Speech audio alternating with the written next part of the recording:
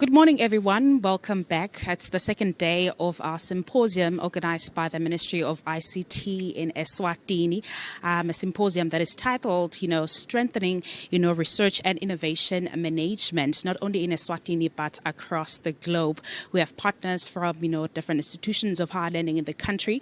We have partners also from other countries, our representatives from other countries that have come through as being part of the symposium here today. The second day, is no different. It's a continuation or a procession of, what has been spoken yesterday. It's a continuation of what was delivered in terms of the speeches. The Minister of ICT was the main speaker yesterday. He delivered quite an immaculate speech, which I'm sure that anyone that watched or was part of the symposium or gathering here today learned a thing or two. We can emphasize on some of the things that were spoken about yesterday. Minister of ICT, Mrs. Savannah Mazia, emphasized on the importance of, embracing our own as Africans. We like to travel and go to other countries and see a lot of things, beauty, the infrastructure, the scenery, all good. But what is it that we learn from other countries? What is it that we pick from other countries that we can come and implement in our countries in Africa, in Eswatini too? So being the second day today, we have our program director, standing by, to make sure that he kicks off the show.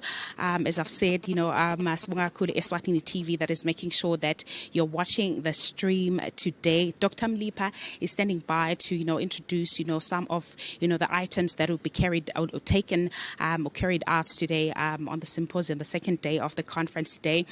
September Guti, you guys will love all of what will be happening today. And of course, some of the speeches or titles or sub themes that will be touched or spoken about today, we hope that you learn pick a thing or two from that. Otherwise, without wasting any time, let's take it to the podium and get maybe a recap of some of the speeches that we got yesterday on the first day of the symposium. Ladies and gentlemen, good morning. Thank you. Thank you for coming back to the second day of the Swim 2 symposium. We know we pushed you hard yesterday. It was a very long day. But thank you very much for sitting through the day and participating until the end. And thank you very much to the Ministry of ICT for hosting this symposium. Thank you also to Sarima. For those who missed the gala dinner yesterday, you missed quite a lot. We missed quite a lot. So this is our second day. Again, thank you very much for being here, and thank you very much for being on time. We're going to kick off our program, and I'm going to ask, I liked how we started yesterday's session. That prayer session at the very beginning was quite powerful. I'm going to ask Dr. Kukumsane, the lady who's responsible for all of us being here, to do the honors for us today and give us a word of prayer. And I'm sure she will go a level up from yesterday's prayer to make sure that today's day is even better. Dr. Msane, please, ma'am.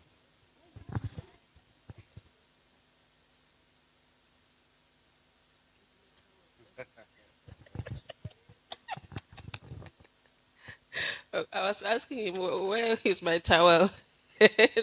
And not the Bible. Okay. Before we pray, I just want to share a verse from Luke 1, verse 37. Everything is possible with God. I'll leave it there. Let us bow our heads and pray. Nkosi simakathe siyabonga babe nalusuku lolunye olusha losipha lona. Siyabonga simakathe kusigcina nekusilondoloda nakuthi sifikile ku-symposium simakathe on the second day. Please lead us, O Lord. Konke lesizokudiscussa simakathe kube nempumelelo, ku create ama-solutions la sustainable. Let us lead into a future better than what we have right now as Eswatini. Nkulunkulu simakathe sihole egameni lemsindisi wethu Jesu Kristu. Amen. Thank you very much, ma'am. Without any further ado, let's get into our program. The first item on our program is supposed to be a recap of day one. But then our leadership decided that they need a longer session for this. They want as much comments and input from the delegates as possible. So we're going to skip it for now, but we are going to allocate it a bit of time later in the program. so that we get you involved as much as possible. So we'll go straight to a presentation which is going to be moderated by Ms. Zimasa Sopuza from Sarima. So they'll be talking about the importance of capacity development and R&I management sharing. They're going to be sharing stories of change. I would also like to welcome our viewers online who are joining or following our proceedings on the live streaming, and also welcome to our delegates who are joining us via Zoom. Ms. Samasa. Thank you. Good morning, colleagues. Our session will be very brief. As introduced, we would like to share the importance of capacity development of R&I practitioners, management practitioners.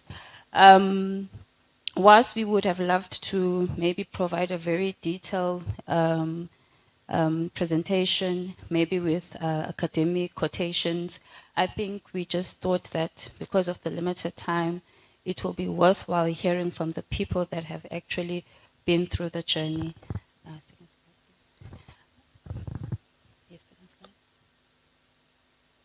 Yes, just to maybe provide a very brief overview and maybe provide context. Our Sarima president yesterday briefly introduced Sarima as a regional membership organization that strengthens capacity development in research and innovation management. So our presenters will then be speaking about the building blocks that she had touched on yesterday.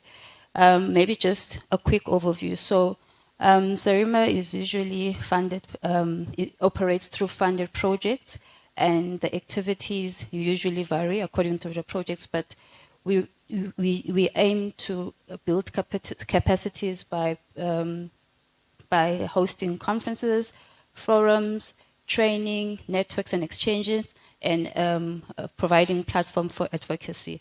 So now we'll be hearing from different professionals as to how these different blocks, maybe one or two, has helped them. How are they planning on pursuing these opportunities so that ultimately they can find themselves in being confident in applying for professional recognition, and hopefully that is applied to institutional level, which will then have a societal impact. We'll start with our local presenter that will show us the stories of change, Dr. Msani. I believe she doesn't need any introduction, sharing her experiences on how she has used one of the building blocks and to where we are today. Dr. Msani, Gogo.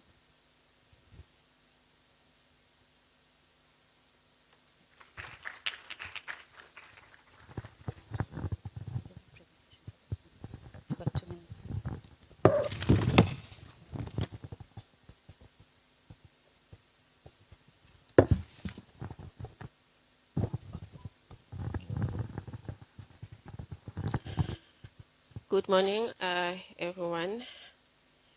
Thank you for joining us again on the second day.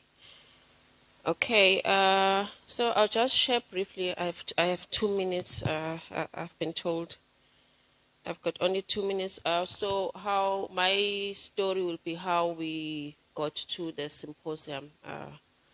So last year, Sarima partly sponsored me to attend a conference in Durban, INOMS conference. INOMS stands for International Network of Research Management Societies. So it's at an international level. Think of Sarima at an international level. So I learned a lot. There was just a lot that was going on there. But what I derived from everything that was discussed was that for researchers to do very well in their research, a certain gap needs to be closed. That gap for us is the research and innovation management gap, whereby now you have somebody taking off the load from our researchers. Those functions, I think yesterday we learned about R&I management. So in Eswatini, that R&I management is also done by our researchers, that function. So as we were going through the presentations and discussions, I noted that as a country, we need that. We need those dedicated systems in Eswatini. So we then discussed it with Ms. Sopuza, how we can get there. And then maybe she said, okay, maybe the first part was to do an advocacy, just raise awareness about research and innovation management. Then we'll take it from there until we get to the final point whereby we have the dedicated system to run R&I management. So this symposium, it plays that role very, very well. It's an advocacy for R&I management, which not even at Eswatini we have that dedicated system. And then what we further looked at, she said, you know, with R&I management, you cannot just, as a researcher, just jump into that. You have to be capacitated. So we need to also assist Eswatini to capacitate research managers. So then at UNESWA, Dr. Mlipa was nominated to take courses. And I'm also taking courses. I think those courses will be shared by some of the speakers which will come after me.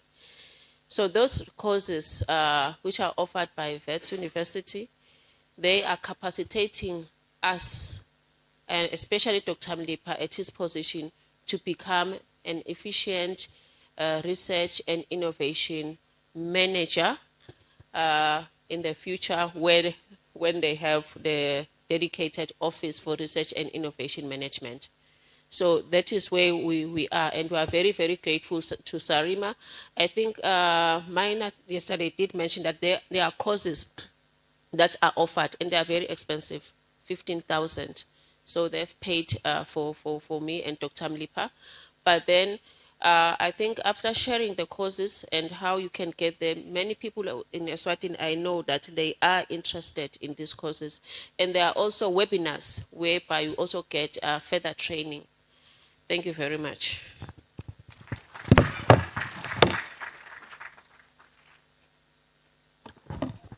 Thank you very much. Our next presenter will be Dr. Maina from Botswana.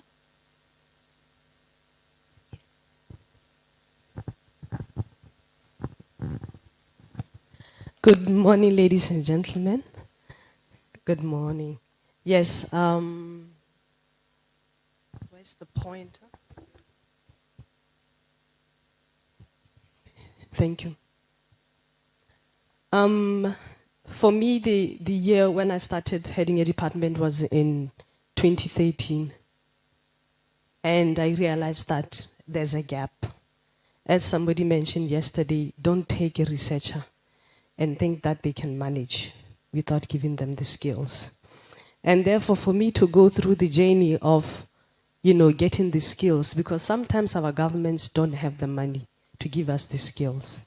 Where you see the lack, you have to be active as an individual to get the skills for yourself.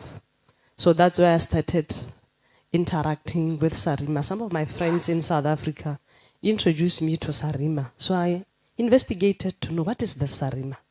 And then I realized that it's a good network to join. So I just joined it like, joining any professional society, not knowing that I'm actually joining an organization that is going to change the landscape of my career. So some of the highlights is that Botswana, as some of you heard yesterday, was also assisted by Sarima to host the Botswana Symposium, similar to this one. And then I also got sponsored to attend INOMS. I'm also sponsored by Sarima to attend the Eswatini Symposium. And now I'm also attending the VETS courses. Sarima sponsored me for 2 courses. They've sponsored previously one on intellectual property technology transfer and commercialization and management. I'm attending the current course with Ugugu and Dr. Mlipa on research integrity and ethics. And what is interesting is that we were at one of the management meetings at home, and we are having a conversation of the difference between skills transfer and technology transfer. And what was the difference that I gave to my team? I said, you cannot call it technology transfer unless it goes into industry, unless it makes money. And that is where the difference is. Sometimes we run around saying, as institutions, we are doing tech transfer, while you're just basically doing skills transfer. Because the stuff that people are making at small scale, they're just selling around. You don't see it in any supermarket. So those are the kind of things that you get to understand, and that's the information that you take to your own teams so that we start doing things the right way. So thank you so much, Sarima. They are a game changer to us as researchers, especially those that aspire to continue in the management route.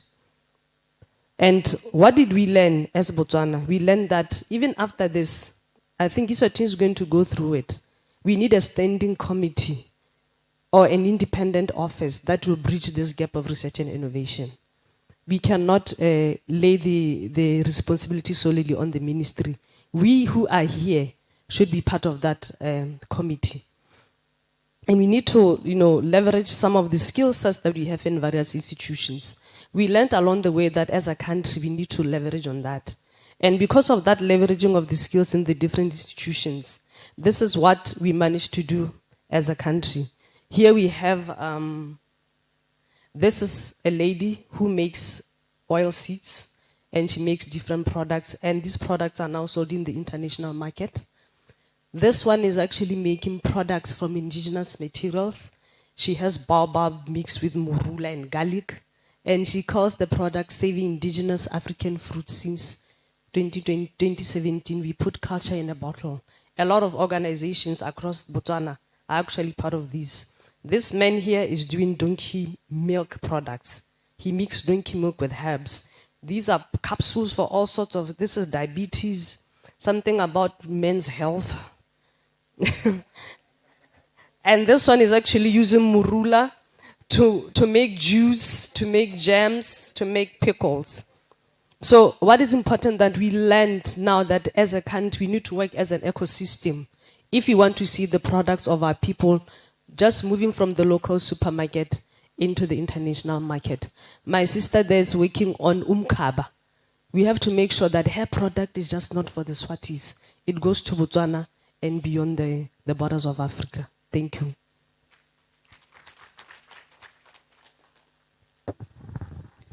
Thank you very much, Dr. Maina.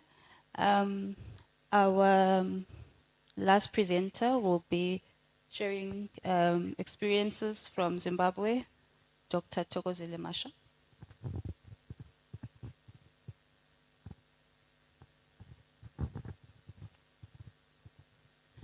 Thank you. Good morning. So I'm going to share the story of my life in research management. So this slide best describes my current life in research management. I have to do that balancing act. I liaise with so many people within the research management ecosystem. So I found myself in research management by accident, coming from an NGO. But fortunate enough, I had researchers who took me under them, just like our Sarima president.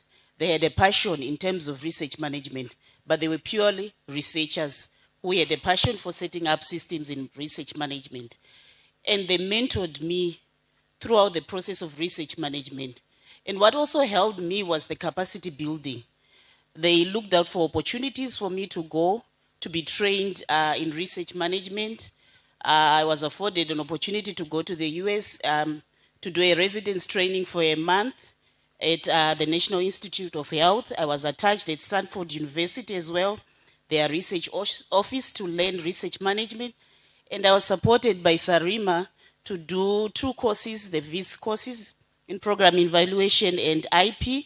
And my organization also supported me to do a grants and contracts course as well. And I do a lot of these virtual workshops. I always look out for opportunities to grow.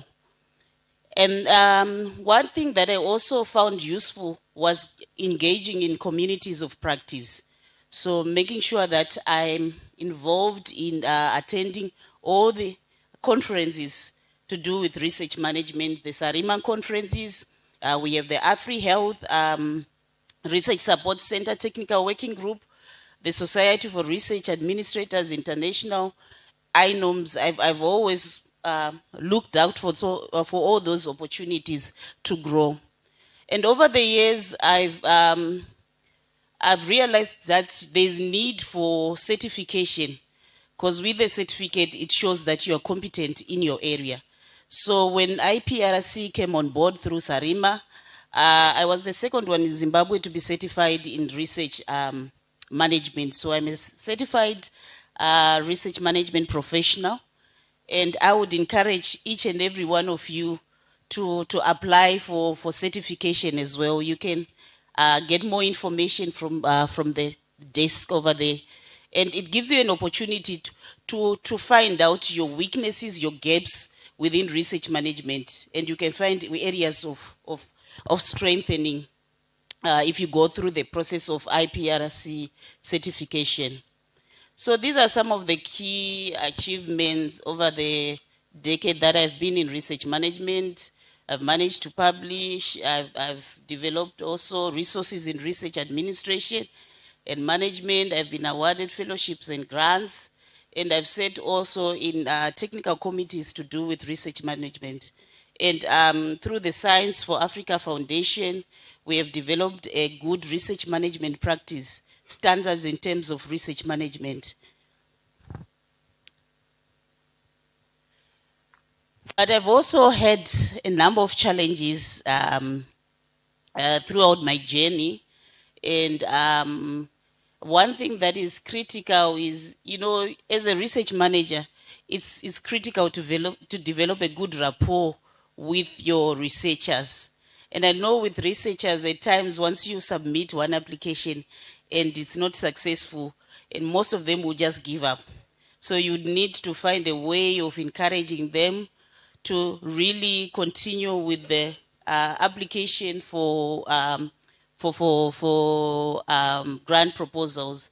And I've noticed that with research management, there are a lot of issues that come up, you know, issues to do with policies, with funder requirements.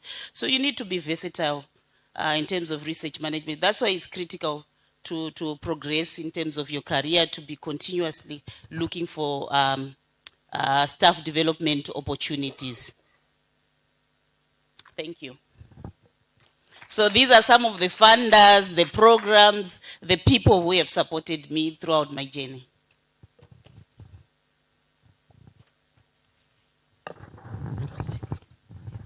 Thank you very much, Thokozile, and to the rest of the presenters. I think now it is quite discussion that there's definitely a gap between research, from research to commercialization of products. I think we're all in agreement with that. And secondly, there is definitely a need for enabling environment and for dedicated research officers. I think that was quite clear. But I think, reflecting also on the minister's approach, and one of the panelists is to say, besides from saying, no, I like what they're doing at UCT, what can we do for ourselves? And for all these presentations, it's quite clear that invest in yourself. That was the very key message. Say, invest in yourself, and Sarima provides a platform that actually is able to do that. So during the break time, you can actually do that. You can go to our desk. I can share the Sarima website. We talk more about it. Thokozile mentioned about the IPRC. We have the pamphlets. So this is something where you can start now. We don't have to wait for these dedicated institutions to be up and running or to be improved. Let's start now. Please come to our desk. We'll take you through this. And also there is a framework on how all of these skills that one requires, how are they all coordinated, and you can identify the gaps. The minister mentioned yesterday that as a suggestion, Sarima should be providing courses in marketing, in finance. It's all in here. It's already there. So all of these are there, so please make use of this. So I will provide 5 minutes for questions, if there are any.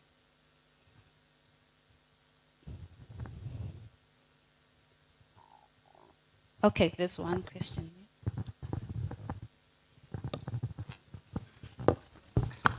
Thank you very much. It's more of a comment. I truly appreciate those presentations. Botswana, those products do exist in this country. The students that have studied horticulture that come to the Indigenous Knowledge Hub and say, can we talk to you? The products exist. I wish I had known that products were going to be part of this conversation. I would have brought some of the people that come with skincare, beautiful products that come from the indigenous plants in this country. But what I would love to caution is the language, products. I'm using it because this is the conversation. It sounds very extractive to the indigenous knowledge holder who holds the knowledge. It means the commercialization process, which is historically have left indigenous knowledge out of the beneficiation, becomes a problem. Thank you. I thank you for that comment. In the organization where I work, we struggled with the two words. We struggled with the two words, products and services. So we have broken it down to products, services, technology, IP, and data. That's what we do from our organization now.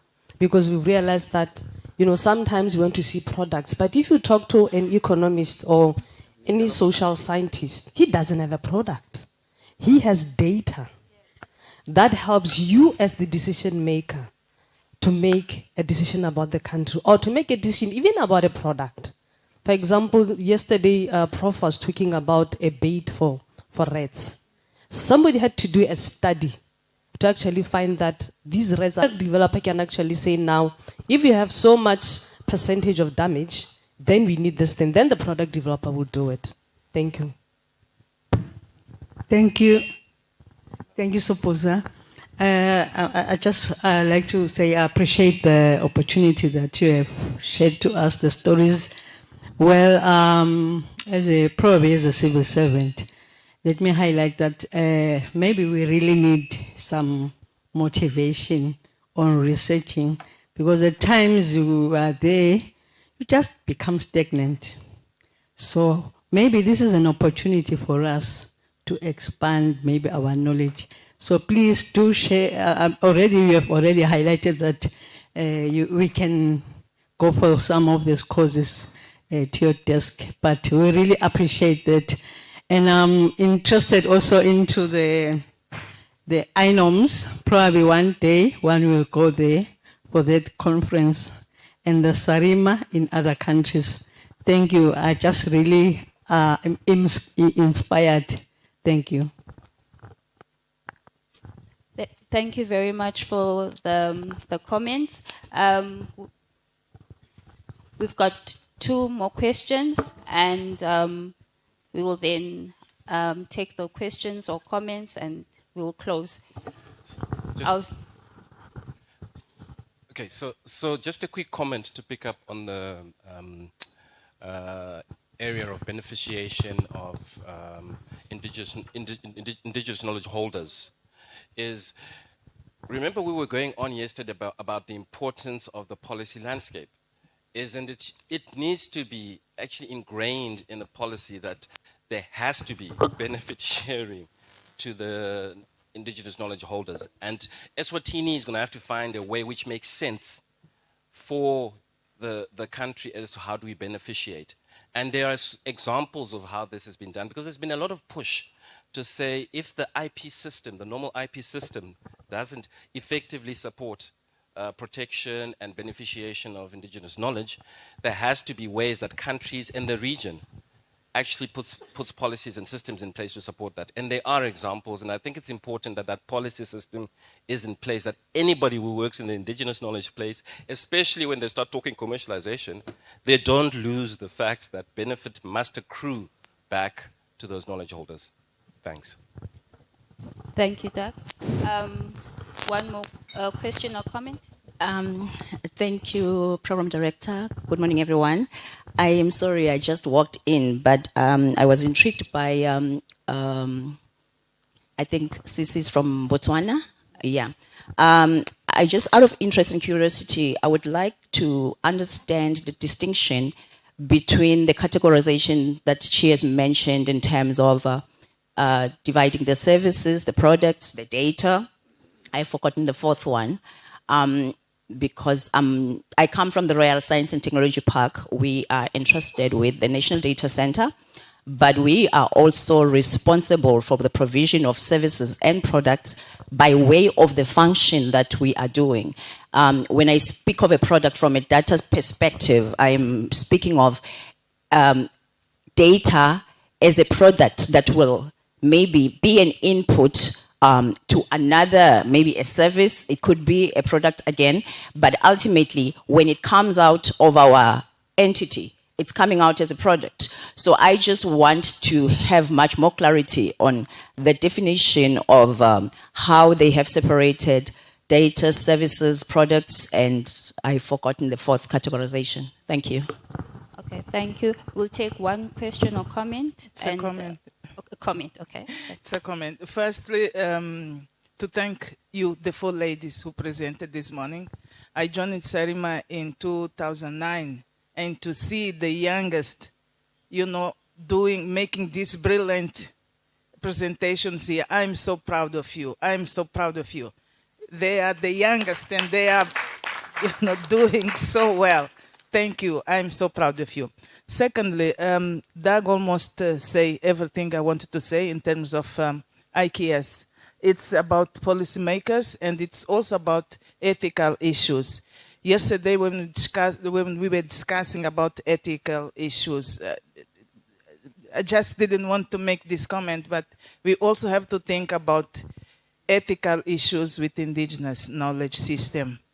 And we do have, as Google was saying, to contextualize, to Africanize, to indigenize this area of ethical issues in research. Sometimes, for example, anonymity, it erases the names of the indigenous knowledge holders. So there are some issues we have to take into account. And this is also an area of research and innovation management. Thank you. Thank you very much. Mina, if you may respond. You keep it short, right? I'll try to keep it short. So I think this categorization, there's no like legal or acceptable way of categorizing. It's what is comfortable for you as an organization. Because we are made of, our organization started in 2020 by merging 3 different institutions. One that was particularly for product development, one that did crop production and animal production, and one that was purely doing testing. So we had to say, but how do we categorize what we do? So we called products, those tangible things, like the hand cream that I'm holding here made by one of our indigenous people. And then when we come into the service, we're talking about testing. My aunt there yesterday was talking about spirituality. She's giving people a service on spirituality, so it's not a product. And then when you look at IP, people come to us and say, do you have the process of making such and such a product? So that is IP, because then you have to sit down and I agree, am I going to give you exclusivity or am I going to give you a non-exclusive license? Now, when it comes to data, data is important. That's why nowadays you have data management and data science specialists. Data is whereby you are saying to me, I need to make a decision on this as a country. Do I have somebody who has done this study?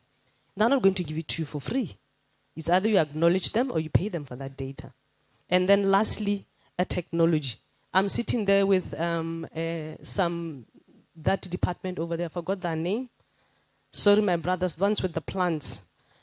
Horticulture, yes. They are providing a technology of how to grow sweet potatoes.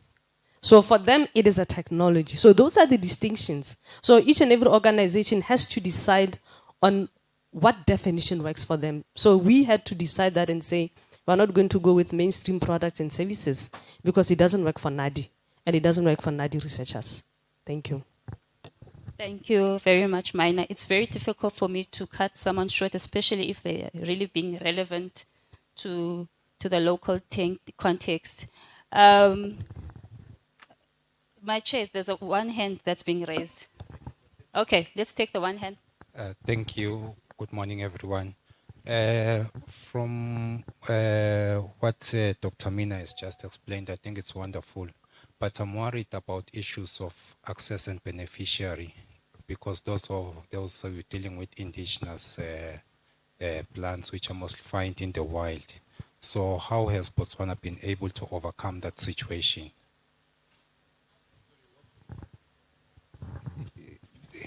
Oh, you think? Oh, okay. I'm asking how has Botswana been able to deal with issues of access and beneficiary, because most of the indigenous plants are found in the wild. Any domestication procedures that have been done?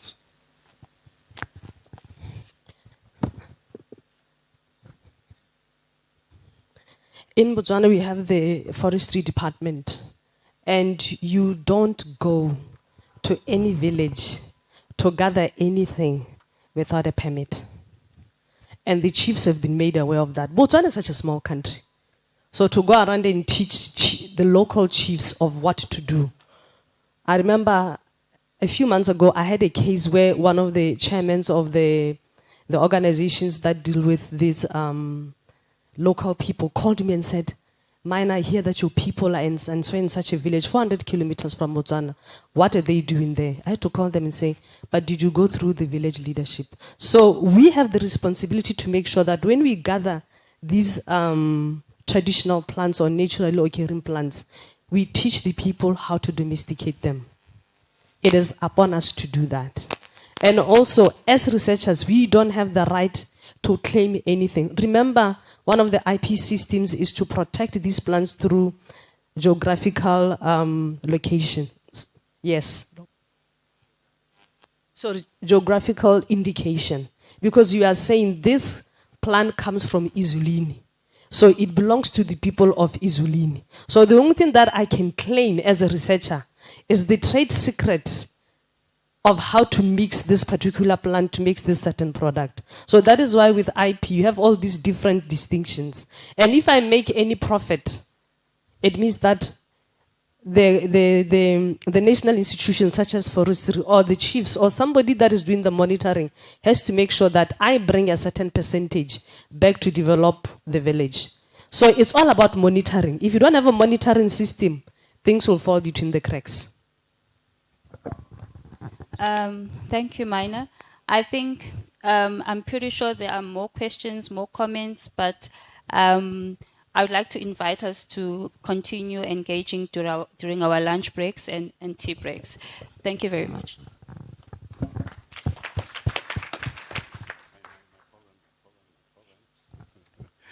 Thank you very much, Ms. Zamasa. Please, another round of applause.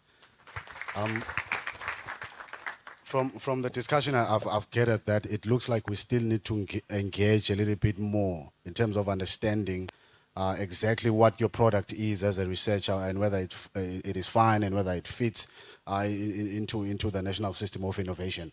But, and Dr. Mina, I think you clarified it very nicely to say not every research process is going to lead to a tangible product that will make its way into shelves and into the retail space. Sometimes your output, my colleague from RSTP, is going to be data, which is an input in another process. So that is your output. Someone else is going to come out with the technology. The guys from horticulture, through tissue culture, they are producing sugarcane seedlings, and they're actually transferring that technology to actual farms where a farmer actually plants this. So that is their output. Someone else will come up with publications, knowledge, that information. So every research process is going to have its own output. So I think it's important for us to engage so that we understand exactly what space I'm in and what is my output, so that we don't feel inadequate to say that if I have just papers. And by the way, what I said yesterday about accumulating papers, I didn't mean it in a bad way. It's still a good thing. It's very good. Keep those publications coming. Make sure it's in accredited journals though, and make sure that there is some benefit. So we need, Director, welcome by the way, we need to come up with these technology transfer offices and systems so that at the inception of the idea, someone is there to say there's a potential for commercialization there. There's a potential for commercialization there. Don't disseminate this output yet before we protect it. So that is the space that probably that's the gap that we have, Director, in our system currently. Thank you very much, Ms. Zamasa, for your session. Without any further ado, I'm going to request that Dr. Minor, how many names do you have? Dr. Minor, why do you use Minor? It's in the middle. Dr. Minor, to come up and chair a session that will be discussing research innovation management systems in ensuring equitable distribution and access to funding resources. Thank you very much for your time. Just a quick note. Yesterday, Professor Monagem, when he was making his presentation, you remember that picture where there were a group of people in a conference setting with gadgets in their hands? Please, just put the gadgets away. You're missing a lot by being on your phone. Unless you're tweeting, like Ngeti said we should do from time to time, then please stay away from your phone. Thank you. Thank you so much. I've got 2 names and the other one that have been borrowed. So I've got 3 names. My name is Maina Moni Mosele. Thank you so much. But you can just call me Maina. I know Dr. Mlipi likes to make fun of me, but it's okay. I'm going to be talking with the big guys. I hope I won't shake in my boots, because now I'm sure I'm the first moderator to be standing, but I'll survive. So I have the pleasure of calling forward Dr. Thabo Sakulu. It's coming. It's coming. He's speaking non-verbal language. It's fine. Okay. Also, I'd like to invite Dr. Shabalala to the floor from UNESCO. And also like to invite the Vibrant Nation, Mr. Boinke, Moza, and I'd also like to invite the big boss, Dr. Rejoice Maseko.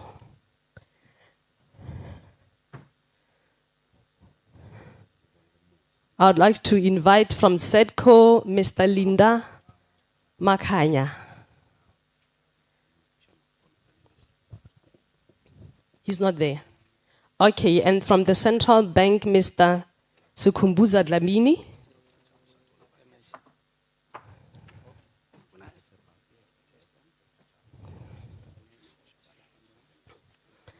I know it's too early for the elders, but they shall survive. Our topic is research and innovation management systems in ensuring, a big word, equitable. That's a big word and a very misunderstood word. How does R&I ensure equitable distribution and access to funding resources?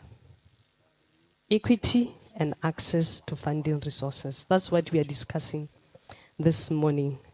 And to kickstart the conversation, do we have adequate R&I management systems? And what improvements do we want to see happening? I want to direct this to Dr. Maseko as the overseer of all these institutions in the country. Are our institutional R&I management systems adequate? And what improvements, if any, would you want to see?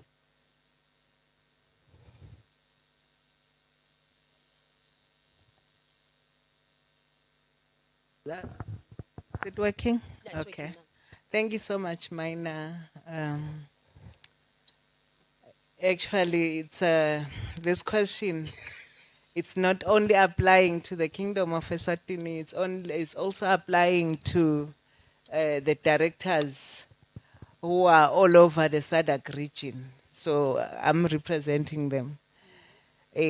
Thus, what we can say, like we said yesterday, we have a big challenge as a region in terms of our national systems of innovation. What we have noted yesterday in my presentation is that the national systems of innovation, like our body, is made up of different systems, subsystems. So actually the technology transfer offices were, in most cases, we are expecting the management of research and innovation to be there. In our SADC region, that office is normally in most universities, most research institutions and universities. It's not there. In our country, we are not exempted from that. Because of priorities, presenters have highlighted yesterday that we have competing priorities. It's difficult to think of a technology transfer office. It's difficult to ensure that you strengthen the research, the office that strengthen the management of research. Reason being that our people, you find that they are hungry somewhere. You have to make quick means to reach out to them. Not only that, it's a different world. And we normally say it's a VUCA world. It's volatile. You don't know. There's so much uncertainty. So you find that you are saying, no, next year I'm going to, as government, establish this office which will ensure that research outputs, they have impact in the country, they translate to products. You find that there comes COVID. What do? All the resources, they go to COVID. It's very uncertain. It's an uncertain world. That is why yesterday we were saying, let us be quick with the policies. It's not a business as it's business unusual. We know there's global warming. We know there's a disaster all over the world. So really, we have to think out of the box. Thank you so much. Thank you so much, Dr. Maseko. But I believe you are in the right direction with training both Dr. Gugu, Dr. Mlipa. Those are the people to start the building block with in terms of tech transfer and RMI offices. Yes. So not all is lost. Yes, not all is lost. We are grateful to our government, the SADC region, because as much as we have competing priorities, but in terms of capacity building, they are really assisting a lot. So we know that, yes, it might not be at the university. We might start at a smaller scale in our government offices and ensure that we service our nation in terms of ensuring that the research output translate to products that can assist or change our things, change the situation in our societies. Thank you so much. Thank you. This one, I want to take it to the money man, Mr. Dlamini. How can Eswatini ensure equitable distribution of R&I funding?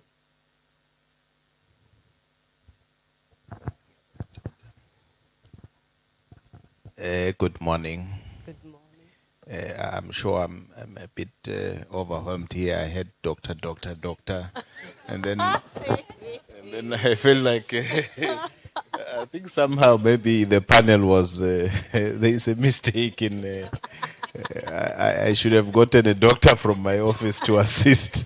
But that said, I think the first is to have the funding, because you can't talk about equity and equitable distribution if there is no funding. I don't think any of us here can certainly say our governments, including my own, is properly and adequately funding research. We have had companies expending in excess of 40% to research and development to ensure that the idea, all of us maybe now carry iPhones. We love them so much that we forget they came as an idea from someone. But the governments we have, they no longer appreciate ideas. I think they are now more amenable to going to personal AI to ask questions, because AI can give you a nice thesis, Dr. Mlip. But that's outside the point. But the key one that I wanted to say, Maina, is that we need to have funding. And then the thought around equitable distribution of funding, there are structures in research in the kingdom, I believe, they can, with a research agenda that has been agreed, they can then be the ones who will allocate the resources according to the needs. I know I'm speaking as a central banker, we fund ourselves. Okay, if we don't have the money, we print the money for ourselves. So I have to be honest, and for us, that's an equitable way of funding ourselves. I mean, from a man in the National Bank, I'm sure he can print some for himself. No, I can't print for anyone else except the government.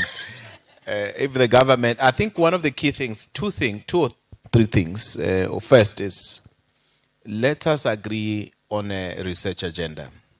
A forum like this one, 2 days, you sit down in each of the areas of interest. I've not seen us even coming back as researchers to say, what are the key issues around climate change for Eswatini? I know there's been a forum that has been hosted on green bonds. I have an interest and the like. But I think the key issue is, what is informing the research agenda for the kingdom in 24, 25? You can't answer that question because we have not had a forum like this one.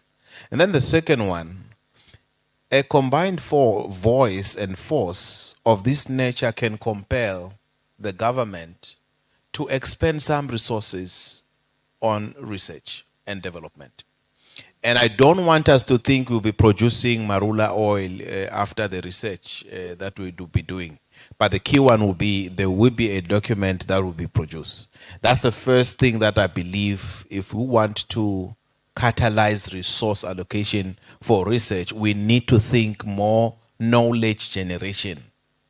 The current crop of leaders may not necessarily buy into spending 100 million immediately on research, but over time, as you produce, as you churn the outputs, and these are consumed, you will realize that everyone will be referring back to that. I know with UNESCO and ISEPAC, we started an economic conference a few years ago, then COVID struck. We will have another one soon, hopefully, with the permission of the guys. Thank you. Thank you. Okay, thank you so much, man. Now you know it's not true that a doctor knows everything. We have learned a lot from your contribution. But in any case, I just wanted to add, yes, it's true. For us, we really need funding to ensure that research is done properly. I'm pleased to announce that for this financial year, we were given a budget for establishing the national systems of, for the National Research Council which is an organization that will fund research in Eswatini. And in terms of the equitable part of it, the NRC will ensure that, because we have to be deliberate about it. They've shared with us yesterday that you make it deliberate to say you categorize for this funding to qualify. There must be maybe one woman, or there must be a youth. You must indicate how many students you are going to train. There must be a seasoned professor who is going to transfer knowledge. So you make it deliberately to be equitable. And that assignment is done by the National Research Council. In the absence of National Research Council, the Department of Research can do it if there is funding. Otherwise, we are glad that by next year, we will have the National Research Council operational. Thank you. Thank you so much. I want to move to Dr. Thabo. What policies and frameworks are currently in place to ensure equitable distribution of research and innovation funding? We don't have the NRC, but what do we have in place right now to make sure that there is equitable distribution in Eswatini? Thank you very much, moderator. Good morning, everyone. This is a tough one, but I'll try to piggyback on what the two speakers have said. I know it sounds like we are putting so much faith on the NRC, but because it's the child we've been long waiting for. Outside of that initiative, there have been some initiatives like the birth of the RSTP. RSTP has a developmental mandate, which then makes sure that we do provide the framework to provide support, even if it's not hard cash transferred to individual hands, but providing the incubation system. That's some kind of funding the activities that the entrepreneur doing whatever technology testing, trying to find their feet. They're still trying to do it, but that part, if the cost to do that is being taken care of, then I see that as an equitable way to, that's when government steps in to play the ensuring equity role from the part of government. I would say that's the biggest part for me. But with the existence of the NRC, now even the initiatives that are done by the RSTPs and all the other organizations out there, it will now fit into a national agenda, because right now we don't have that national agenda. Everybody is shooting from the hip. We are just doing whatever that we want to do. But once we have that national agenda, where we'll sit down, like what the GM Central Bank has said, that we need to sit down and set that agenda as a collective. But now we are setting that agenda as individuals. That's where we find out that we are working in silos. We are doing duplications. We do things that together would have done bigger. So that's why my hopes and expectations for the NRC are very high, because they will give us the much needed direction, and they will be the overseer with no conflict of interest whatsoever. They will be the ones responsible for saying, that one is still growing, so they need more. That one is now grown, or that one I can support with terms of infrastructure, or the other one I can support in terms of the running cost. What we should also try to understand is the fact that, like what the GM said, we are mostly in firefighting mode as an economy. Even as individuals, as companies. So if you ask a person to choose between investing and consuming, they are almost compelled to consume, because I can invest and die. And what's the point of investing? They always say you save this week and your savings save you next week. So that's the trick that we always have when it comes to achieving equity. We first need to have the availability, the access, and then we can think of equity and efficiency going down the line. So, but when it comes to the frameworks, I believe that our government is doing something, even though they are also constrained in terms of their funding. But in terms of laying out the policies and laying out the institutions, even though somebody might say we lay the institution, but funding them also becomes a problem. But at least the effort to lay the institution or to establish institutions is a sign to me of the good intention to do something. But with then other external helps, we can see ourselves going forward. I think I can end there for now, moderator. Thank you so much. I want to move to Mr. Bonke. As a young person, what do you see as the main challenges faced in achieving equitable distribution of research and innovation funding?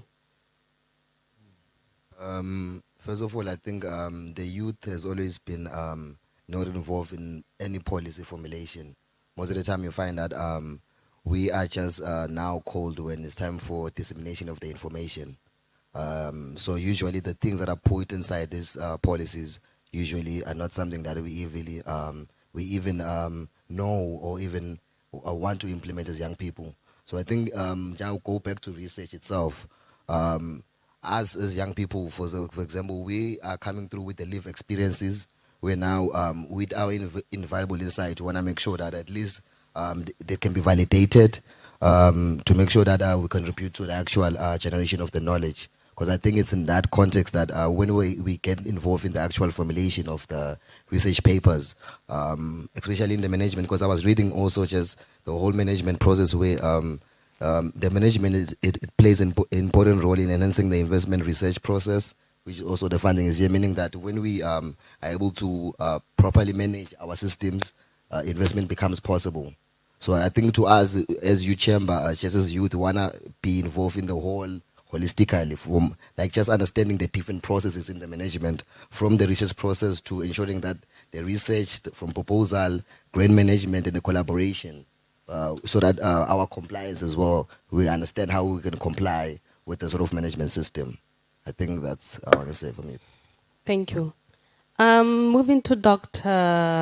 Shabalala. This one is going to be a tricky one. What do you expect from a fully functional R&I management system, whether at the national or at the institutional level? What are the expected results from a fully functional R&I management system? Thank you, Program Director. You are right to say it's a very tricky one, and I think you should have asked it to my manager here, Dr. Masego. But in any case, I will try my best. Maybe the first thing is to understand what is this management system we're talking about. When we're talking about a management system, let me declare, I'm a teacher, lecturer, so sometimes I talk as if I'm teaching. So you will bear with me on that one. Yeah, amen to that. So it's very important that we understand what we mean by management system, so that then we can understand what will be the expectations of a functional system. So when we're talking a management system, I understand it to be those policies, procedures, and processes or frameworks that are put in place to ensure that there's smooth, systematic implementation or guidance in the implementation, in this case of research and innovation. But how does that come about? It comes about by putting those structures in place. For example, having the very National Research Council in place to actually say, here is the council and what are the objectives, functions, and purposes of that council. And what are the guidelines that are in place to actually guide the functioning of that council. Once we have that council, it is then the responsibility of the council to put those frameworks in place that will allow us for this particular topic to actually manage the money that is put in place for research. And what then will that mean? It will mean that they should have, as already put in place, you cannot budget for something that you don't have in place. So you must have the research agenda in place to say, what is it that the country needs in terms of research? And maybe even go further to say, may the people who are supposed to provide the funds understand the importance and relevance of research in terms of the country's development.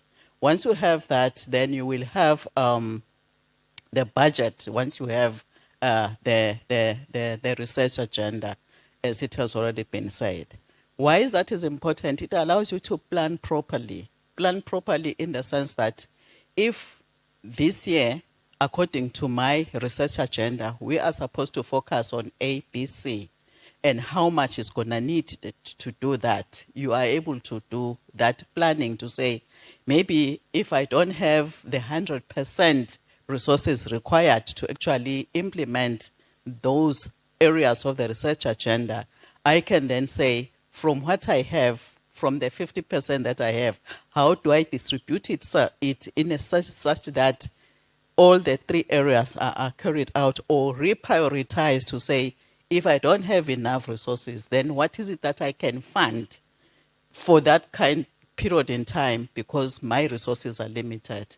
It calls for having an office that can run that, but also an appreciation of why the research and innovation is important. The other thing is that once you have the plan in place, you want to sell that to the people, but the people who are going to sell it is people who are well skilled in carrying out that exercise, because you don't want to then give money to people to carry out that research and it is wasted because they don't know where to start and where to go with whatever it is required. So proper capacity building on research becomes very important. Also important is to say what kind of skills, even within the pool of those that are capacitated, do you need for a particular research project that you need to carry out. I just want to share that Rwanda has one very good example of a national research and innovation grant management system. They have it running and it's under the National Research Council under Rwanda. That system in Rwanda, you can apply, whether you are a foreign or a local researcher, you can apply. They have their research agenda placed out there, you know it from the site. They have a website. And you can apply either for a grant or to say you want to do research in research in Rwanda. And they are clear what are the areas of need in terms of research that are there. And when you apply through the online system, it can reject or accept you based on how far or close are you to their research needs as a country. So it doesn't have to be someone coming in and saying, I want to do research in Swaziland. And to what extent is it going to answer some of the questions that the country has in terms of research and innovation? So for me, those are the things that we need to really have in place. But then once you have done the research, you also want them to know the results.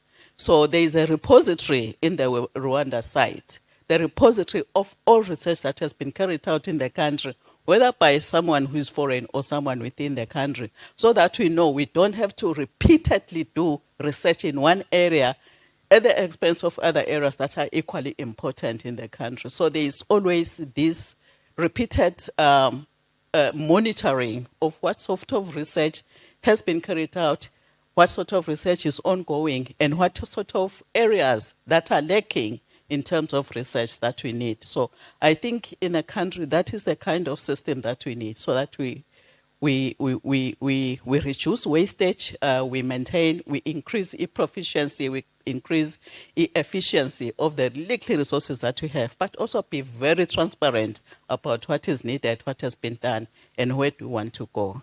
I'll end there. Thank you. Thank you so much. As she said, she taught us, so I hope you heard her. And I've got something that I've stolen for my country from your deliberation. Thank you so much.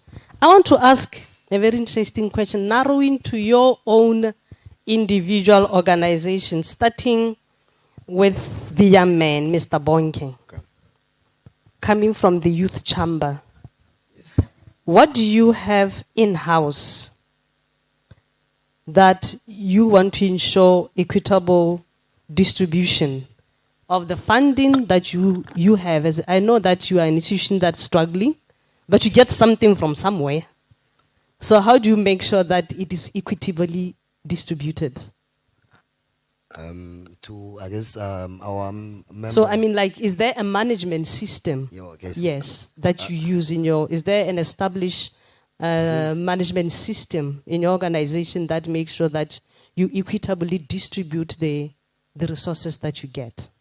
I would say we're in the process of creating one because we still don't have funding.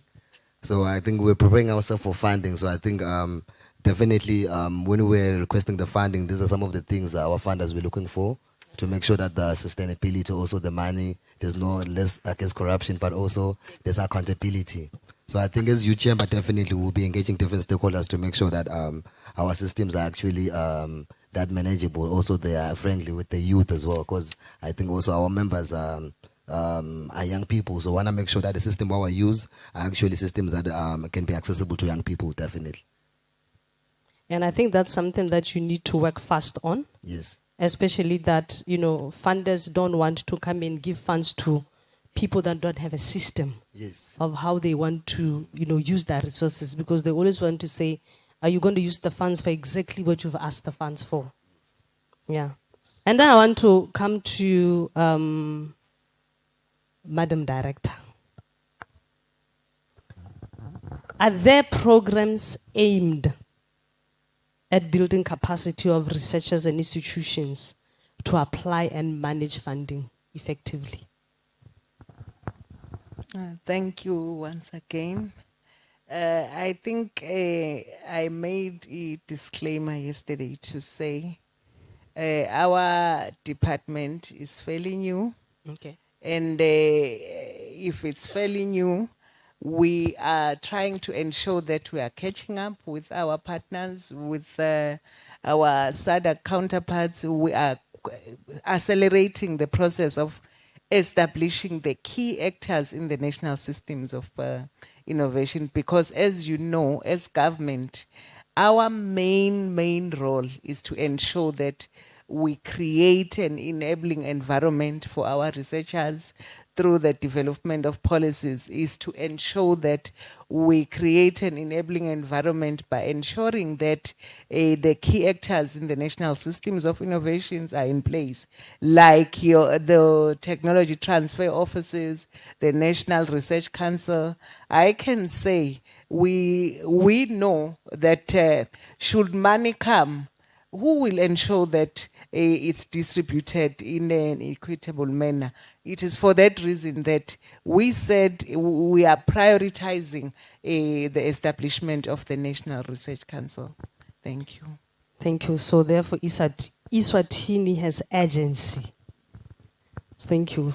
Moving to Dr. Thabo.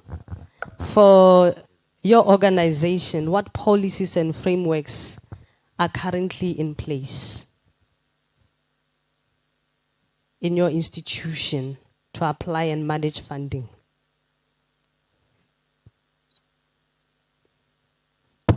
Thank you very much, moderator.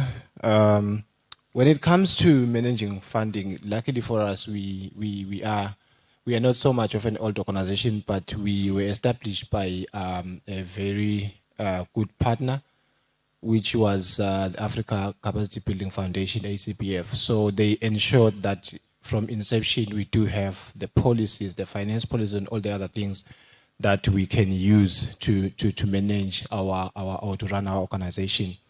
But when it comes to the issues of managing and making sure that we arrived at equity and fair distribution of everything, we take a much broader view at SAPAC. We are not only looking at the finances. In fact, the finances become the end goal.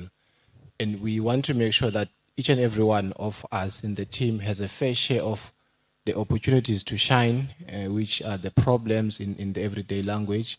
But also we have equitable, we have fair access to the opportunities to train and all the capacity building initiatives that we have, so that at the end of the day, we all feel involved in whatever research or whatever agenda or mandate that we are implementing as a center. But by and large, everything that we do, we draw from the organizational policies that we were established, and we keep on revising them time to time. And then the last revision that we had was, I think, 2019, and they are due for another review, so to say. So, can I just ask you another question? Since you have established policies in your institution, is there anything that you can borrow to Eswatini, as you are also developing now your National Research Council and things like that?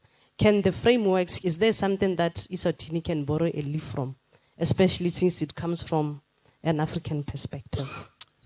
Okay, I think we at the national level, the task will be to borrow not from an individual institution. It will be an amalgam of the different institutions, because then we are only focusing on one aspect, which is economic policy analysis and research.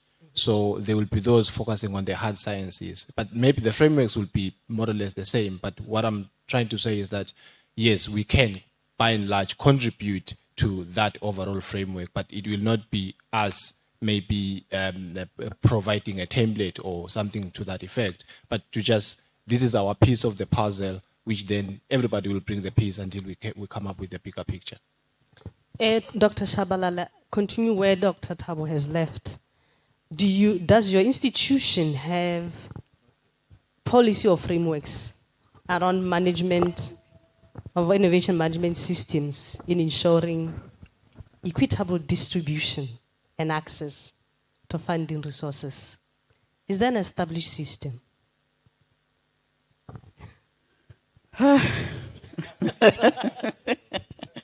That's a tough one. I wish my pro-vice chancellor is not here. But I am aware that there is a research policy. There is the coordination office that is managed by Dr. Mlipa, and they have developed a number of policies and frameworks around research, human research, animal research, etc., etc. But I am not aware that there is a policy that speaks to equitable distribution. I am aware that at some point in time, UNESCO had funding for research, which staff members, students, and the like within the university could apply for and get funded. But because of difficulties with the fiscals and things like that, I'm not aware if that is still there. But I know that they provide every support possible for researchers who apply for grants, even externally, because when you apply for grants, there are so many documents that they need. I know because I've done that. I'm currently managing over 25 million in terms of research Malangeni from different sources. So I have been able to get that through the support that they give me in terms of the documents that they need. They will need audited statement. They will need this and that, a list of them. And I have not at any point in time when I asked for assistance, sometimes I'll wake them up at night to get that support, and I have never been let down. That is why I'm saying today I'm able to say I'm managing quite a huge amount of money through the assistance that I've got. So whether that speaks to being a policy or not, I'm not sure. But they also are very encouraging, because whenever there are any calls for proposal for funding, they share those with staff members through emails and the like. So there is this culture of wanting us to do research, but maybe because of difficulties in terms of monies, I hope they will be printing some for us as UNESCO. We may not speak of having a policy to manage something that is not there. Thank you. Thank you so much. The timekeeper is on my toes.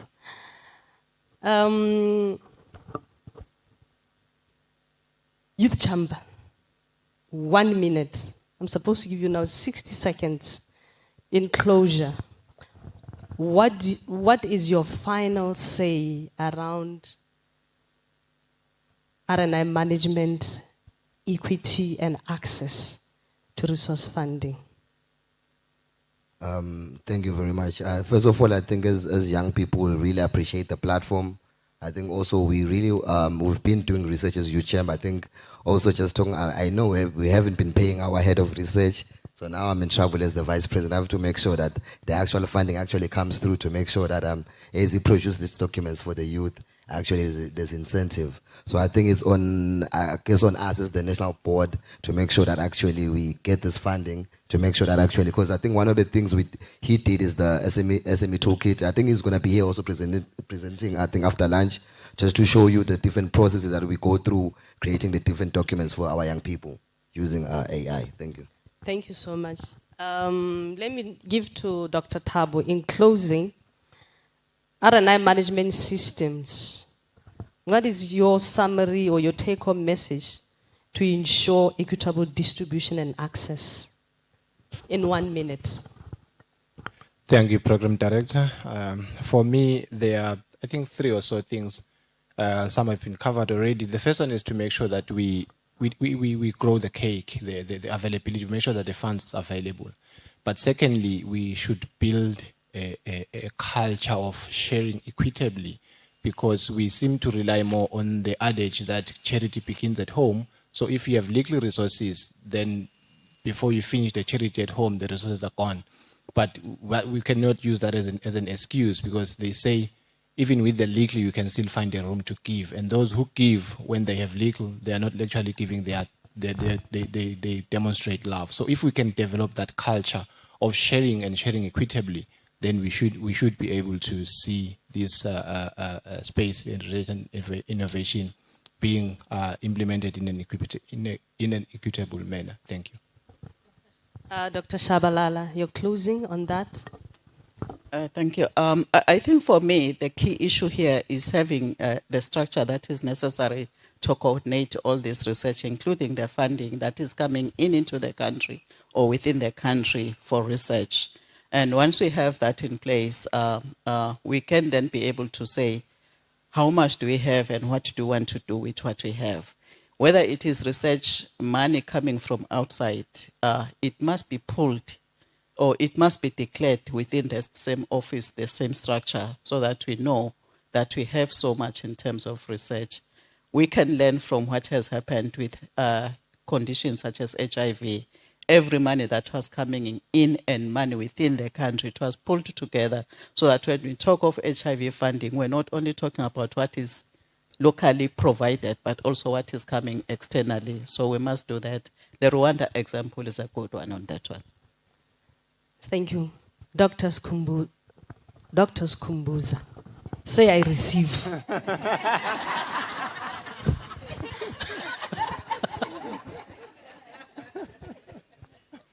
In closing, what do you want to say about equity and access to research funding in terms of the management landscape as Eswatini is moving into that space? I receive, by the way. There are 2 things. I think the first is let's not carry a bow and put too many arrows and aim aimlessly. I hope I spoke proper English. Putting too many arrows and don't have a target. That was one thing that I thought, if we jump the gun, we are not going to be able to do enough for our kingdom. Secondly, I'm not one who wants to rely on someone else to assist me. The kingdom needs to fund its own research agenda. The moment we rely on the UN, we appreciate the support we get from everyone else. But that should supplement what already we are doing as a kingdom. So the first step is, what are the timelines for the NRC? I heard you speaking about next year. I don't know whether next year is January 1 or something. Because the other way of actually making sure that there is funding, have departments like ours and other research institutions in the kingdom join and pay a membership fee But you should also promise us that you will come up with a reputable journal so that whatever we produce, we are able to take it to you to publish. And then we can, I think you provide the resources for reviewing. We are using the University of Eswatini professors to review some of the research papers that we produce in the central bank. And you will find this in the research bulletin in our website. So there is demand for the work that the NRC will do, but they need to be faster than next year. Thank you so much. Madam Director, Dr. Maseko, in 60 seconds. Thank you so much. Yes, faster than next year, in collaboration with our central bank, because they will be printing money. But in any case, on a serious note, we have an MOU that is pending with central bank. It's on the table of the governor. We've discussed the draft already. So that's money will be printed. In any case, I would like to appreciate our stakeholders.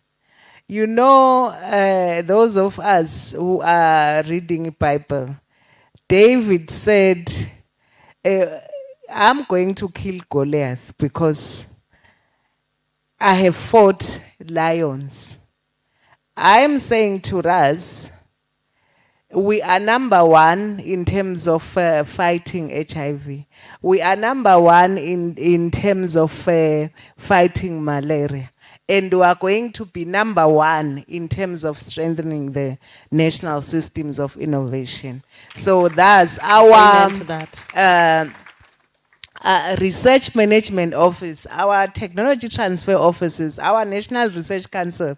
Those key actors will be one of the best in the region. Thank you so much.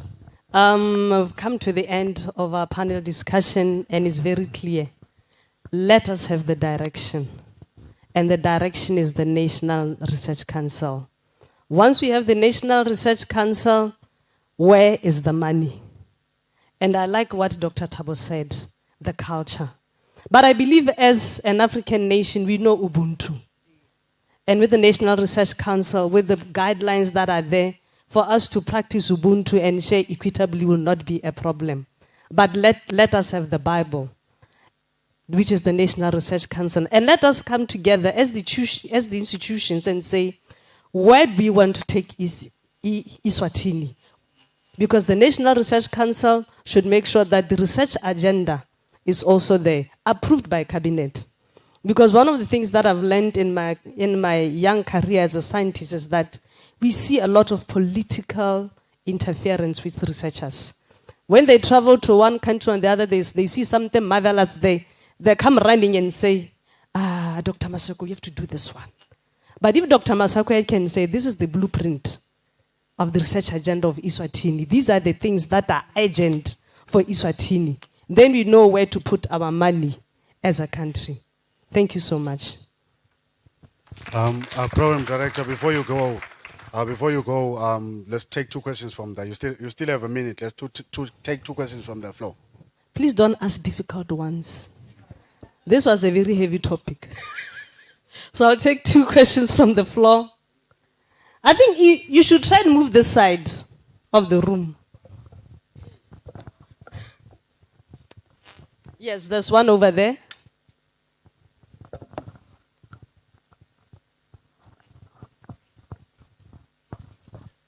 Thank you, Madam Chair. Mine is not a question, it's really just a comment. I would like to congratulate ICT for the progress they have made in putting in place the National Research Council, and also the idea that there will be resources. In the health sector, we do have a national research agenda, and we are on a second edition now. But what we have observed is that most of the research is initiated from outside of the country, and it doesn't comply with what we thought were priorities for research in the country because we don't have the money. So I think you should be congratulated for both the Research Council and the prospects for having funding. A clap of hands for that. But one issue for me is also, I think we need to remove the myth around research so that we can start to create a culture of research in these countries. Because without a culture of research, without a culture of evidence-based planning, we can talk within universities and our organizations, but the impact will not be felt on the ground. The other thing I wanted to add, I don't think you will ever have sufficient funds from in-country. I think what we are learning is that international partnerships as well, where we would be promoting the national agenda, research agenda, throughout among our international partners could also be helpful. Thank you so much. Move from a culture of instant, but be a culture of research. And mind you, it takes time. It takes patience. The young lady there, she's feeling excited.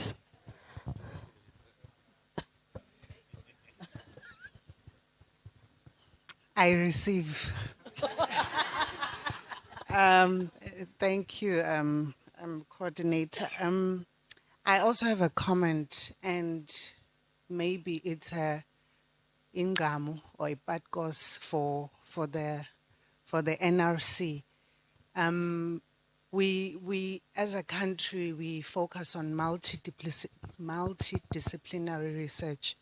I think it's also high time that we move into the interdisciplinary and transdisciplinary, because it has to speak to our problems. We are talking about innovation and technology and everything else, but we also have to bring it to our context. What are our local problems? What are the innovations that we already have in country? I think Margaret Joy speaks about indigenous knowledge systems. Indigenous knowledge systems have innovations in them. So we really need to unpack that as researchers so that our research is very contextualized. We're speaking about AI, but our country does not have internet generally. So how do you close that gap in terms of bringing real-life solutions to our country? Siyekele lo cut and paste, that the West is moving in this direction, and then so we need to adopt all of those things. Legu Malinza, where I grew up from, AI doesn't mean absolutely anything. They need water. They need the land to be revived because of the drought, dongas, and all of those problems. So we really need to, as researchers and as scientists, to look at our problems and then define what innovation means to us, not what the West is saying about what innovation is all about. Thank you so much. When she was saying what does innovation mean for us as a country, we've moved to an angle of value chains, and so that we are able to integrate all the different disciplinaries, because we've realized that the person in animal science have been doing that thing, forgetting that the crop person should grow the feed for the animals, forgetting that the product developer should be making the finished product, forgetting that the farmer there has indigenous knowledge of how to take care of these animal diseases. All you need to do is to commercialize them. So I think we have looked at from a value chain as a country, and it has really worked for us. Thank you so much, Dr. Mlipa, for extending our time. The young man has a burning issue. Thank you. Yes, also I think isimo swati siyacela ukuthi ngoba ngiyabona ukuthi Sorry. Thank you. I would really like to encourage, because as young people who've been really interacting with internet with AI. So I think also njengoba sithathola lithuba, I think lamuhla just to show you all the people here ukuthi lama documents work kanjani. It's not nasi it's AI. I think a lot of people I think they assume what are we really doing. So I think technically nitawubona loyo 10 minutes how actually we create these documents. And of course, I think yesterday I did explain to a colleague from RSTP that when you do these documents, when you try to do research processing Lama documents, you don't look for the information on the internet. You have to have Lama documents yourself. So if you are trying to dissect the country, you have to have the National Development Plan, the document itself, soft copy, have the SME policy soft copy, have the industrial policy soft copy, and then you upload these documents into your Google Drive. So you tell the AI to go to your Google Drive to actually now break down the documents. So it's not just surfing the internet for looking for documents all over the place. So I think technically, I hope everyone will learn my systems and AI just to show you how exactly we can be using AI. Thank you very much, Dr. Maina and your team. Please, let's give them another round of applause. And my sincere apologies. I know we still have a lot to contribute. Let us use the tea breaks. Like I said, we'll have an hour before we close, where we're going to recap, where we're going to make sure that everyone has enough time to sort of speak what's on their mind. Just a quick hitters before we go. Things that I noted from the session. Before I go into that, let me just quickly make this request. Today, I'm going to request that we take our tea differently. There is a group at the very end of the room that is exhibiting products, and we know what products mean. It's output from research. Some of them have tangible products. Please, they took the time to prepare. They took the time to come here, and they're exhibiting. So I'm going to request that as we have our tea, please let's have working tea and actually go and have a look at what they have for us. Let me just say these few things. I appreciate what for instance, Dr. Tabo said in terms of the fact that we need to applaud our government to say they are doing something. We might not appreciate the pace, but they are doing something. Them putting in place these institutions, them implementing these ideas that we come up with, it might not have the urgency that we need, but thank you very much to our government for making sure that some of these things are put in place. And it would be wrong for me to not acknowledge our researchers. You have done a lot with minimal resources. You've worked tirelessly in trying times. Thank you for the contribution that you've made to our national system of innovation. And thank you very much to my colleague over there from the Ministry of Health, or from the health sector. Dr. Shwang over there was just telling me that they do have a research agenda. But then now, the good thing is we have a model that we can work with, but we do need to break the silos. It need not be a Ministry of Health or a health research agenda. It needs to be a national research agenda. The good thing is that we have some people to learn from. If they are in their second edition, that's good for us. So we won't start from scratch.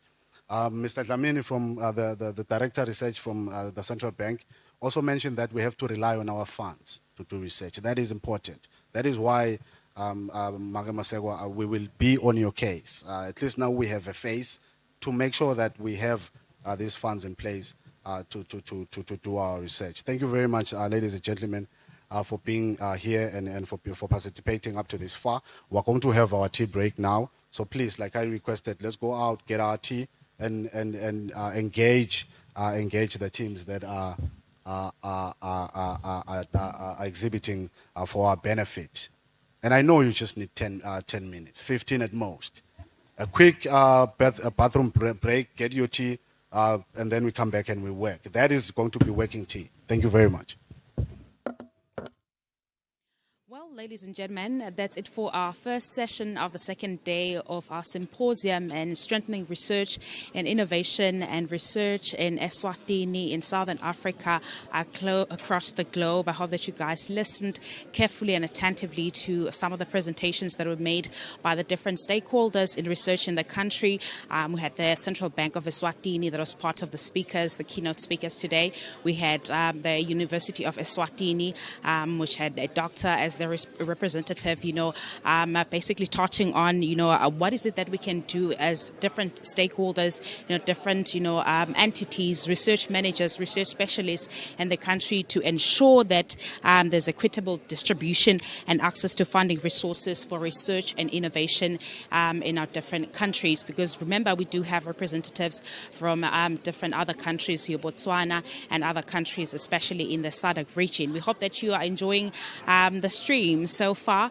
And in a bit, we talk to, some of the key speakers or guests or speakers that have made quite notable contributions today here. One of them is Professor T. Gadaga, who's the Pro-Vice Chancellor from the University of Eswatini. We'll also have a chance to talk to Dr. Joy Ndwandwe, who's the founder of Indigenous Knowledge. There's a lot that, I have in my mind that I want to ask our guests today here. But let's take a breather. We'll be right back.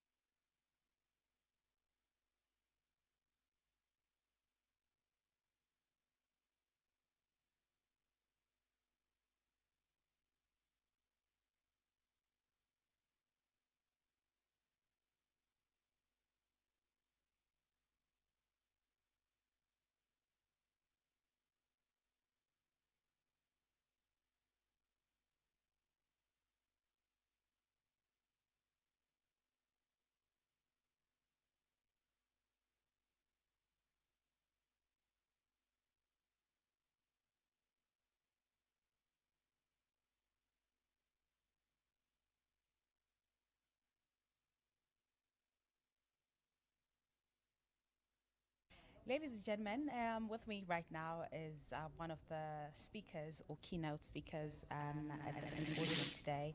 As I've said, I'd have a chance to speak to Professor T. Gadaga, who's the Pro-Vice Chancellor from the University of Eswatini. We want to just, get into what the University of Eswatini has achieved so far, what they are up to as students, as the research department and the institution. Dr. Gadaga, good morning and welcome. Morning, thank you. Thank you so much for being with us today here. Let's talk about the importance, of raising awareness in about the importance of research, for the layman, for the general public. Why is it important? Why is research so important, in the country, in the different institutions, for me as a layman or just a general public? Yes. Okay, thank you. Well, through research, that's how we generate new information. We always say that when you are conducting research, what is new in it? So even when we guide students through research, we ask them to look for something new, not something that someone has done. So it's incremental increase in knowledge. And so our mission as the university is to, apart from teaching and learning, is to conduct research and do community service. And one of the things is that through the community service, we want to transfer some of the knowledge to the community, the skills that we have obtained through research. So yes, so in terms of how we disseminate the output or the knowledge from research is through the community engagement, but as well as through our projects that actually impact on the community.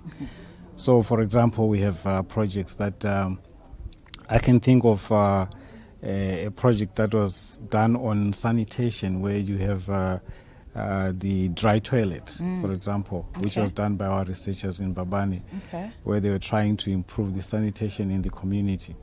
So that way, it was part of the research that was going on, and the community also contributed. But sometimes the meaning of research.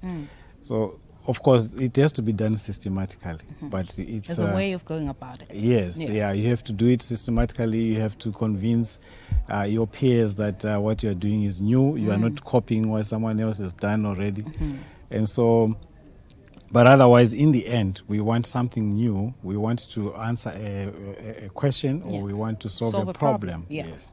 So that's what we do in research. Yes. So, I'm just asking myself here, curious of, some of the subjects, that could be, of good research, for a Eswatini context.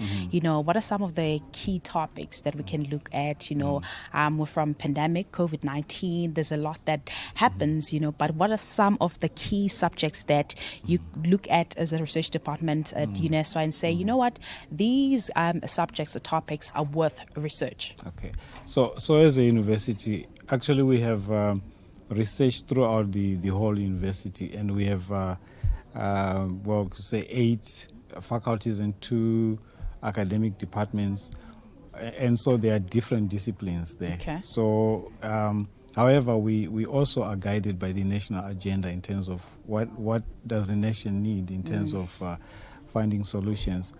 But currently, we also look at the Sustainable Development Goals. What are they talking about? They're talking about health for all.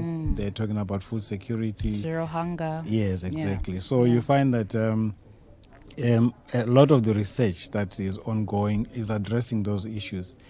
And the funding that researchers are able to get also is directed sometimes by these kind of agendas, the National Development Strategy, as well as the Agenda 2063, as well as Agenda 2030. 31, So we currently even have research going on in sustainable energy.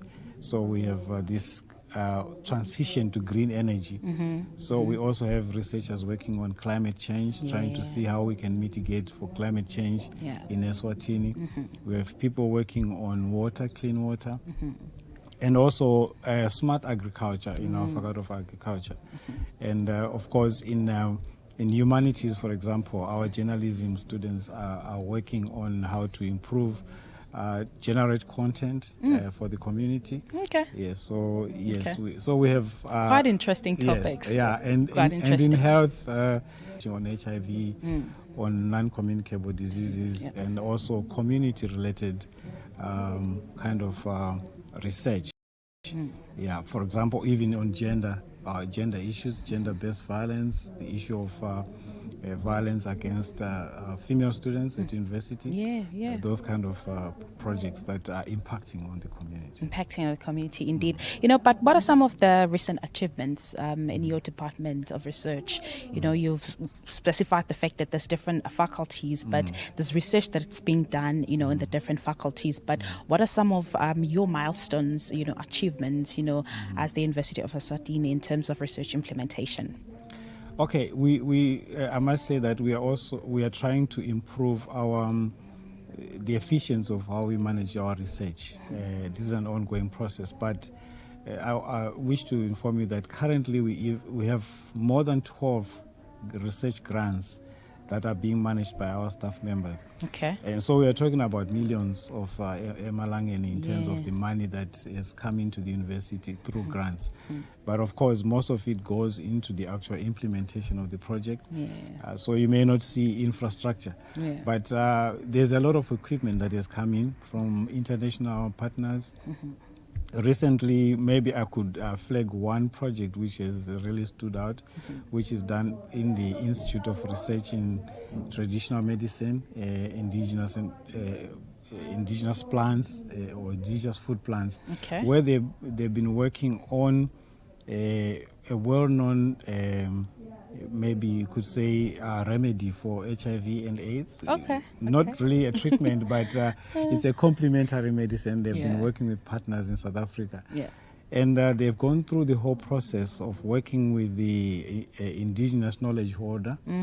And they've developed the product, try and make it so that it's packaged in a certain way, but there is also benefit sharing with the indigenous knowledge holder. So this is ongoing, and we are proud of what they have done. And we also have a number of projects that are ongoing. Would have to follow, the University of Eswatini to know or find out as to some of, other projects that are being done currently. Dr. Kadaka, thank you so much for being with us today. We hope that our viewer and our streamer today learned and is aware of some of the things that are being done by the University of Eswatini in terms of research implementation.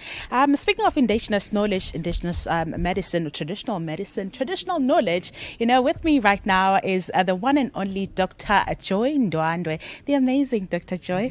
Morning, welcome. How are you doing today, Doctor? I'm good. I'm doing very well, thank you. So excited to have you today. We're talking about research, and innovation, research, and development, today at the second day of the symposium. Why is it important, for us to, get exposed also, I'd say infuse, indigenous knowledge or traditional knowledge with, what is happening or what is coming up in terms of AI research and innovation? Okay. I am a founder of the Indigenous Knowledge Hub, and its vision is to integrate indigenous knowledge and modernity, because we're not going to wish modernity. We're not erasing modernity, it's a reality. But what needs to happen is that the researcher needs to understand that and own the indigenous context in which they find themselves. And this comes through the research questions. Because if the research questions do not indicate that you are an indigenized, Africanized, and decolonized African, then you're going to ask the wrong questions that are not necessarily going to be applicable in your indigenous context. So we promote that people own the research and ask the research questions that show that they understand the indigenous context, their own indigenous context, and stop thinking indigenous context is somewhere out there. We must own it. Start locally. So Dr. Joy, I'm kind of concerned, I don't know, from a layman's, perspective, kind of concerned for the younger generation, the younger kids that are coming up now, how is the knowledge hub, the traditional knowledge hub, making sure that the younger generation, the young people, get the information, know all that is, being taught or, campaigned by, by the indigenous knowledge hub. Yes. It's interesting that my target group is the youth, because they are the ones who are more open-minded about the prospects that and the innovation and the products and the services that can come out of the indigenous knowledge that contribute to innovation. But because I'm online, you know, I'm a 21st century go-go, I deal with online, very limited interaction with people. It happens when it has to happen. But the interest in preserving the indigenous context is very important so that it can come out in the products. I get a lot of young students coming with facial products. I get a lot of young students coming with soaps that are coming from indigenous. But they are, yes, but they're integrating the modernity because they are making sure it's tested. They're making sure that their outreach is also using the media and part of that campaign of making sure we indigenize ourselves. I mean, if you have the right soap in the morning, you're already ingrained in your indigenous context. So this is where we have to begin. And I do also a lot of campaign on the indigenous foods because the first place that we also have to indigenize is the stomach. If you're eating in your plate, it's fully integrated with your indigenous foods. You're already thinking of yourself as an indigenous person. And I also reconnecting with your roots. Yes, and also the lens, how we see the world is very important, that we remove that cataracts of the Western paradigm that is within your lens and make you project yourself and start seeing the indigenous. And this is how we can develop researchers who are in that path line. Quite interesting, Dr. Joy. You know, I wish we had, you know, a whole hour maybe, you know, to talk more about why is it important for us as young people to get closer to you, learn from people like you about the importance of, you know, getting more of this traditional knowledge from the hub. Thank you so much for being with us today. Thank you. And one last word of caution. Don't expect funding. Use your own limited resources to develop the idea into a proposal. Then you can start seeking funding. Thank you very much. Thank you so much, Doctor. Well, that is Dr. Joy Ndwandwe, the founder of Indigenous Knowledge Hub. She has a lot. She's just a repository of indigenous knowledge, or indigenous or traditional knowledge, however you like to call it. We hope that you had a great time today and still having a great time and enjoying the stream so far. Let's take a breather. We continue with the show.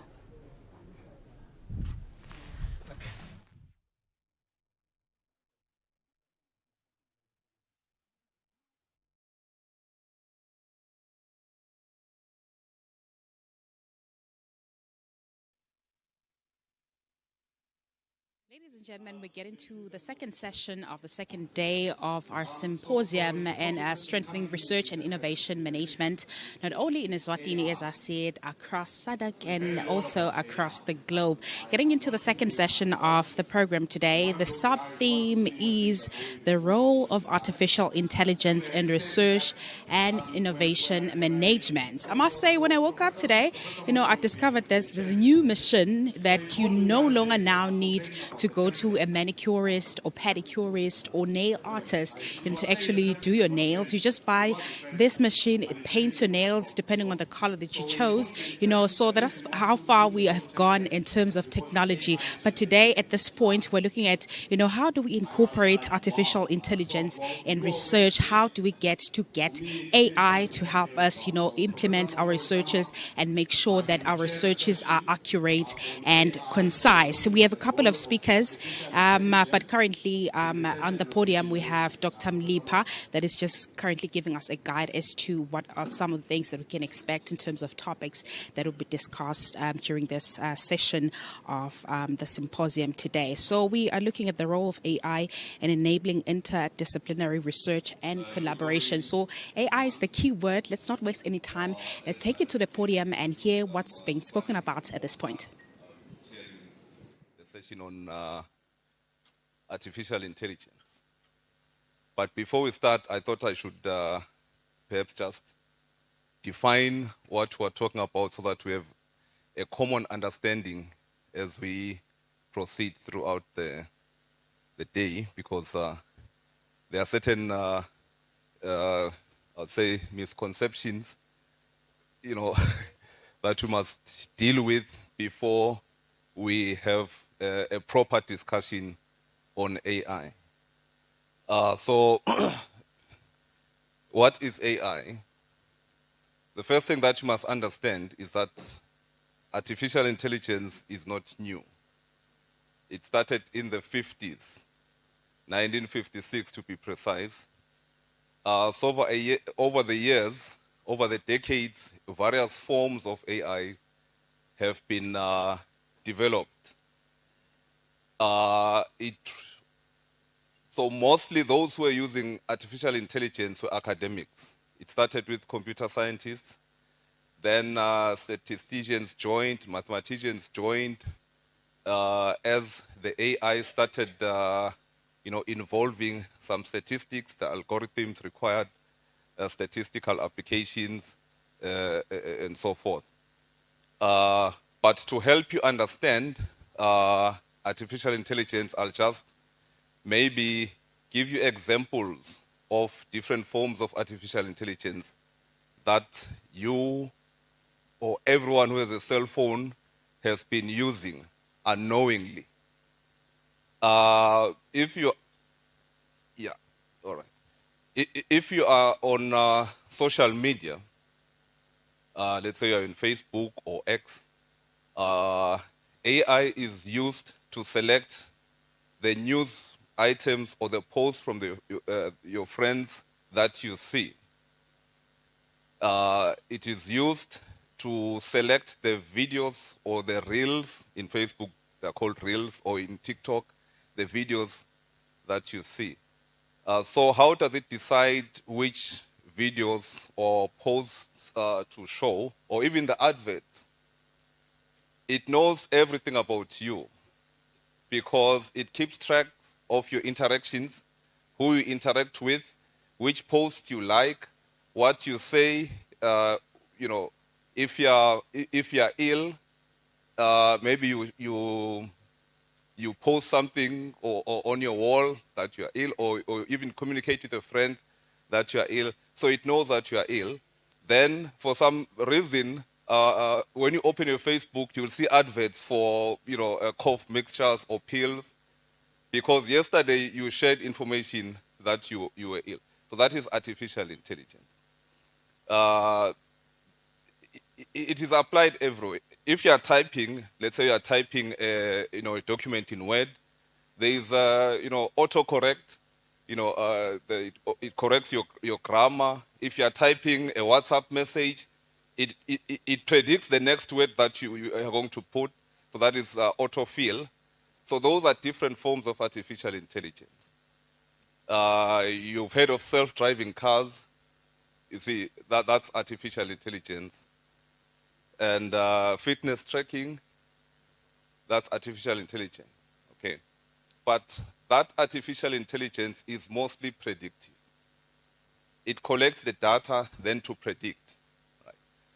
That is not the artificial intelligence that we're talking about. That is classic artificial intelligence. So what has taken the world by storm is a new form of artificial intelligence known as generative artificial intelligence. The generative artificial intelligence now is different from the predicting one because it generates new content. It can generate content in any form. It can generate content like, a video, an image, or a website, or an app, or a PowerPoint presentation like what you are going to see here. So that is generative artificial intelligence. It generates content. So how does it know or how does it work? It has been trained on information, vast data sets of information, mostly from the internet. Think of it as a smart person who has read every book that exists in any library, or who has seen every website that is on the internet, the billions or trillions of websites. And that person is so smart that he can retain the knowledge and disseminate it quickly in seconds. That is what artificial intelligence is. The problem now is that it is capable of generating content that appears to be coherent, like somebody, like the hype is about it being capable of generating a thesis or a homework. That is only a fraction, maybe 0.1% of its capability.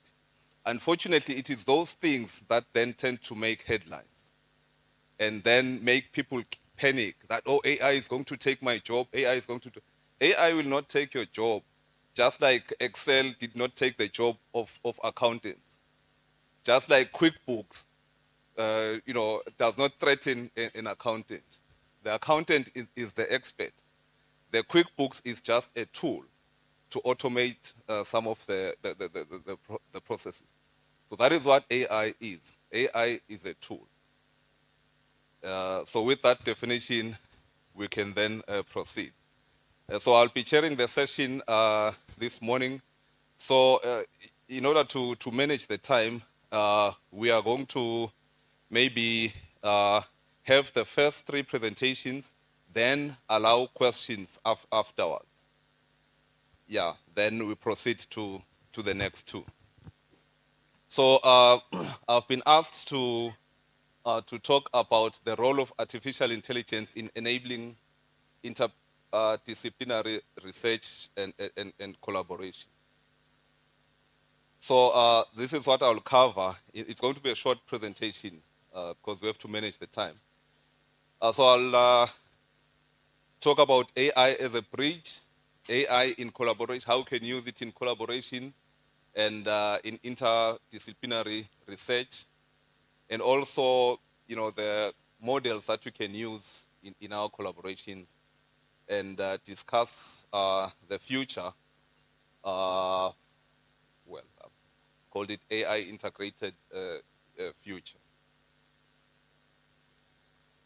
Okay, so what are the key, when it comes to research, please note that the presentation is limited to just research, because that is the brief that I was given. So AI is helpful in data analysis and interpretation. Let's say you have, a data set or large volumes of data and you want to process it. Ordinarily, you would have to maybe write a piece of code, whether in R or Python or any other piece of software that you use to visualize the data. So what then AI does is it uses natural language to give the instruction. So instead of writing the code, you can simply give the instruction in natural language, like, please generate maybe 10 nice visualizations from this data set. Then it will generate the visualizations, then you pick the one that makes sense to you. So that is what AI contributes as a bridge in research.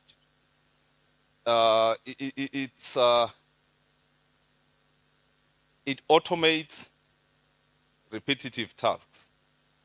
In your workflows, let's say in your research, there are certain things that take time unnecessarily, like going through, if let's say you are writing a paper, you have to do a bit of literature review, so it can assist there by identifying the relevant papers for you to read. And if each paper, let's say you have to go through 100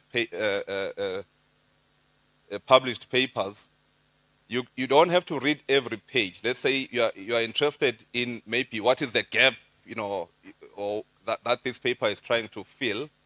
You can then use AI to assist there, to maybe use the tool to identify the gap in this paper and maybe show you where this is mentioned in the paper, so you can go to the specific page to read more. Or you can ask about the results. What are the highlights of this study? What are the main things? What is outstanding? How can it be improved? Or you can ask it to critique the the paper to highlight the weaknesses or areas where it could be improved. So that's another application in research. And you can use it as a collaboration tool. I'll talk more about that in the slide. And you can use it in, to assist you in the writing process. Now, this is where you have to be clear that you can never use AI to write a paper. It will write the paper, but the paper will not make sense, right?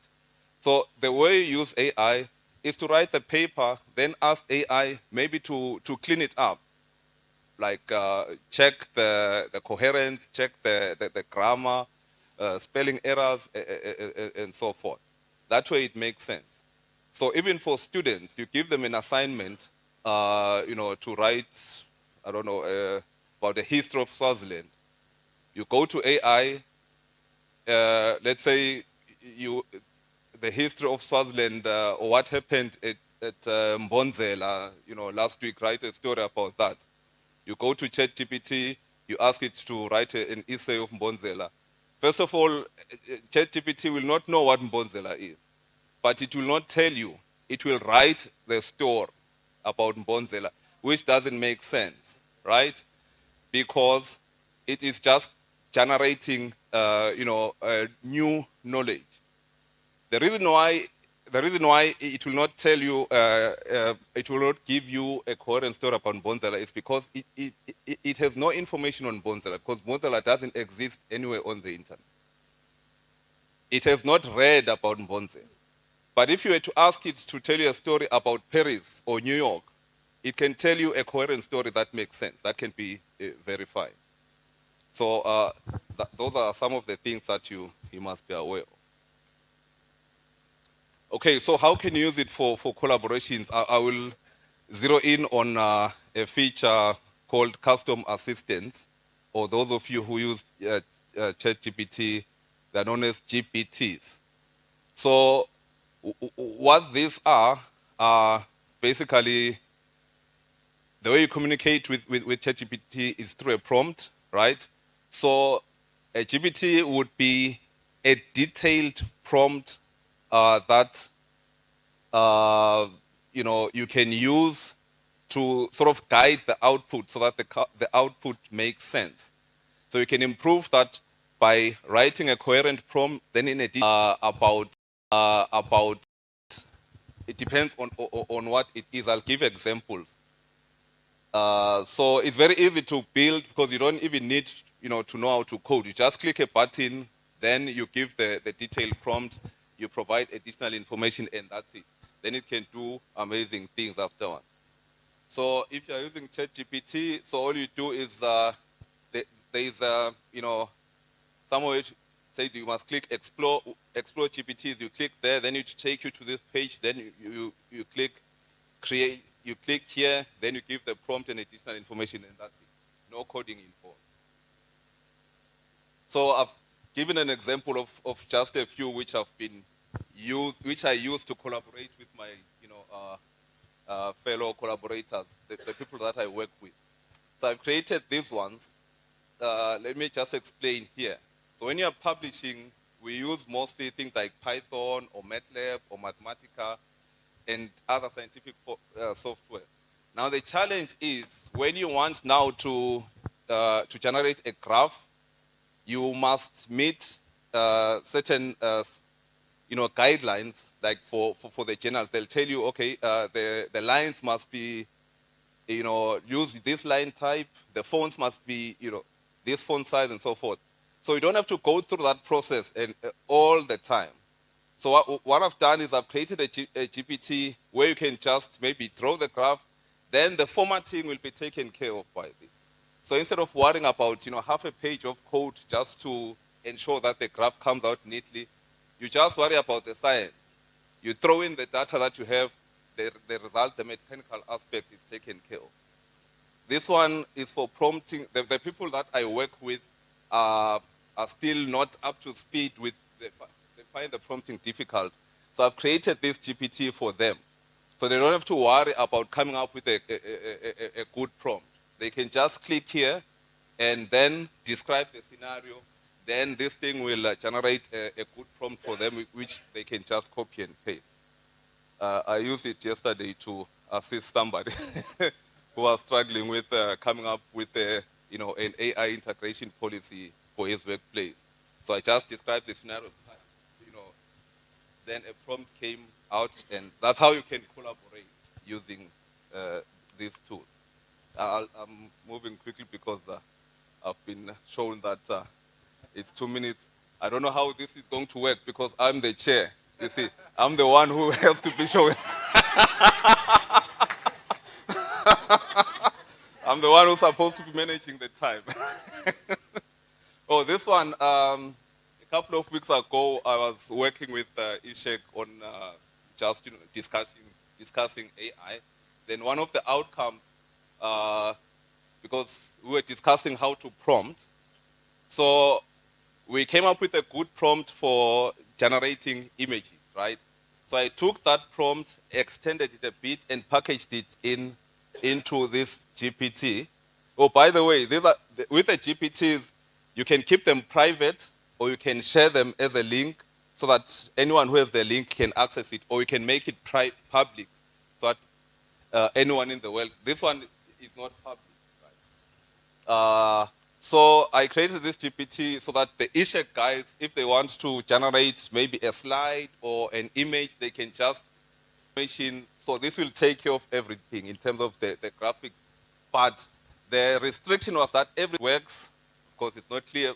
But if you just throw in some data, then it will generate the visuals using these colors. So you don't have to worry about anything.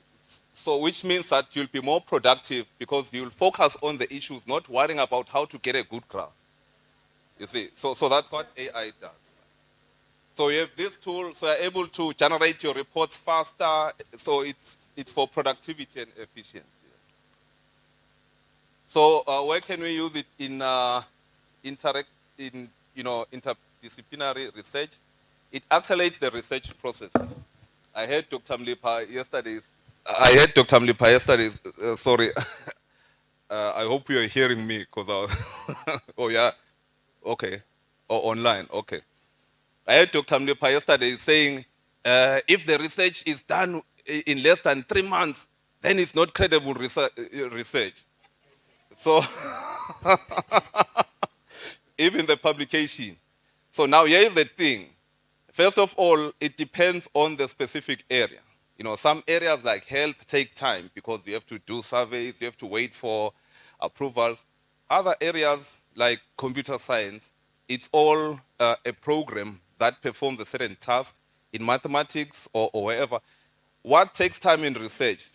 There are certain things that take time, like literature review, like coming up with a good hypothesis, testing the hypothesis, those kind of things. Those are mechanical things that can be automated. So with AI, if it takes care of those, then you'll find that research will be done faster. Synthesizing complex data.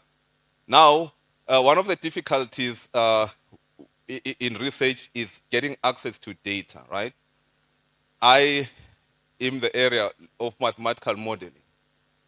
So if I have to model COVID, I have to go to the Ministry of Health to ask for data on COVID, and they are going to refuse. Okay? But I don't have to speak to them anymore because I can use AI to generate the data with the features that I'm looking for to test the models that I've come up with. So AI excels in generating synthetic data. People are worried about data privacy, data this and that. You don't have to worry about that because AI, you can work with synthetic data to do your research. Then when you have finalized your workflows, then when you want to apply, that is when you can then start requiring or maybe sourcing the real data. How do you foster of course, I think this has been mentioned that we need to have platforms like this one, exchange platforms, mentorship, funding. I don't want to repeat this in the interest of time. So how do you move forward? investment in research that has been mentioned, data sharing, ethical guidelines. I think the next presentation will speak more on ethical guidance. But the most important thing is the capacity build.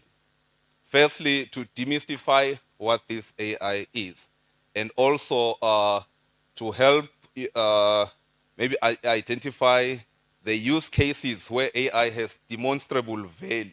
You don't want to use it for the sake of using AI. So I think here we all need to be capacitated, particularly in sectors where the AI is being used already extensively, like in the education sector. I was invited to, speak to high school students last week at UFS about AI. I gave a nice speech.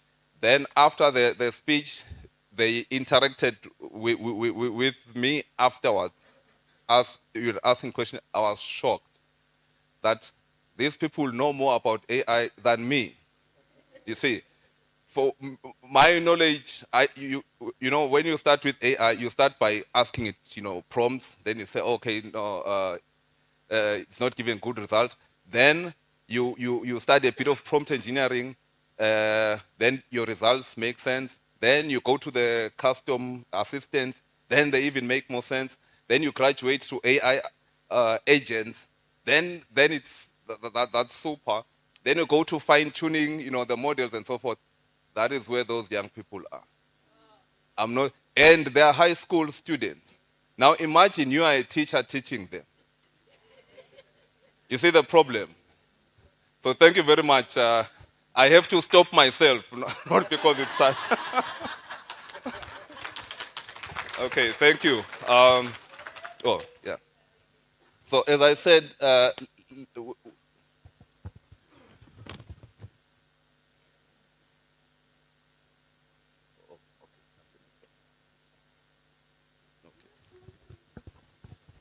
all right. I would like to now invite our next speaker from RSTP. I'm told it's going to be Mr. Peshia Sugati, who will be talking about ethical considerations surrounding the use of AI in research. You see, this is where AI can help, you see, because AI can read the handwriting better than a human being. You see? So, oh, it's in the program. Oh, okay. Oh, only the individual has been. Okay, I need my glasses. So again, AI can assist me because my vision is poor. So, Mr. Pesce, please. Yes, please step forward and you'll introduce yourself. Then tell us more about your presentation. So, thank you. So let's try and keep it, between 10 and 15 minutes. Yeah. Thank you. Oh, between 7 and 10, I'm told. Yeah. Thanks.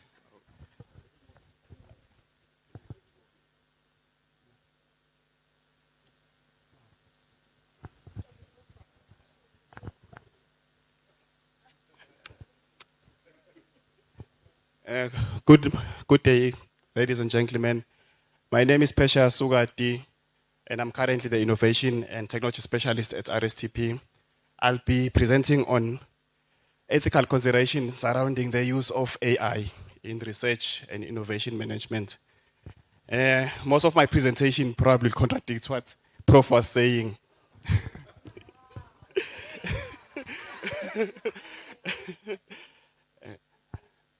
Well, the outline of my presentation, I spend most of my time in academia. So my presentation will follow an academic kind of structure. Yeah. The outline of my presentation will look at the introduction, basically the definition of what's AI, and also the ethical issues that we need to look at. And then from there on, we'll look at ethical issues at length and also the risks of AI. Then from there on, we look at ethical considerations and principal use of AI. Currently, we've got 11. As AI develops, we'll have to also increase from those ethical considerations. And then we'll also look at the conclusion, which is what the future holds for us. Let us look at the introduction. Well, there have been a rapid development in artificial intelligence and machine learning, which carries a huge potential benefit. Prof has mentioned some of them. We now have got advanced robotics. We've got autonomous cars, which are able to drive themselves. We've got IoT, which is the Internet of Things applications. It's important that we look at issues of ethical, social, legal aspects of AI systems if we want to avoid any unintended negative consequences and risk arising from the use of AI in research and innovation.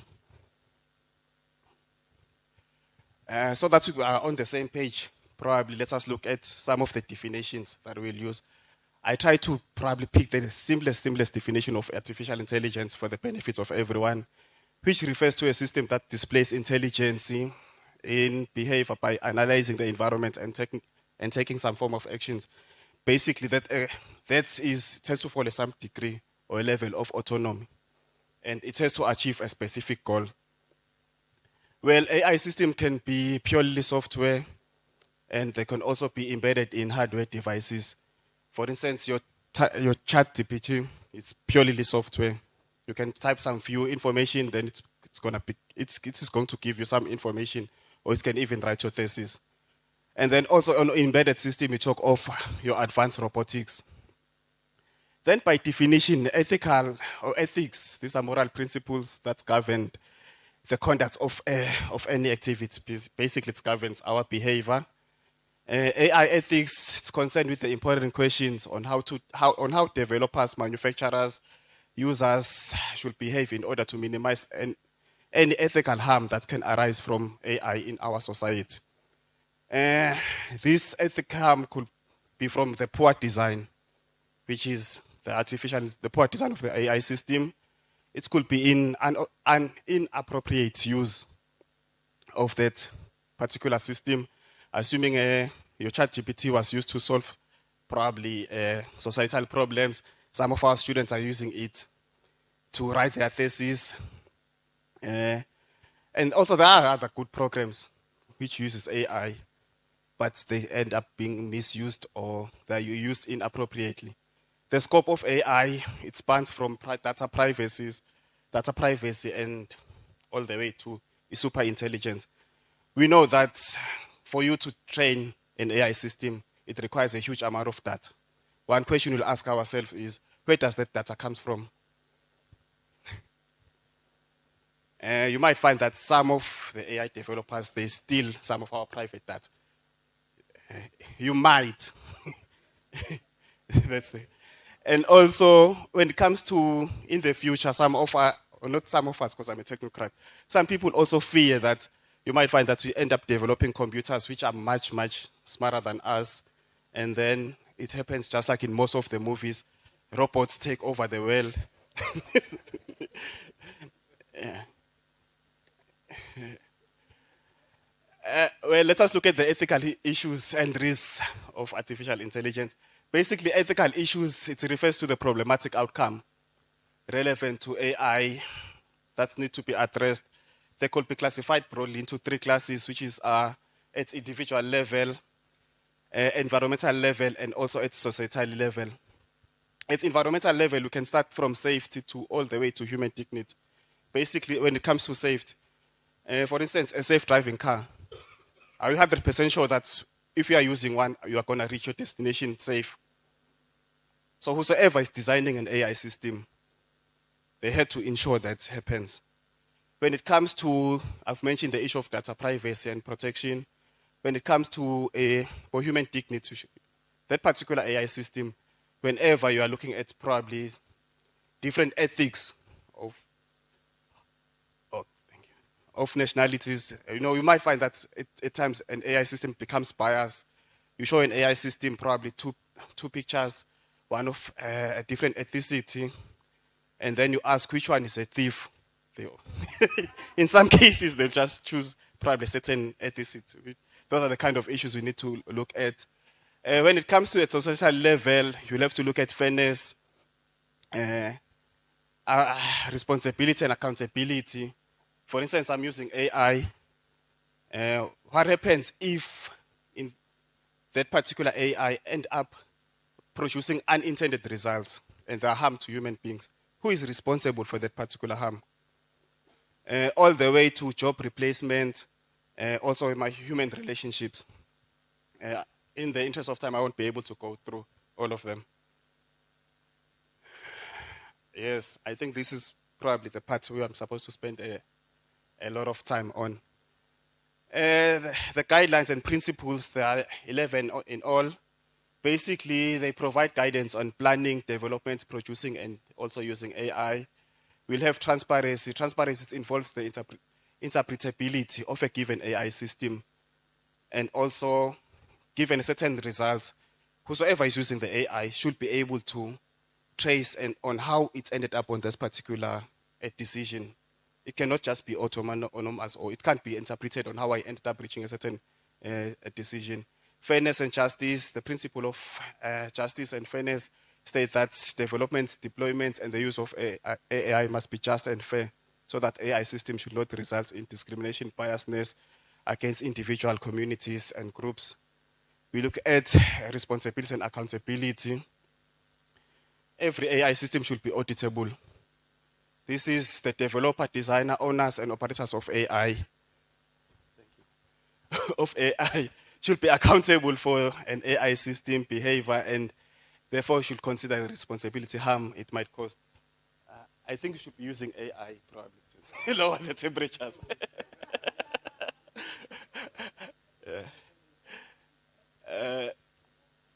Well, the other one is non-maleficence. It's non-maleficency. AI should not cause harm to any human being. This entails that it should protect human dignity at all costs. Not only human dignity, it will also protect your mental health and also your physical health. Privacy, AI system should ensure that respect to privacy and data protection, it's adhered to that. And also, it should also go a step further into performing data security. So assuming my information was fed into that AI system, it should be able to protect maybe my identity or that particular information. Beneficiency, all the systems that we create, they should be of benefit to humanity. They should bring beneficial outcomes to my individual society and also the environment. Freedom and autonomy. Freedom, this is the ability for a person to make decisions, respect his goals and wishes. Therefore, AI shouldn't encumber freedom and autonomy for us. I think this one it's huge, because you might find that some of the decisions which are made by AI system, they end up, they're based on data only. And for human, there are other aspects of a human being that you probably, before making a certain decision, you need to consider. Solidarity, AI should promote social security and cohesion and should not jeopardize the social bonds and also relationship. Sustainability, the principle represents that the production, management, implementation, and the use of AI should be sustainable and avoid environmental harm. I'm sure you know that for some of the AI application, for instance, in self-driving cars, in order for that to be a success, it requires a huge amount of sensors which should be placed along maybe the road, etc., etc. And then what happens to those kind of equipment when they reach their end of life? How are you going to dispose of them? Those are the issues that we need to also consider when developing AI system. Also, another part should be trust. The system that you design should be trustworthy. And not only to you as a designer, but to the processes that it performs and also to the participants. Also, the issue of dignity, it's important for that AI does not infringe the dignity of the end user and any other member of the society. AI should be developed in such a way that it respects, supports, and protects people physically, mentally, and it should also preserve the issue of e-culture on different groups. Then in conclusion, AI can play a huge role in terms of our future society. Its success and adoption depends entirely, or not entirely, largely, on the ethical AI systems. The AI ethics, this is a broad and a multidisciplinary research area. It requires a joint effort from the AI scientists, engineers, philosophers, users, government, and also policymakers. Thank you, timekeeper. I'm about to say, I'm about to end my presentation. Thank you.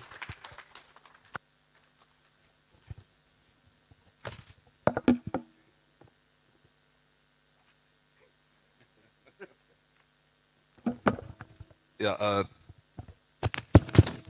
Thank you, Pesha, for the insightful presentation. From the angle of the development of the systems, from the yeah, people are impatient. They're asking for questions now. Let's just be patient and take two more presentations. Then we'll open up the floor for questions. Next, I'd like to invite Mthunzi Shabangu from RSTP, who will be presenting about the use of AI in data analysis and interpretation.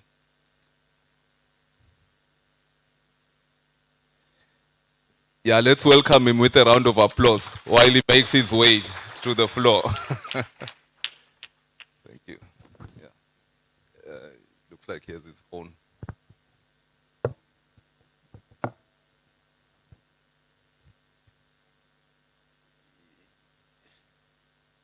You don't want it to be shown on the screen. Oh, okay. All right.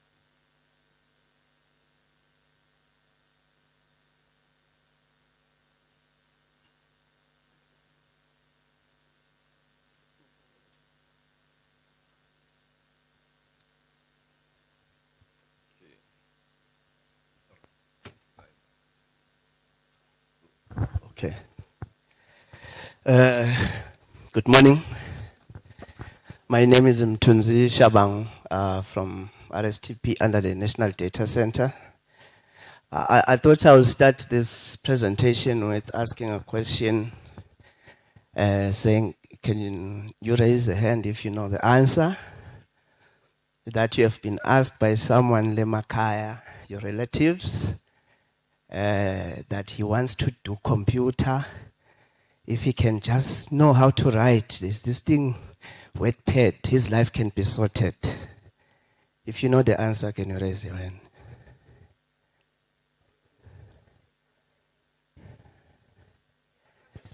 Like you haven't met someone that says, I want to know computer, and yet when you know computer, but it's not working for you.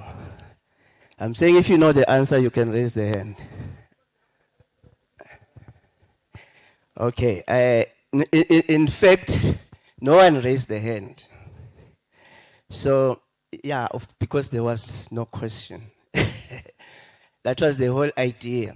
So, even now, we have this thing about artificial intelligence, where we have this hype. Everyone is thinking that if I can know AI, my life can be sorted. I will be in business. I think I'll participate in some conversations. How does this work? Okay, we'll go through this. I'll have introduction, benefits, or as the contents are said.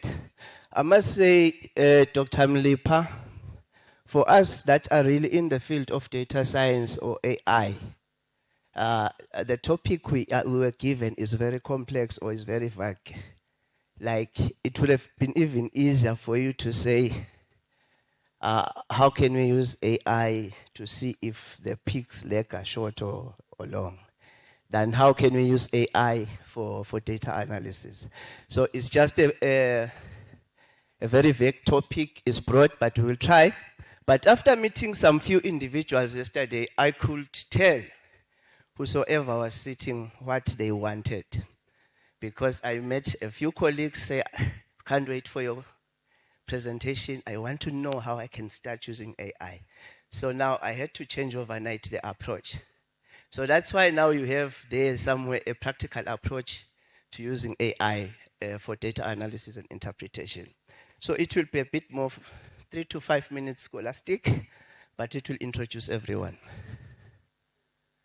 So they've said a lot about the definitions of AI.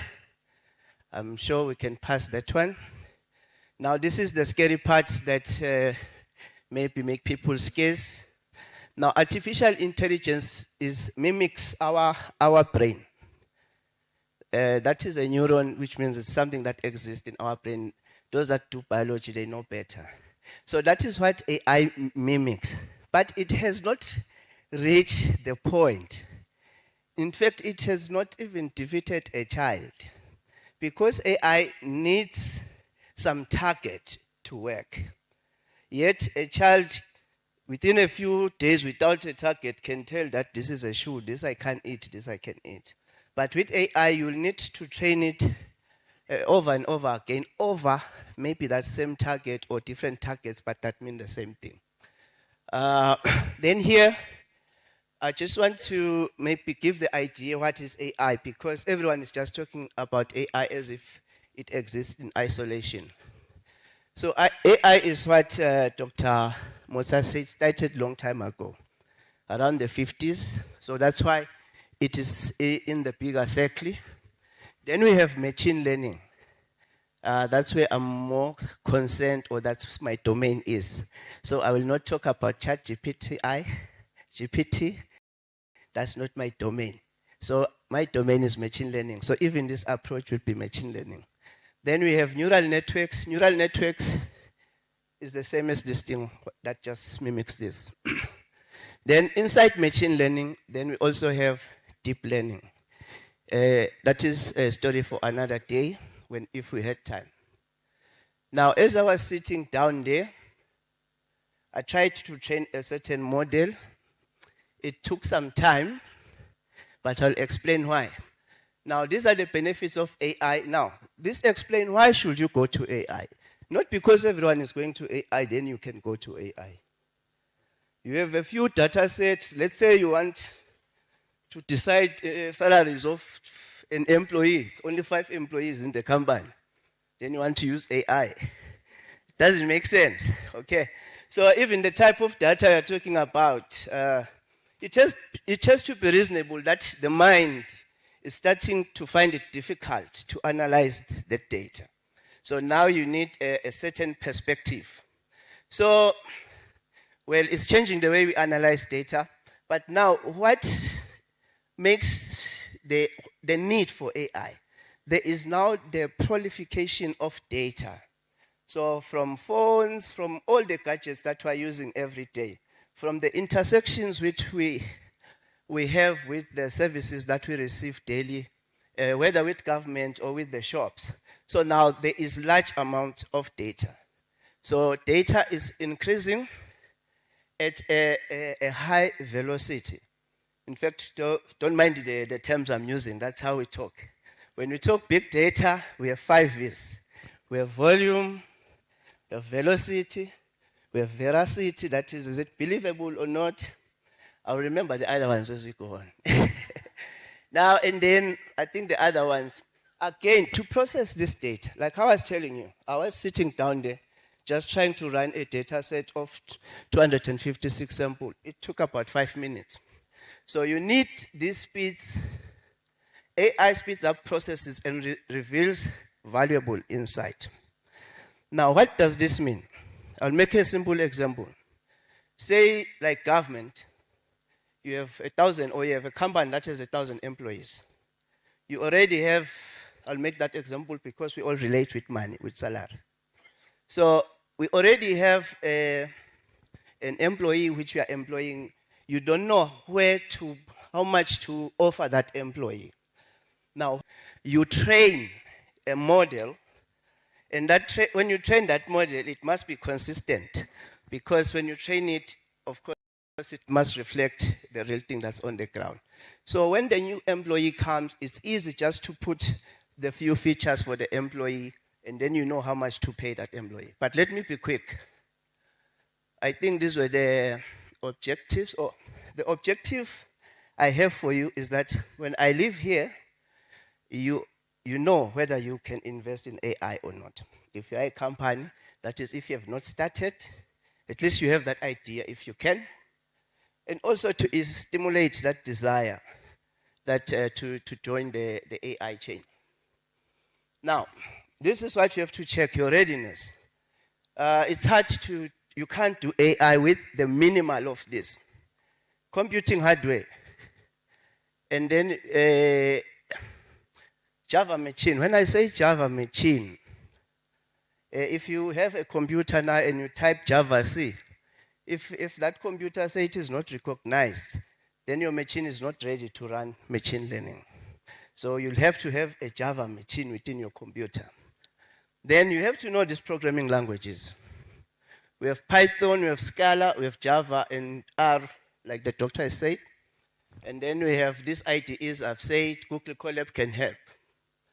Now, this is the principle of the whole process of AI, okay, that is of data analysis. Okay, you start, this is the underlying for all models, for all AI models, if you are doing data analysis. This is the KDD process, that is knowledge from data warehouse or from database. So that is the underlying. So if you know that one. So now I say we are going to use a practical approach of using AI, and then I said machine learning. Now machine learning is divided into two, not two.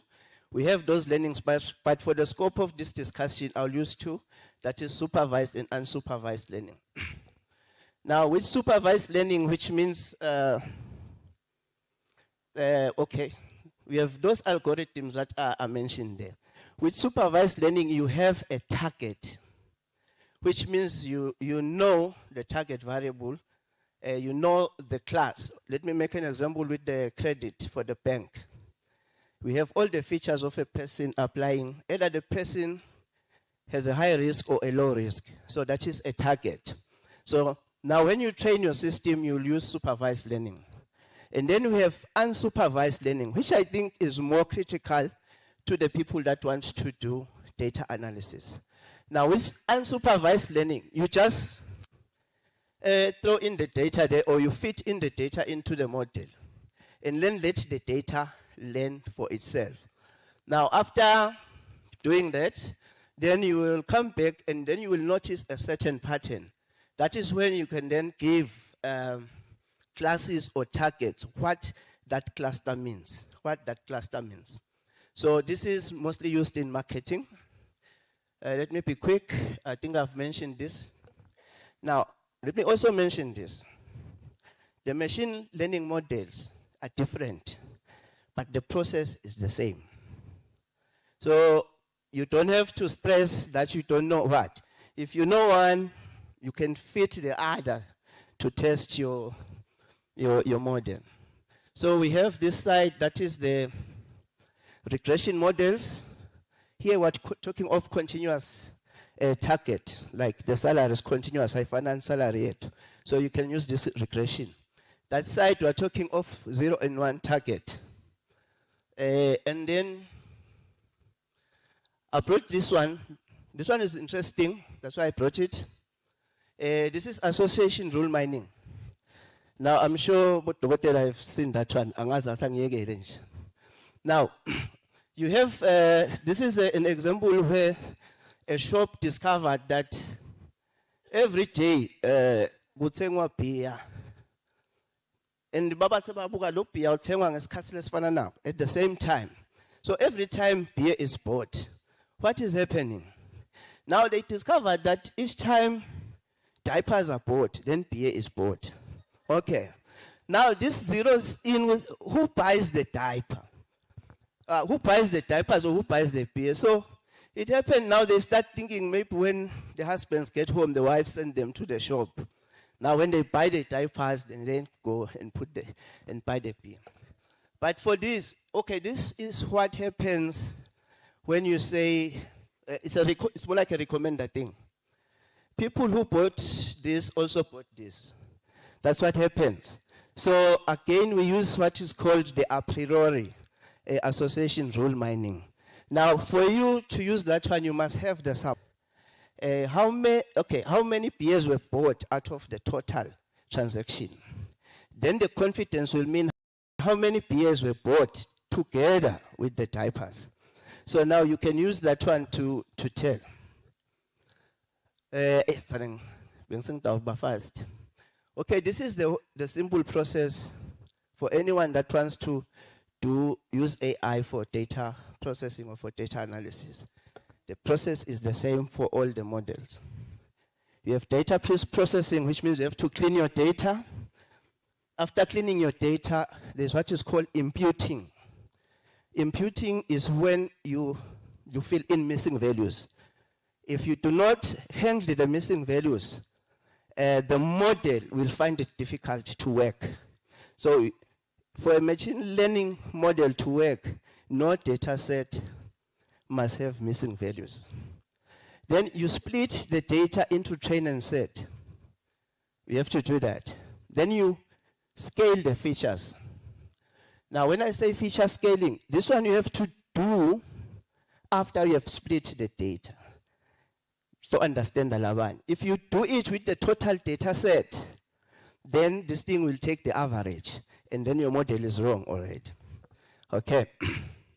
Then you build the model, then you evaluate. Now I wanted to ask, how many remember this?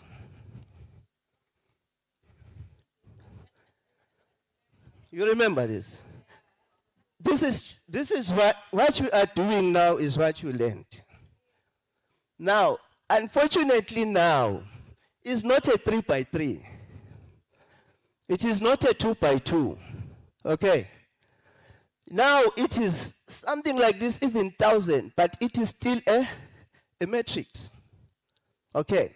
So that is what makes AI capable this much, because we ended at a 3 by 3, at most 4 by 4. But AI can take even thousands of this and come up with a matrix of features and still find your target values. That is the weights that contribute to the target, that correlate or are relevant to the dependent variable. Anyway, when you split the data, make sure you go for 80-20. Bese ngikuchazile lokho siyasukuma time keep. Vele kutse lokho. Okay, when you build the model, after performing the split of and train, then build a model. Build a model depends on the type of data. Maybe, Prof, that's one thing I want to say. I can go afterwards. Not every model can accept a data type. Okay. We have 2 or more data types in machine learning. There is categorical and there is numerical. Now, categorical data, and then also we have dependent and independent variable. Now, if you are going to use numerical data, which means you are going for the logistic regressions, you are going for the linear regressions.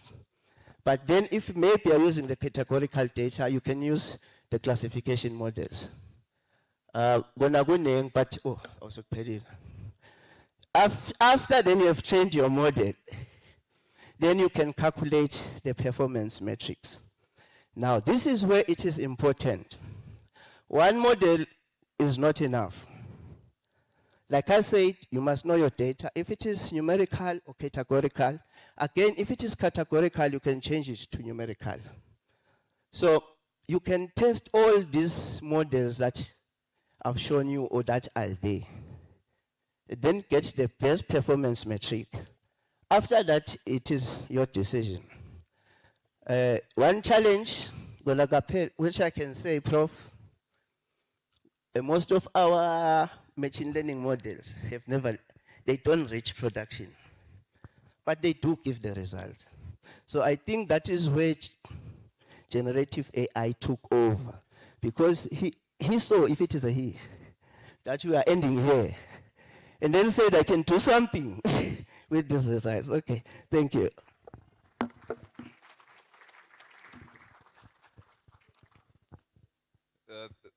Thank you very much, Mr. Shabangu, for giving us another flavor of AI. I think if you notice, when he started the presentation, he had a graph, with artificial intelligence, then a subset machine learning, then a subset deep learning. Generative AI was not there because he is talking about the classical, type of AI, which is academic, statistics, linear regression, and so forth, models.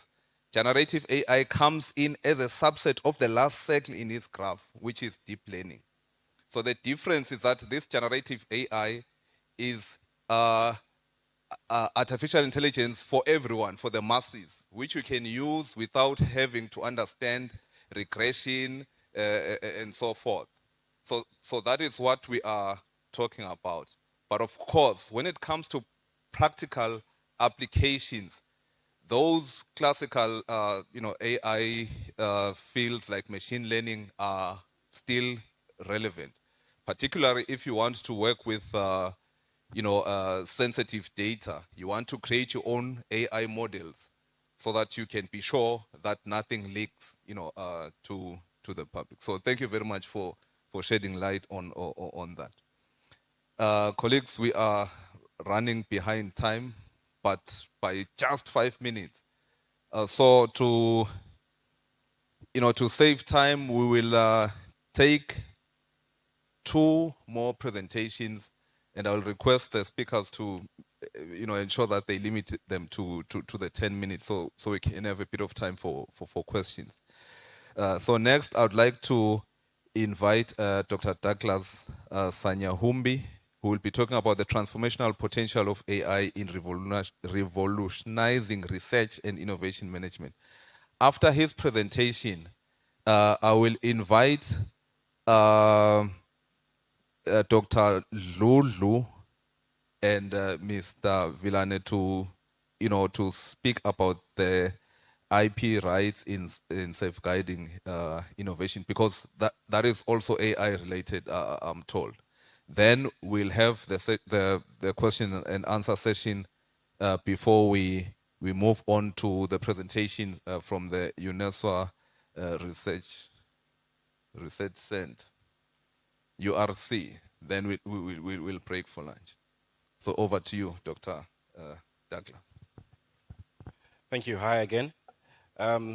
So I got lost in the last presentation. Obviously wasn't paying attention during my ComSci, whatever, mathematics lessons I was learning back then. But that's not important, because I think it's been pointed out from the various speakers that really Eswatini is not interested in AI because everybody's doing it, but you're interested in AI because of the benefits and the value that it can create for you. The value it can create in ensuring that you're able to deliver water to the people who don't have water.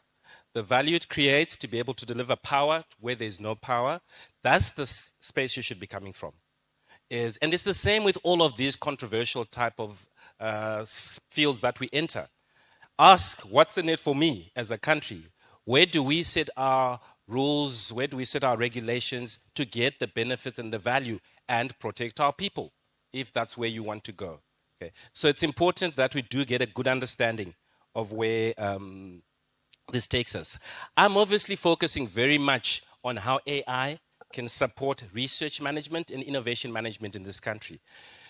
The key things we haven't really talked about enough, I'm going to try and introduce, is research management, tech transfer, and then the potential.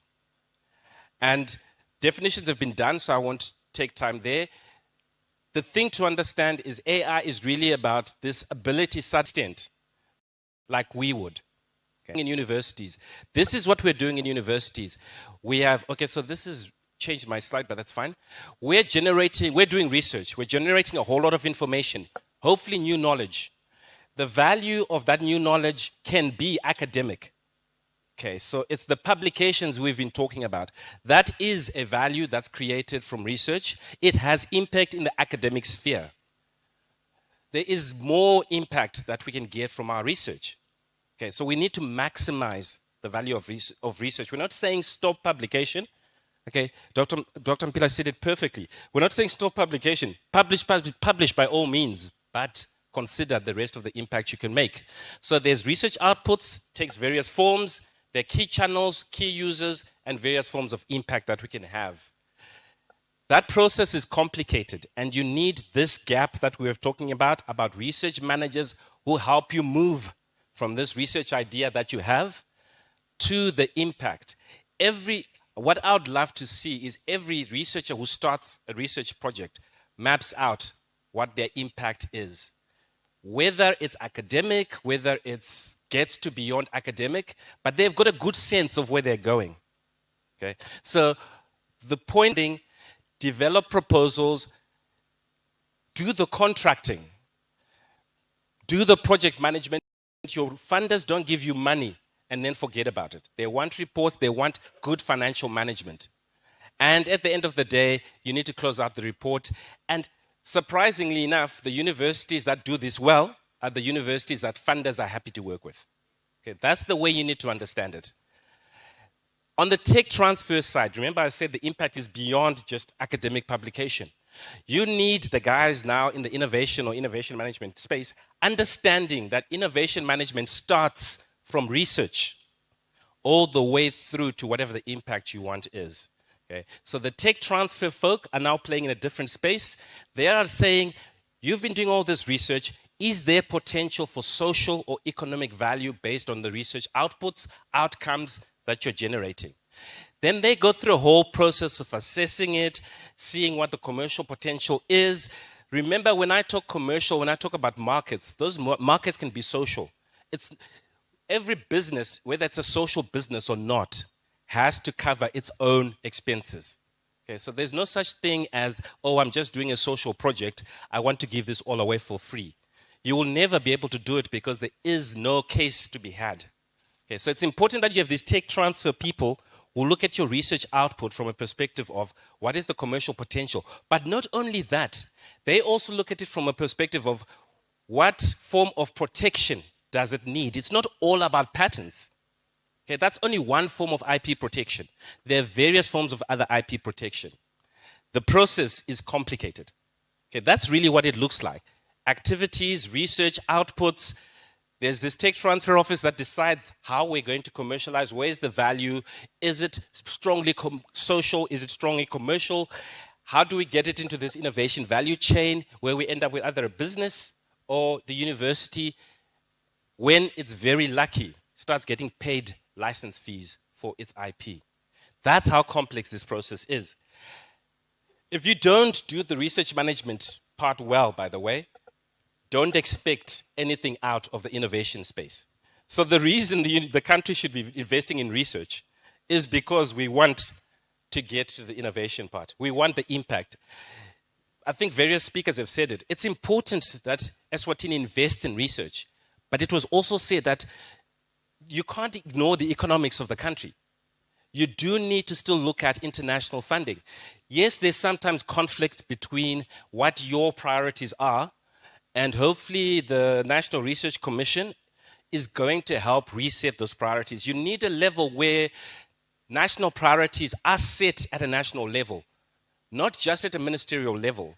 All the ministerial priorities should speak to the country's national priorities. Okay? There can't be misalignment. Otherwise, you never, ever align these two. When you get to, so how does AI help us do all this? There is so many ways in which all the activities that research managers and tech transfer do is repetitive, as we were listening to the speakers. And so the potential is huge. And there were points that were pointed out that, again, you're going to see the slide. They're going to be shared with you, so I might go through it very fast. But you also, RM and TT people shouldn't worry about being replaced by AI, because there are certain things that AI just can't do. Okay, they will always need the human element to actually get them done properly. Okay, so we said, what is it? And I've just seriously just listed all the areas. And you can pick them all up, by the way, from what the previous presenter said. Okay, so in research management, we all need to find funding. We all have research profiles. Imagine if we have a system that can look at all the available funding published, look at your profile, match you with the best funding possible that matches your profile. Okay, less work for you. Okay, so there's a lot of stuff it can do. Drafting funding proposals. There are certain elements of that funding proposals that AI can do. Don't forget you are the expert at the end of the day.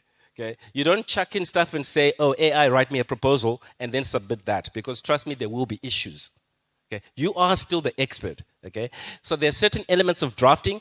There are certain elements of review that it can do as well. Ethics was introduced.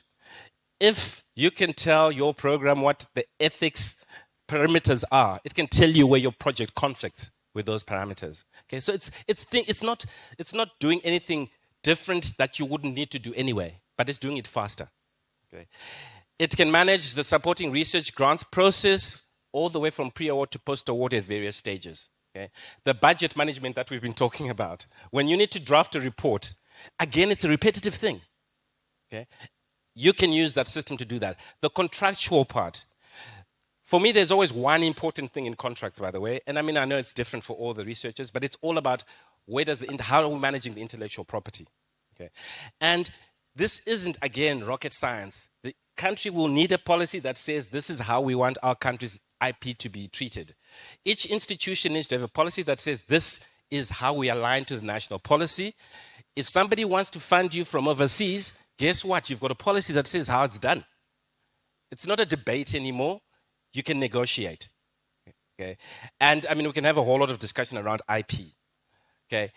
On the tech transfer side, so IP is created throughout the university. I've got hundreds of researchers at my institution. I don't have time to go to all of them, but they can enter data somewhere which can be analyzed, which can be processed and brought up if it's something that has social or economic value. So you can have systems that help you do some of these to identify and in fact, sometimes recommend best method of protection. Because remember I said to you, it's not all about patents. Okay, that's only one form of IP protection. And sometimes the best protection is no protection when it comes to intellectual property. Okay. Supporting commercial activities, maximize IP value, stakeholder management. I think there was something mentioned about collaboration. How it can support collaboration, promoting a culture of innovation and entrepreneurship. This is one of the biggest things that is the hardest thing to do in a country, is to move your culture to one which actually values innovation and entrepreneurship. Because we've been taught that if a person fails, that's a problem. Okay, but what we need to really change that mindset is if a person fails, but we've seen they've learned, that's the person I actually want to invest in. Okay. Not the person, because the person who's starting all over has got much more risk than a person who's failed and has learned. Okay, so again, stuff to learn. Reporting, compliance, all of that stuff is within the realm of how AI can support research and innovation management. Okay. A key component you're always going to come across, by the way, is conflict within research management, because you've got rules about how to do research, you've got rules about IP, you've got rules about this. Where there's conflict, you can get systems that pick up the conflict, and again, you will always need an element of human intervention. Okay, so I end with 2 slides that talk about why humans are irreplaceable in all of this. Okay, at the end of the day, when you're doing stakeholder engagement, yes, AI can tell me who I should ideally engage with, but guess what? People want to talk to people at the end of the day. The relation comes first. The rules, the laws, the contracts come next. It's easier to draft a contract once you have the relationship. Okay, so build the relationship first, because if you come to me with a contract and it's got all these hard rules in it, I'm already defensive. Okay, if we build a relationship and then you come to me and you say, oh, by the way, my IP policy says this, we can negotiate. Okay, so negotiating, deal making, creativity, AI can only be as creative as you ask it to, or as you direct it to, or as information you give it to. And it'll always source the information of creativity from something that people have created. Okay, so again, there isn't this form of, oh, we're going to replace everything. Remember our elements of leadership. Okay. Again, you're going to need somebody who strategically thinks of a direction. We can look at a whole lot of information and still, as human beings, decide against a certain, what we would consider a normal path, because we think beyond just the information in front of us. Okay. So again, strategically, leadership-wise, and ethic considerations that were mentioned earlier on, is while AI can look at what you've given it against criteria, at the end of the day, we as people think, you know what, this is actually not a good idea. Okay. Is that ethical component, again, can't always be replaced by machines. Okay. So again, machine learning has value, benefits to add, and we need to harness that value. That's what we're looking for. Okay. So we want to marry the significant ability of AI to enhance our efficiency and effectiveness, okay, with the way we think, with the way we're able to direct how it does that. Okay, so the two aren't mutually exclusive. You can do both. Okay, combine that computing power and the human expertise, and you've probably got a winning combination. Thank you very much.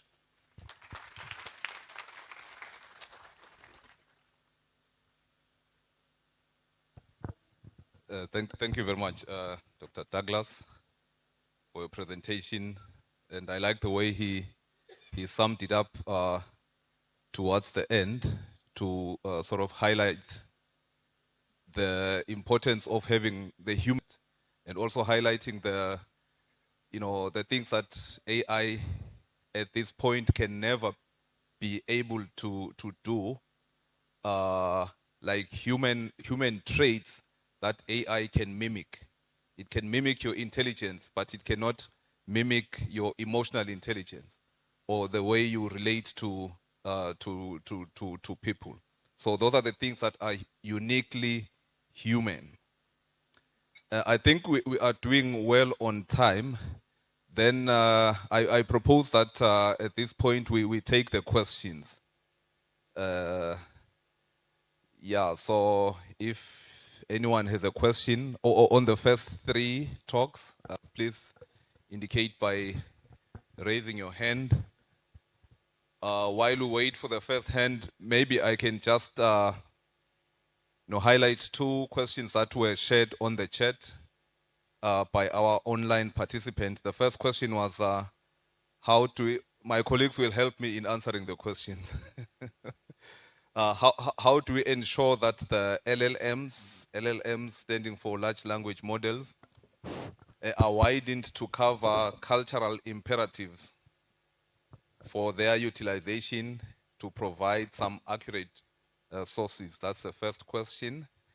Then the second question is, which of these principles ensures that the cybersecurity and privacy challenges are reduced through using AI? I think the specific things that were mentioned are general data protection regulation, Protection of Personal Information Act. So those are the two questions that were asked.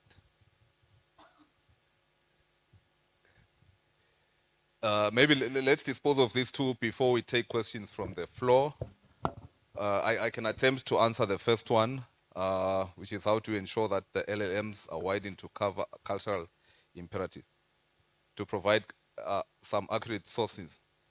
I think the easiest way to respond to this question is just to highlight the fact that the artificial intelligence models are only as good as the information that they were trained on. So if you are asking ChatGPT about, what happens at Ingwala, Eswatini, chances are it will either say it does not know, or it will hallucinate to imagine what happens there. So when it comes to cultural aspects, those aspects some of them are not published on the internet, right? Some are private things that are not shared on the internet. So the artificial intelligence, models would not have been exposed to that information. So, so basically note that what it gives you is what it has read or what it has learned from its training. Then on the privacy, questions, data protection of personal information.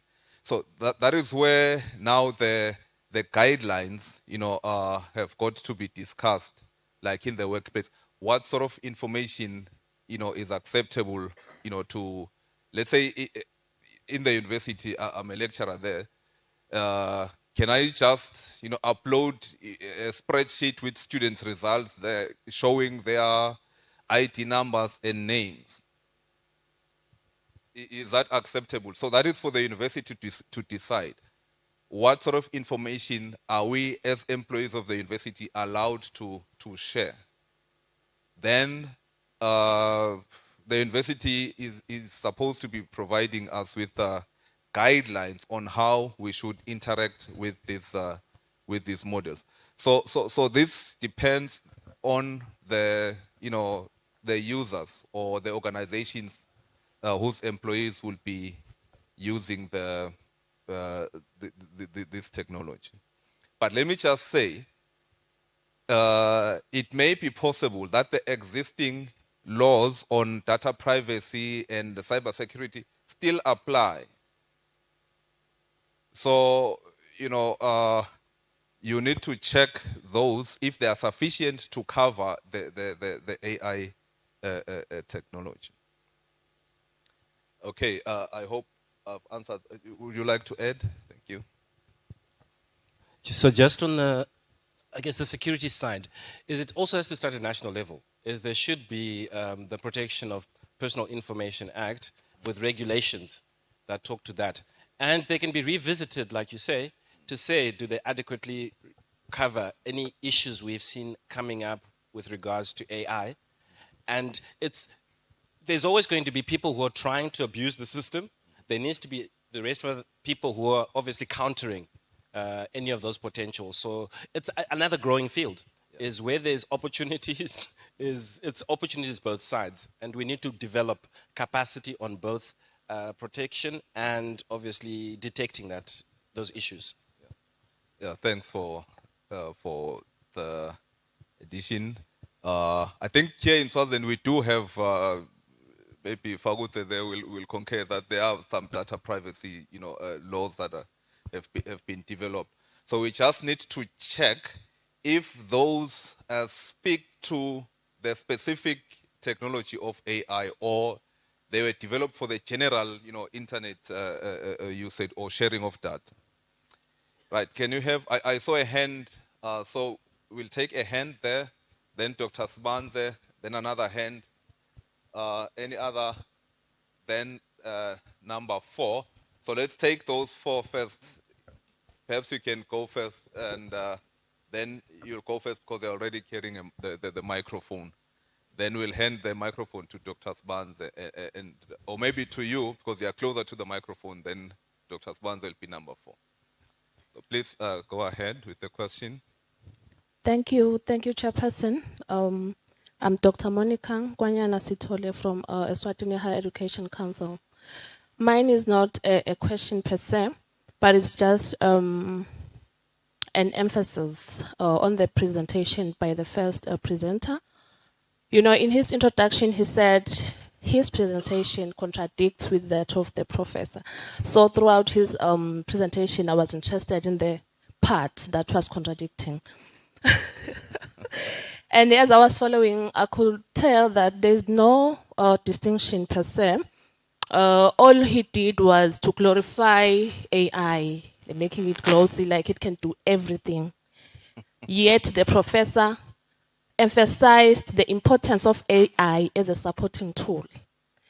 Supporting tool in the sense that in research, it can be a research assistant, outlining and structuring academic work, style checking, data analysis, and that is my take as well. AI is actually a supporting tool in the sense that we have to ensure that the final academic work of our students still reflects the intellectual contribution of the student in terms of critical thinking and ethical integrity. What does that mean? It means that over-reliance on AI to directly produce work is considered academic dishonesty at its best. It's plagiarism. Now, how are we supposed to use AI? Proper attribution and acknowledgements are supposed to be used in AI, which means that those elements or components in which we have used AI, you are supposed to acknowledge.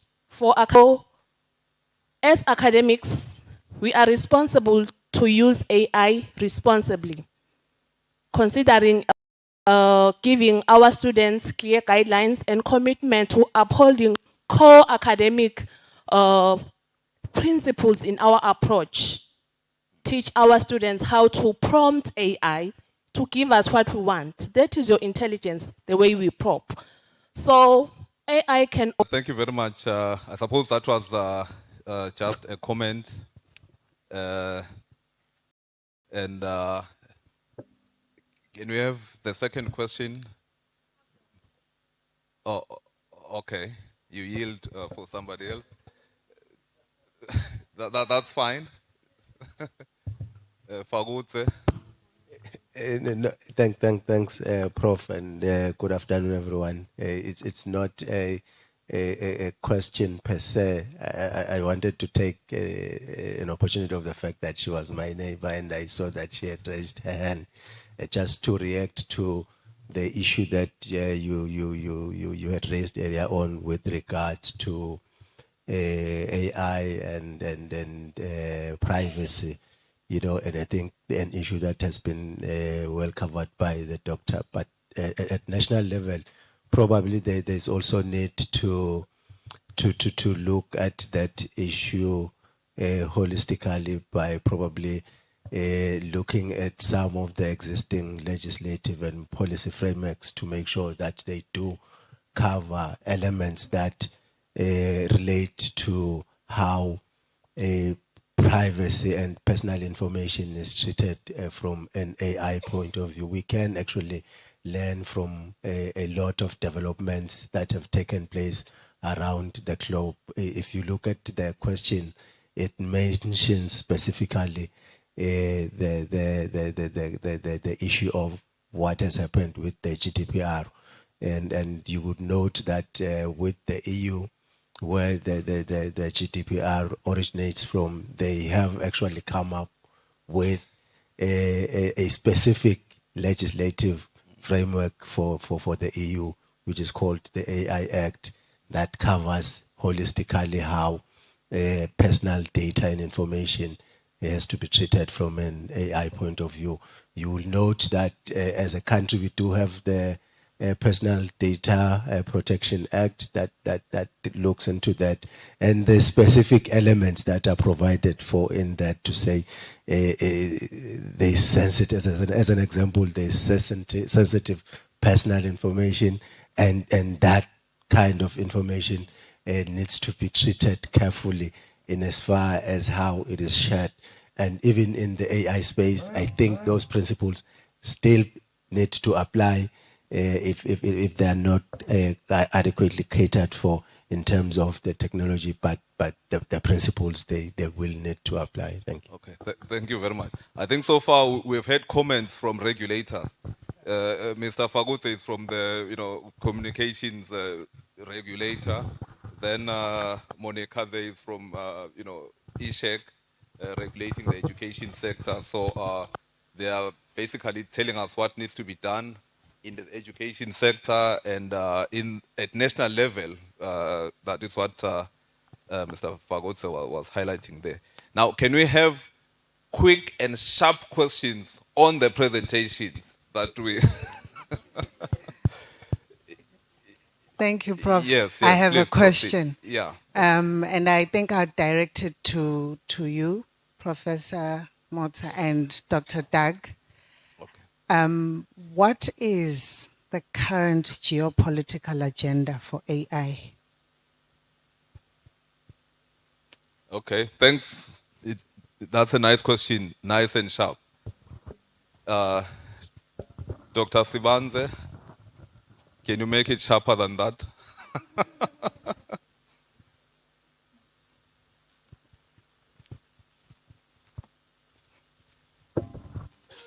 I think I'm already disqualified before I speak, Prof, because I think I had a comment. Maybe there is a question tailing there.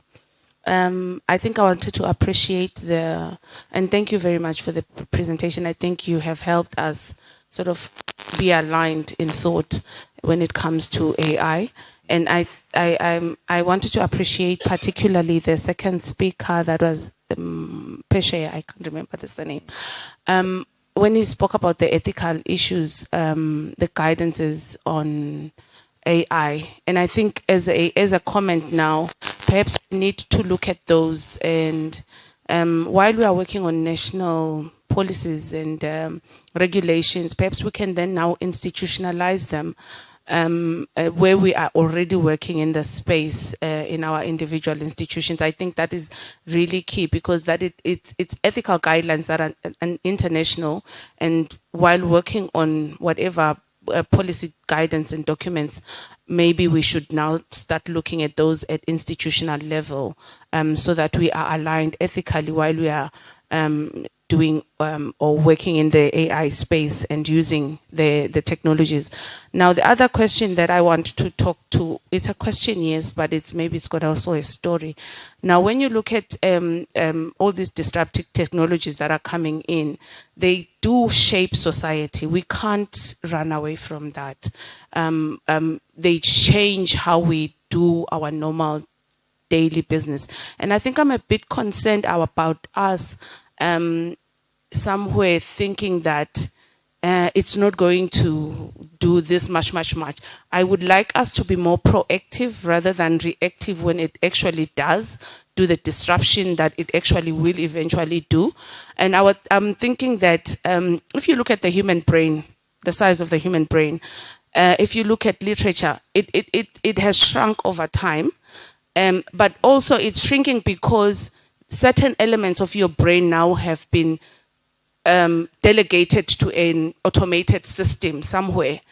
We can't run away from that. We have to have a conversation about ethical use of these tools and how they are going to affect us humans eventually. And so I think as we think about that, and I think once upon a time I used to think that in Swaziland, these things, it's just too far. And I think within 5 years, we have advanced so much when it comes to technology that we are using technologies that I was only seeing in Europe and other countries. So I think it's very fast, the rate at which we are consuming the technologies that are coming. So we really can't be complacent and say, this thing can't happen. Can we just be proactive and look at the possibilities and then have guidelines and policies that help us adapt to the new normal that we are moving into? Thank you. Okay, thank you. Let's take the last question, then we'll respond and then move on. Okay, there are more hands now. Let's take the last two, questions from those carrying the mic. If you are not carrying the mic, yeah, maybe you can ask later. Dr. Masego, you've not. There's a mic. Okay. Yeah. Please go ahead. So, thanks, Prof. And thanks to the first two people that have commented and highlighted something which I also wanted to ask. But every tool, as much as it has got those advantages, it does has its disadvantages. So as we use AI tools, what are the misleading conceptions, or what can we be wary of when using those tools? Okay. Thank you very much. If you can try to respond. The first question was directed to myself and Doug. What is the geopolitical agenda?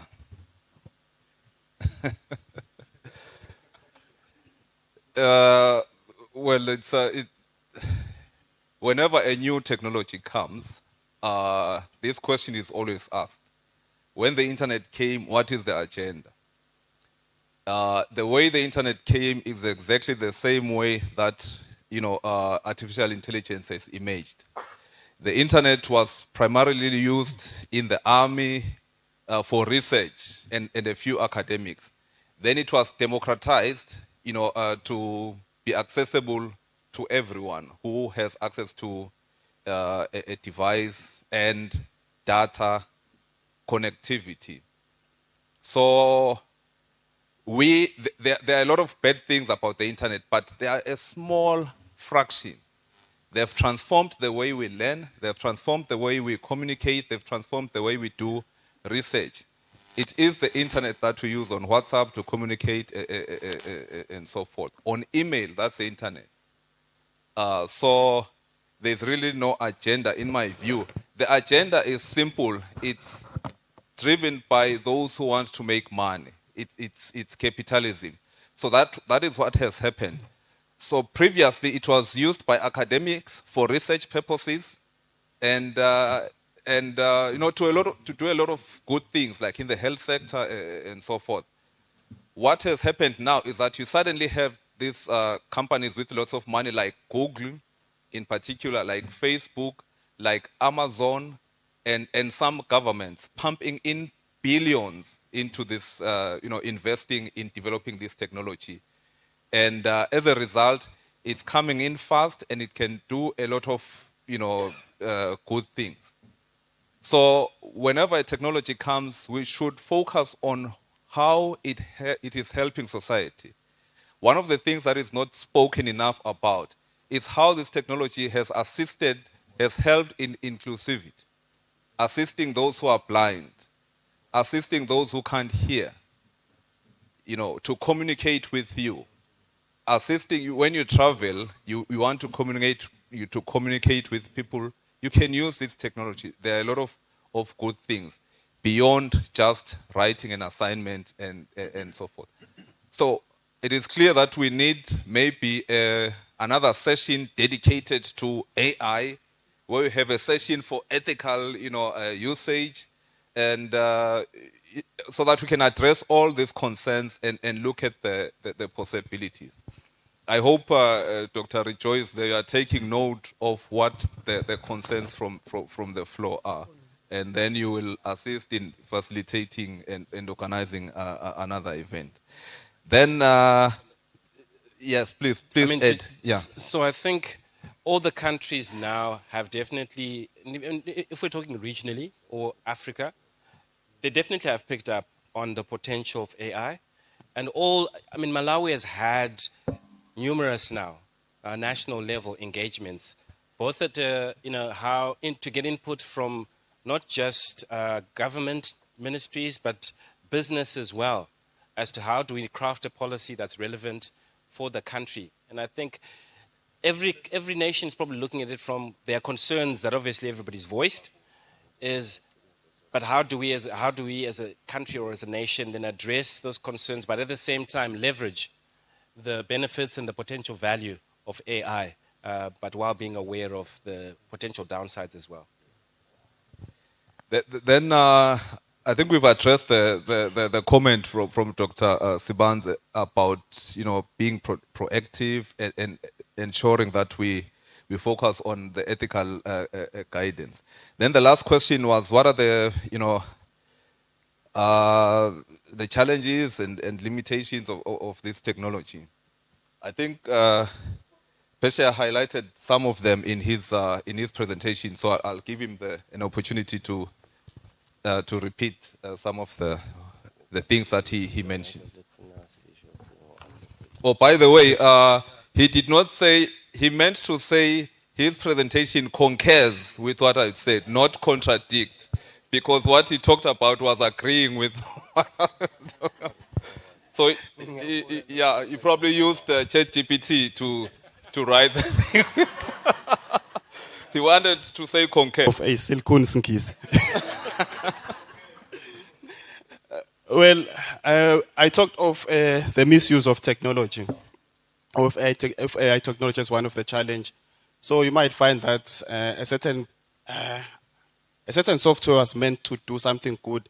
Someone might turn that and end up probably making it look bad. Some of the problems comes from what we call a poor design. You might find, because now, as Prof has mentioned, these big companies like Google, they are all rushing to be the first to probably produce a certain software. Then you find you find that there are some hiccups or a poor design in that kind of technology or in that kind of software. And then also the inappropriate use. Also it goes to the misuse. So some of these probably application or AI application might be used inappropriately, which end up probably defeating the good use of those kind of softwares. If maybe, Prof, can you just give me about 30 seconds to... Yeah, please. A simple example to illustrate such will be, I'm sure in nowadays we've got a lot of video editing softwares. They started back in 1960 or so. The intention was to interview some of as victims of World War II. But they wanted to do it in such a way that everyone appears to be in one room. That's how this kind of cool application was developed. So there were those victims who probably were hiding, I don't know where. And then there's BBC, who's based in Europe or in the UK. So, but they wanted, the technocrat to design the software such that it looks like they were in one room, the interviewer and also the victim, which was a very good use.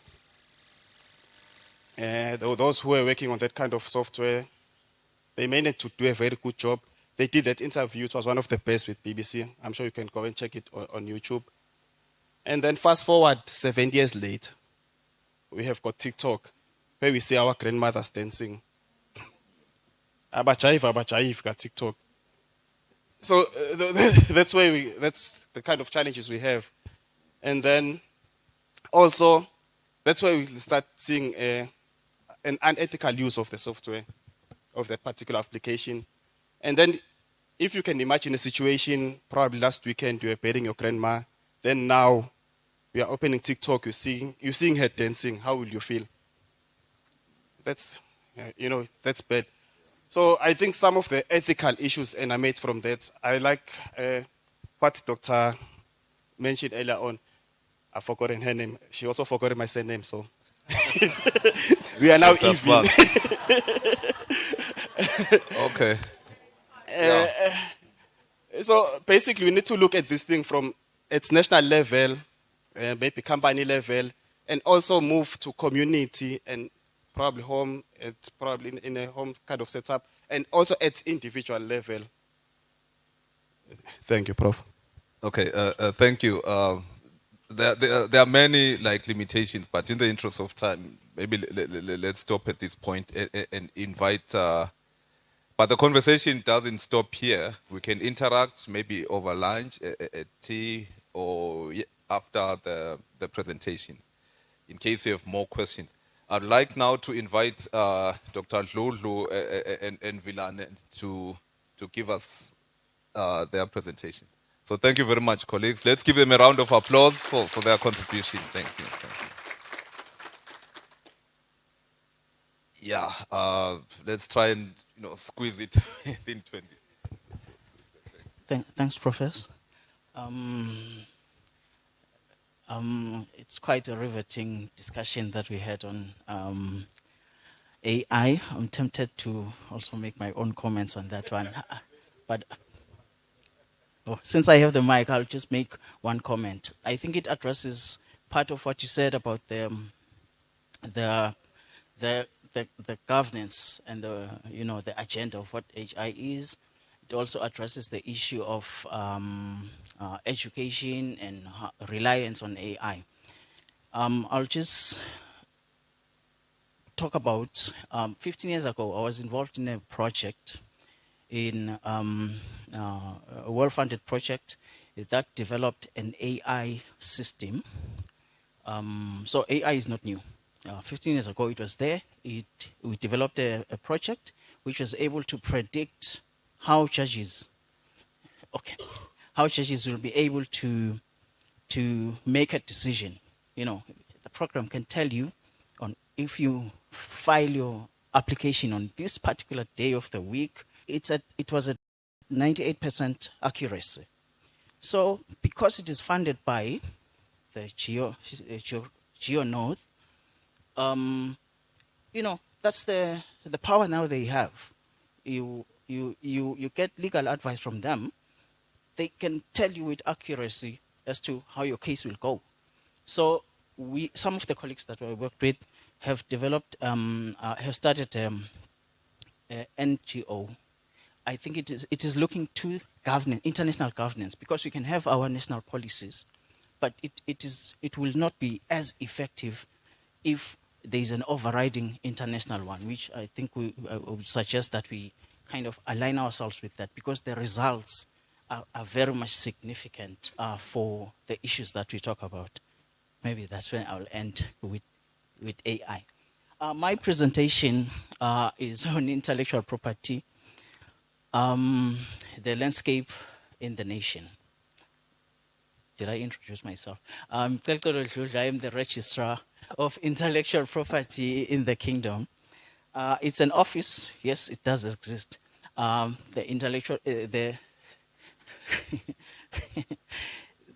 Intellectual Property Office is there. In fact, it is one of the oldest government departments in the nation. You know, it came through the 1912 Copyright Act. It was there. Maybe I'll cover that in my presentation, but only just to extract a few lessons from that. All right, my presentation will talk of 4 things, or maybe before that. Professor, I have good news and bad news for you. The good news, I liked the way you present in your remarks yesterday. You presented what ARIMA seeks to do. The distinction between a researcher and a research manager. For us in IP, that's a very crucial distinction, because researchers, there is this tendency to say, I'm just interested in the research. But you need that manager to actually extract value from the research that you carry out. So I'm quite happy that the president of the organization actually gets that. And I think that's where IP can come in to assist as to how do you commercialize the IP in research institutes. Prof. Douglas, Dr. Douglas, I think he took my, half of my presentation. I really liked what he said. I totally concur with the way he presented, he made his presentation. So that distinction is very important. That is one criteria which I think from an IP perspective will assist us to be able to commercialize, to be able to sustain our research projects ourselves. We cannot continue relying on other people to facilitate, to fund. Yes, there is that responsibility by governments and all, but we have to show value, and I think the minister is emphasizing that, Minister ICT, to say whatever activity you are engaged in, where's the value, where's the bottom line? And then the bad news, Sarima, if it is not registered for IP protection, there is consequences for that. The amount of work or value that you can get out of the organization is already compromised. There are so many other organizations that have the name ARIMA, registered. We're living in a digital world. If you type in what is Sarima, and then it gives you something else, the AdWords, your advertising, your building of the brand is really compromised. So the advice that we usually give is rush to the IP office for protection. So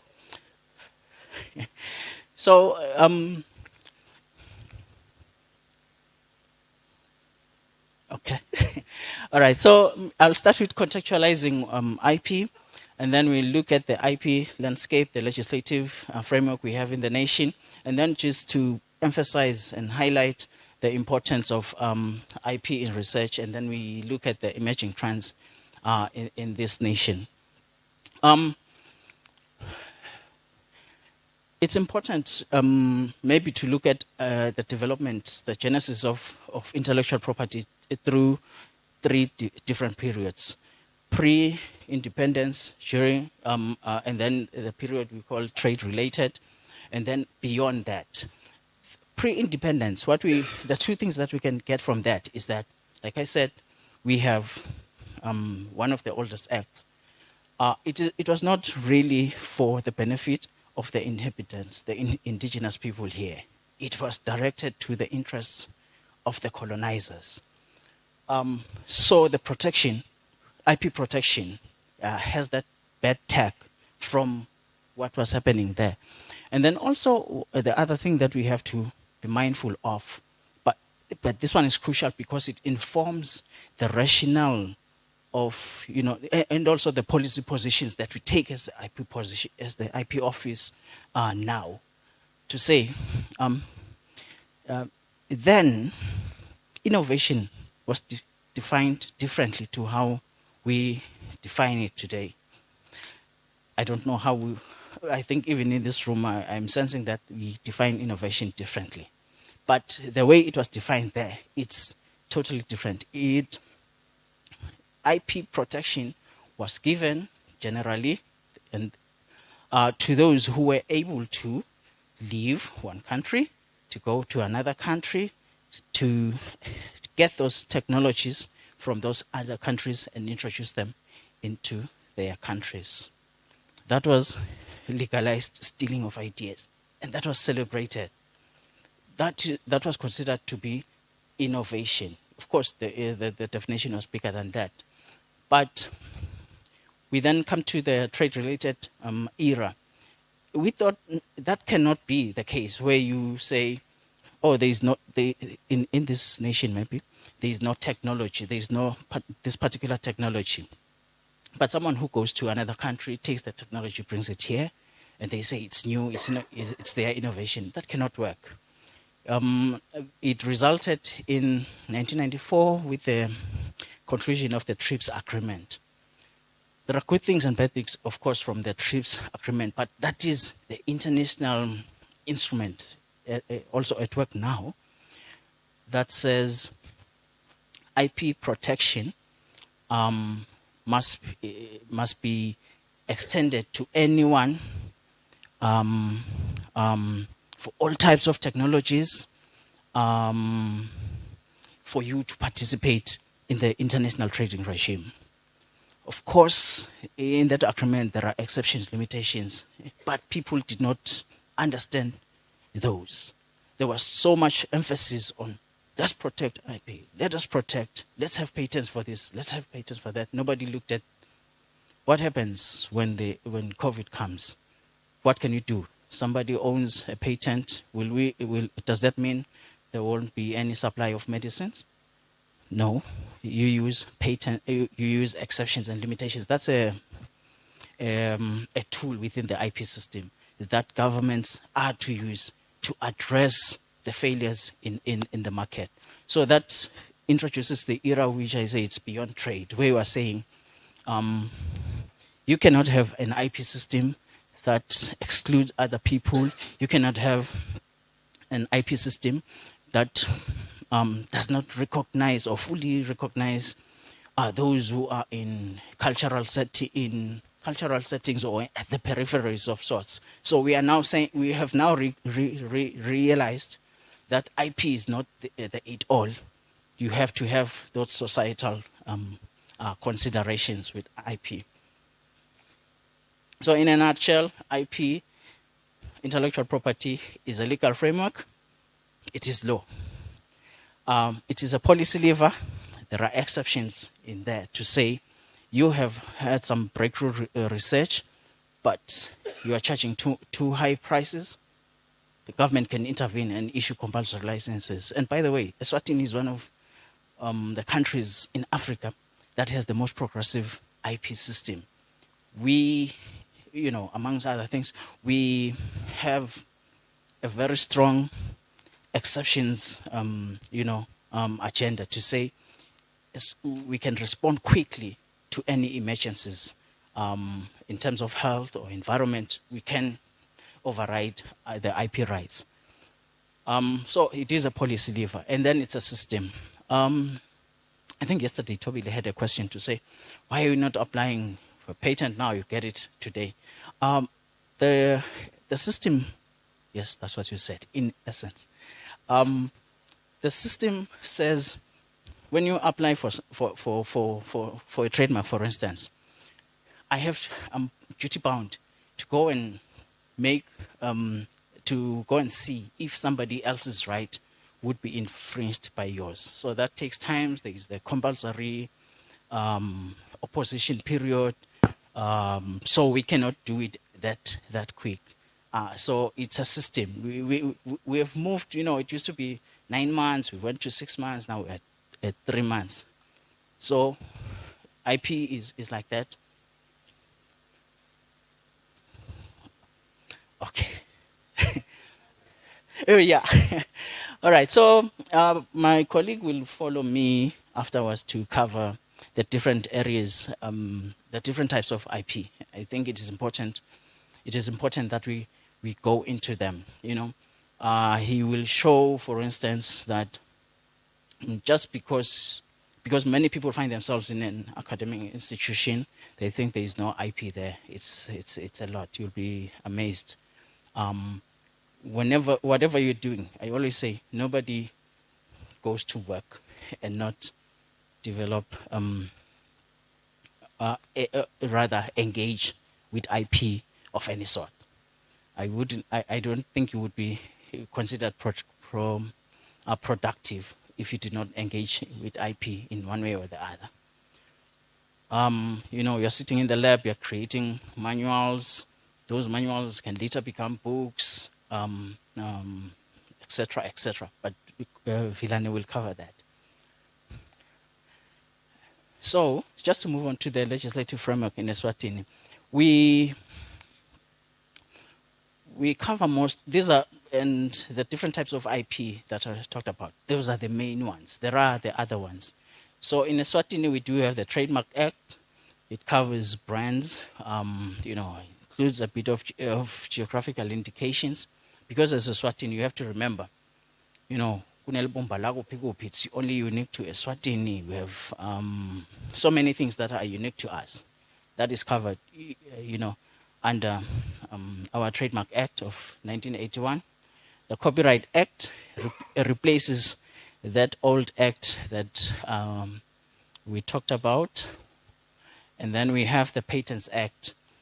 All of these, they are derived from the international instruments that govern IP. There is a variety of them, and we have tried to domesticate them, and we will continue to domesticate them.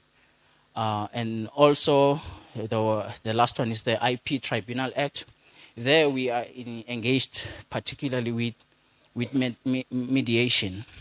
We have discovered that a lot, scientists, they just want to work, and that's their core business.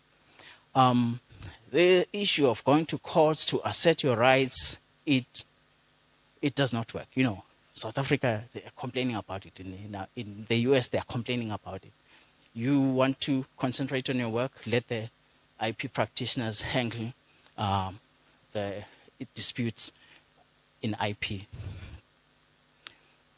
So the last point that I'm raising is the importance of IP. I think yesterday we actually, I think we did, hear of how product launches can fail. The statistics are damning. 8 out of 10 products that are launched in the world. This is according to, I think it's the IPX group. It says they failed within the first 3 months. You could work years and months and years on a project, but the reality is, you put it on the market. 8, what are the percentages? There is an 80% chance that it may fail. But the ones that use IP, the ones that are able to harness IP, they have a survival rate. Of course, you know, there is research to show that trademarks enable business owners to charge more, 3 times more than their competitors. You want that as a researcher. And SMEs, or the other statistics, the SMEs show, the stats on SMEs, it shows that you are 4 times more likely to export. So IP is important for SMEs. It's 64% likely to be high growth. That means usually funders are able to say there is a trademark product there, cover drops, because they've already used, they've trademarked it. There is the chance of getting somebody to fund to come behind that product because there is already value. Somebody has bothered to apply for IP rights over the product. So somebody is likely to back you up on that one.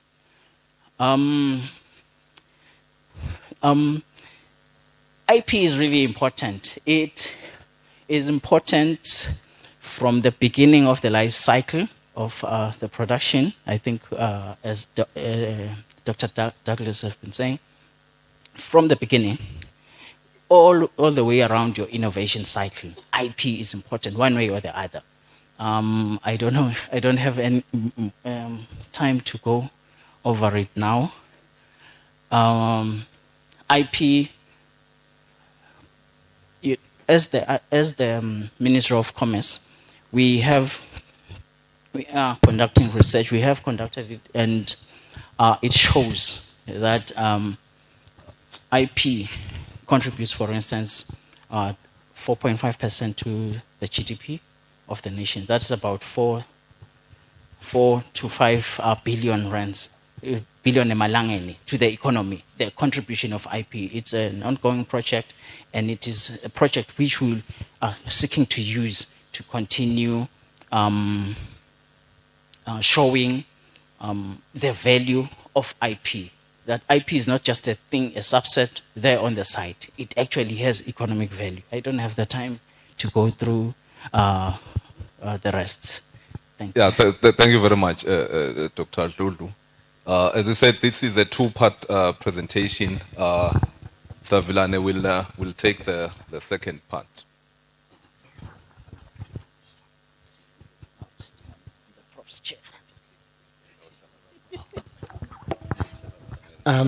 Thank you. Good afternoon, ladies and gentlemen.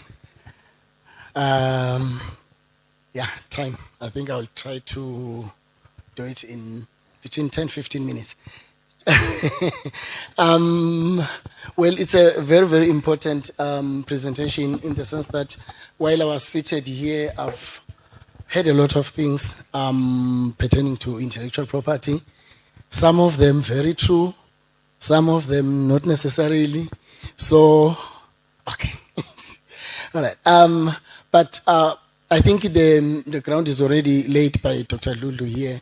So mine is just to look at the different regimes that falls under intellectual property. So that is my presentation here. I've already used AI to create something there, so which means I'm catching up. So basically we're looking at moving from an idea to the market. If you notice the presentations, like Doc has just said now, Douglas has already said some of the steps that needs to be taken. So what is left now in the management, R&I management, is just the intellectual property, understanding the different ones. So I'll just go straight. Intellectual property, we are basically talking about product of a human imagination. It has to be a natural person. So now we've been talking about generations or works created by AI. Up to this far, they cannot be protected by intellectual property. But then I like the way we are handling it in this house. I'm not quite sure if it's everywhere or it's only here in this conference, we've been emphasizing that AI should be assisting us or assisting the natural person. But if you look at it maybe deeper, you will find there's an example of this innovator or Dr. Stephen Teller. The way he's looking at it, he tried to apply for a copyright of a work that was generated by AI. So that work was denied because they felt like if you say it's been created by a machine, then that's not a natural person. So it did not, it was in the United States Patent Office, so it was denied. He tried to appeal it. So you will see that probably he wasn't agreeing with the outcomes. So he tried to appeal it, and again he lost. So up to this far, we can agree that for now, I'm saying for now because with intellectual property, there are changes. If you look back when a photograph camera came up, there was a time when they said a photograph that is taken cannot get protection from copyright because the work is done by the machine. But fast forward now, you get copyright from a photograph because it was later discovered that there is a lot of artistic work that goes with taking the photograph itself. So probably even here, more discussions are still ongoing. Then looking at where it can be created, those are the different fields. But for this presentation, I'll be mainly on the technical fields since it's mainly researchers. Otherwise, we have a lot of intellectual property coming from artistic fields, your music, your books, your writing authors. You've got designs, the aesthetic fields. You have got in the commercial fields, but then mine will be mainly on that. So the foundations of the IP system, by nature, it deals with the intangible assets. So here we'll be looking at a list of the intangible assets. There is a legal instrument already, Dr. Lulus talked about that. Most importantly, there are exclusive rights, negative rights. So here you are trying to eliminate or rather stop others from using what you've created. Well, that one is at least to give you time to get something out of the investment that you invested in your research. So they are just looking at that aspect. One last one, they are territorial. So that you have protection in Eswatini does not automatically means you will have protection in Mozambique. So you have to designate that I want protection here. So that is where the trick will come in. Where do you protect? So now you have to come up with your market research and see where you think your product will be mainly consumed. And then you look at that, those jurisdictions and you protect there. I will not probably stick on this one, but it's important looking at innovation, of course, versus invention. But then because of time, I will just skip this one. And you look at this slide here. These are some of the significant innovations that we've seen. The cell phone. Everyone here is having one smartphone. In fact, we moved from that old ones, your 3310. Now we are all using smartphones. So that is an innovation. There was that shift looking at where the world is going. You have your DNA sequencing. It's almost in all the fields of science. You've got your GPS there, and then social networks. I am sure some of us already are probably browsing or they are probably responding to someone through social networks even right now. I'm sorry about that one. So these are the components or the regimes that I will be looking at under the intellectual property. There's one there that I will not look into details. That is the integrated circuit and the topographies. That one probably because we are not very much into that. We are not very much into your circuit boards, designing stuff like that. So that is why I will not look at that one because of time. The first one, that is our darling. As researchers, we are always talking about this one, patents. So as I've said, there are some truths that we've already heard here and even misconceptions. What is a patent? This is just a document.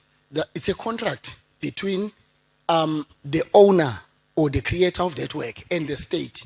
It's a very, very important one when it comes to research. Probably that is why we're always talking about it. It's very, very important. Reason being, it stimulates research. There's a statement that I liked from this lawyer, Lincoln, where he said, the patent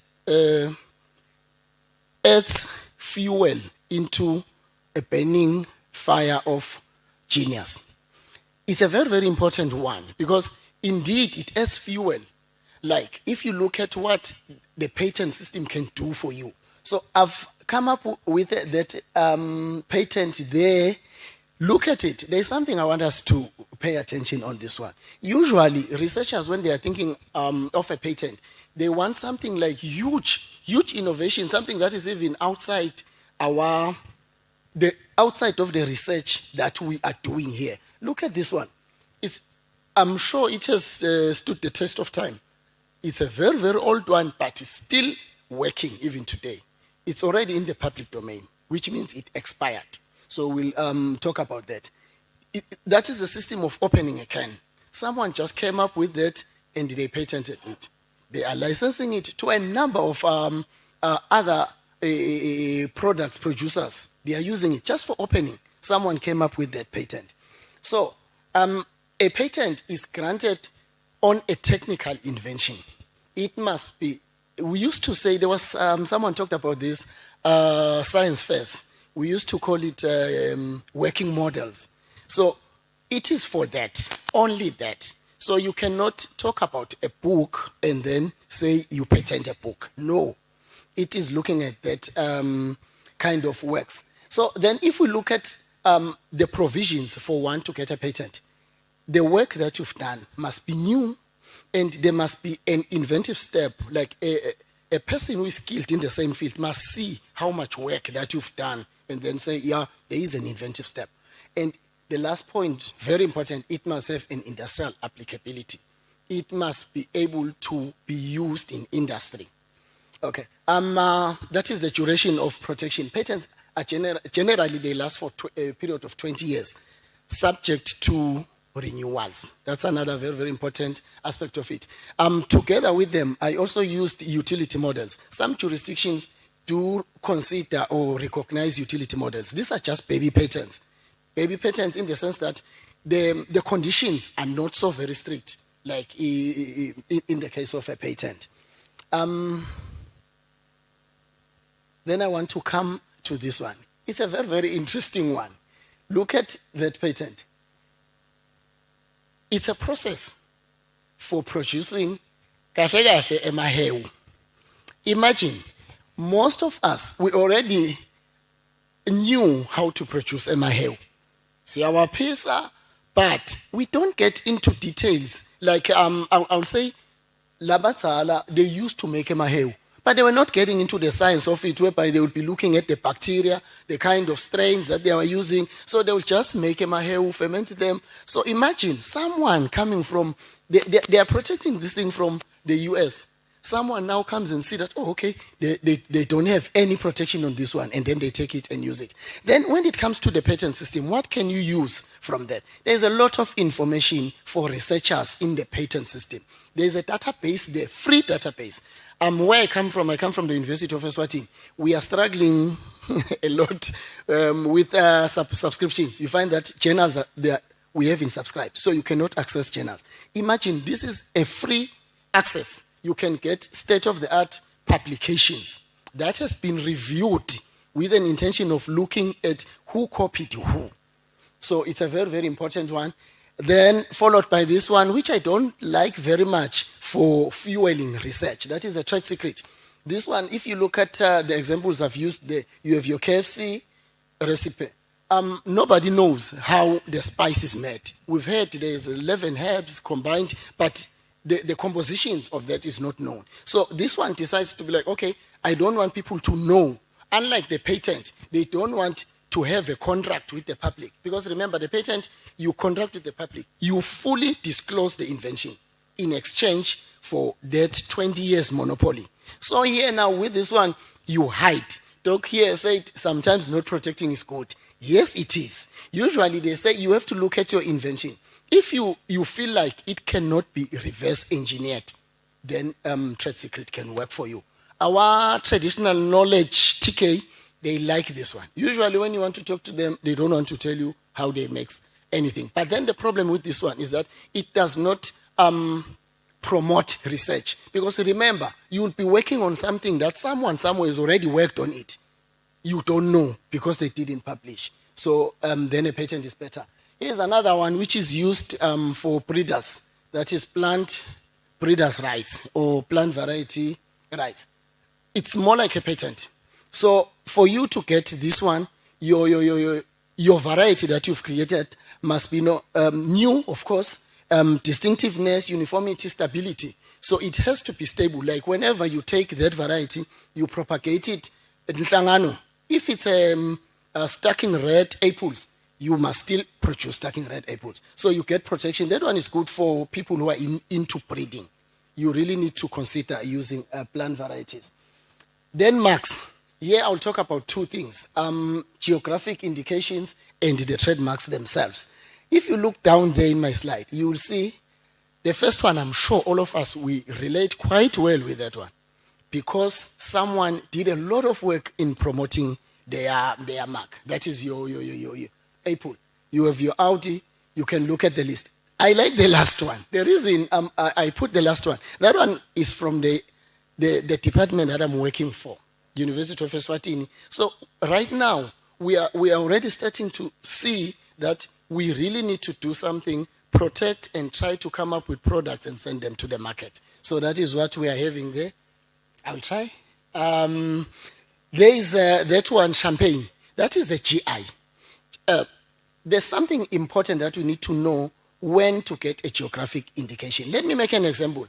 Let's say there are peanuts that are produced maybe Pasamzimba. So for you to get protection on this one, there must be a certain attribute or characteristic that is attributed to that location.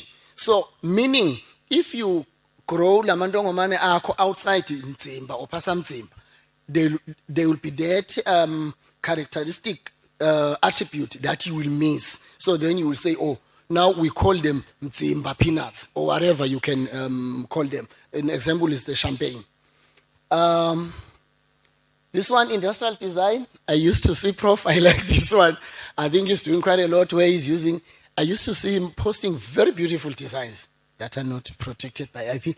Okay, here, but then I liked the fact that we said you need to combine the human, the natural human with the machine. Imagine, I used to see Prof's design. Imagine people who are into textile or those who make, textile industry. Imagine if they were to have the skills that Prof has mastered in deriving those prompts. Because myself, I don't want to lie, I've tried, but at least I got the first one. So that is your industrial designs. They protect not only the look, but also there must be functionality in there. Copyright and related, please allow me to finish this one because it's also very important, especially for researchers. Mainly here we are talking about artistic work. Your books, journals, we write a lot of them.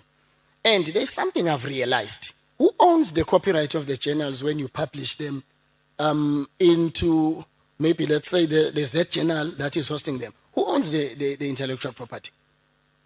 Exactly. So it's very important. Let us look at what you are missing, like the bundle of rights in my next slide. So here, very important, ladies and gentlemen, is that it doesn't protect an idea. Almost all these regimes, they don't protect ideas, but the ideas must be invisible, or you fix them. If it's a music, you say, I used to sing that song, but you've never recorded the song. So it's not a subject of copyright. Because anyone will say, I haven't heard it. So it must be in a fixed format. Another important point here is that this one is wrong to say you register copyright. Copyright does not need any registration. The minute you finish the book, the minute you finish your music, you're already enjoying your copyright there. Here are the bundle of rights that are in there. So imagine when now you publish your manuscript in the journal, there's a lot that already you've assigned ownership of that paper. So that is why when we say we need to move away from the publish and perish, maybe say innovate and perish, something like that. So we need to kind of come up with modify it, look beyond that. In fact, I will say we are more like a standard child. We are doing quite well when it comes to publication, very well. But then, again, if you look at the Maheu one, imagine how many researchers from Luyengo, for instance, they've already done work whereby they can even add dairy, or let me say milk for a layman. They add milk or dairy aspect of it into a Maheu, and then you come up with a Maheu that is now has got a component of milk. And then you publish. You publish it. Someone somewhere, they read. We've seen a Maheu like strawberry. Someone adds something, a component. You do research on that. You make sure it's stable. All the wonderful research, you publish it. And then someone reads the publication, I want to produce this Maheu. Prof, traditional knowledge is last one, Prof. TK, I'm very passionate about this one again. It's a very, very important one. Recently, we've had a breakthrough. In fact, this presentation is long, ladies and gentlemen. The time is not, is very short. Recently, we've had, I would say maybe a breakthrough or what, I don't know, whereby the world now is starting to recognize, or rather to hear the cries of Africans, because the marginalized ones are the ones who've been complaining about this one. The powers that be used to say it's in the public domain, because if you look at it by nature, it's knowledge that is transferred. It's generational. It moves from generation to generation. So to them, they say it's in the public domain. So why do you want protection of that? Because it's already known. But then this one, there's this feature that I like, or characteristic that I like about it, where it says it's within a certain group of people. It's not like if it's TK in Eswatini, it's also TK in Mozambique or TK in Namibia. You find that it's traditional knowledge that is for that closed group. So we probably need protection. But then now, the public domain, whereby it's determined by 50 plus. So they will say, yeah, it's in the public domain. But then I saw that conversations are probably seeing light there. Yes. Hudia is a good example. Why should we protect it? I'm passionate about this one. Why should we protect it? Looking at that one, there's a lot of stealing that has occurred there. Eh? So we really need to try and protect it. Hence I use that umbrella there. We need to protect it against. There's another very important thing. I think my Sibali, Dr. Joy, used to say, sometimes it's diluted other than just stealing. Even dilution is very, very important. Now they misrepresent that group of people, you see. So it's not only stealing or misappropriation, but there's also dilution. So maybe let me stop there, Prof. Thank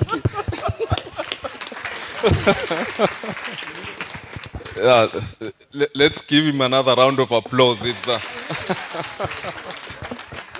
It's good to always see people being very passionate about their subject. So here's a lot of things to share with all of us about IP. So please, if you are interested in IP issues, he is your IP guy. So please engage with him. Maybe let's take two questions. Yes, strictly two. One, two. Strictly two. Okay, please hand the mic to them. So we'll take two questions. One, two. Hear me? Yes, please proceed with the question. Well, I'm Francis Mugabe from Zimbabwe. I'm the PVC responsible for research, innovation, and industrialization. Mine is just a comment on what was discussed here. I've got a practical example of innovate or you perish. In Zimbabwe, like what I was talking to the PVC 2 days ago, we have Education 5.0, where we've added 2 more pillars on our education system in our universities. That is innovation and research. And in relation to that, we've come up with ordinance number 6 with regards to tenure and promotion. So in that ordinance, we have added innovation. We should have aspects of innovation and aspects of research. So only last week, but one, we were looking at promoting of some stuff in our universities. Well, with these guys, they publish so well, good journals that are recommended by ZimChair, but they had very little, or they didn't qualify on innovation and industrialization, so they could not make it. So this was just a practical example of what he said, and I think all of us should be moving towards that. Thank you. Okay, thank you very much. I suppose that was just a comment. So thanks for that comment. There was a question from the lady.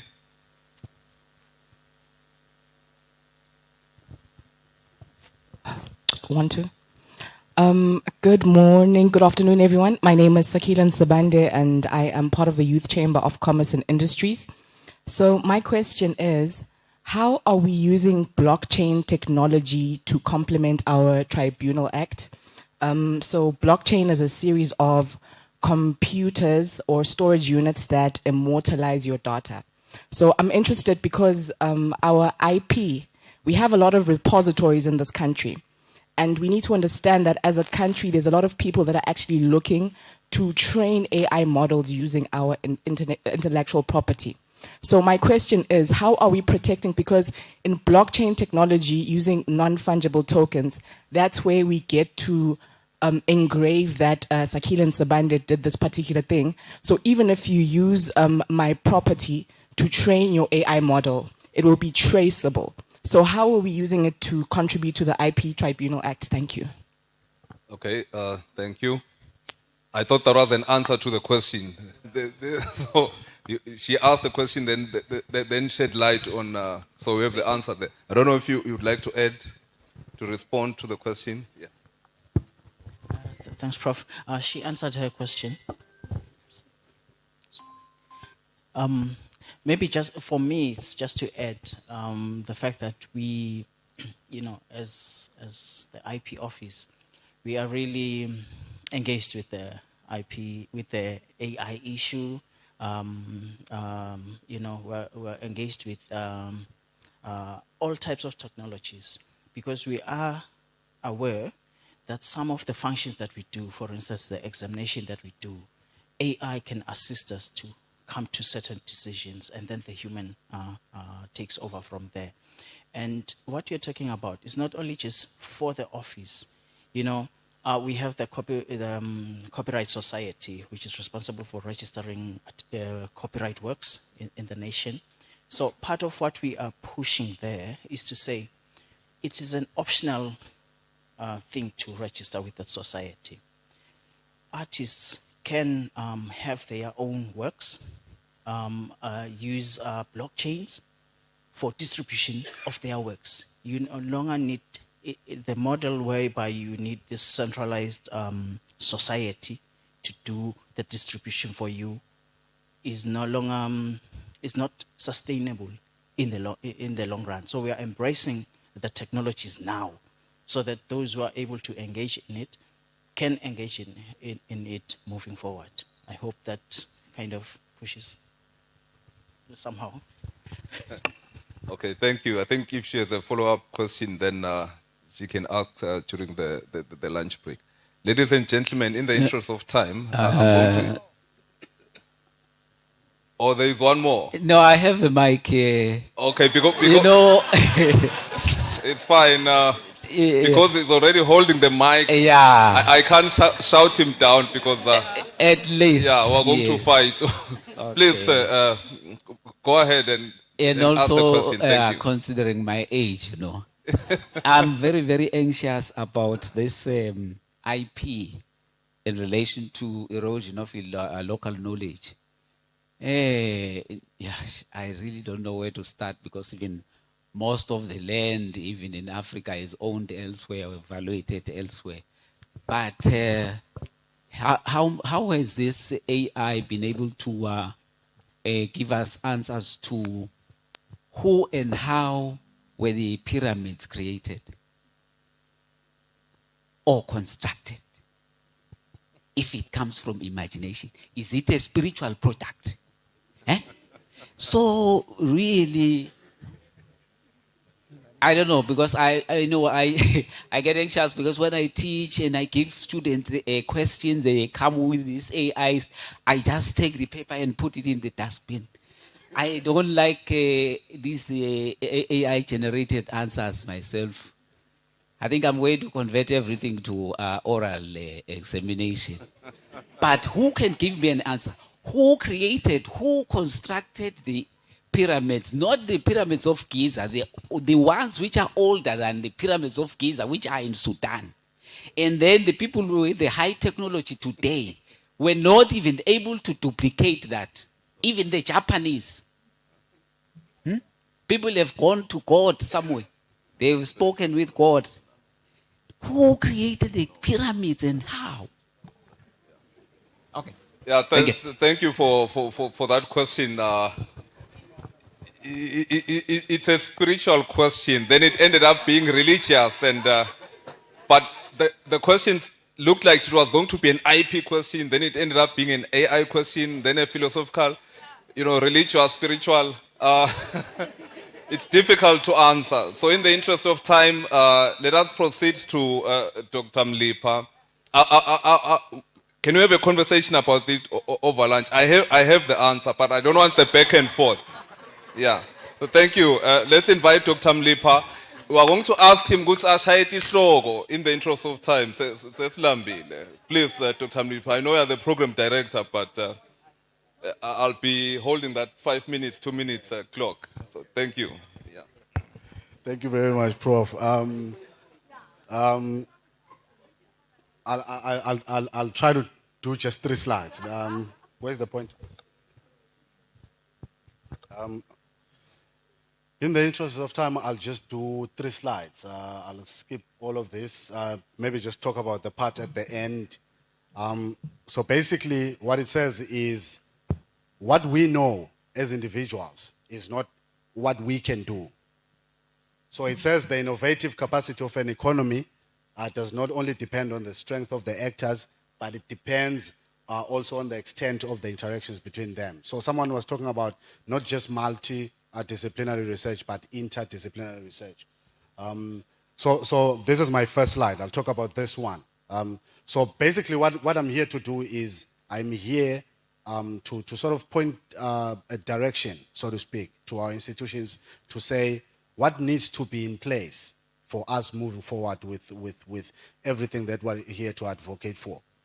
We are asking government to set up a National Research Council, but then for us to be able to benefit from that, to be able to use that, the services that it's going to bring, we need to have certain things in place.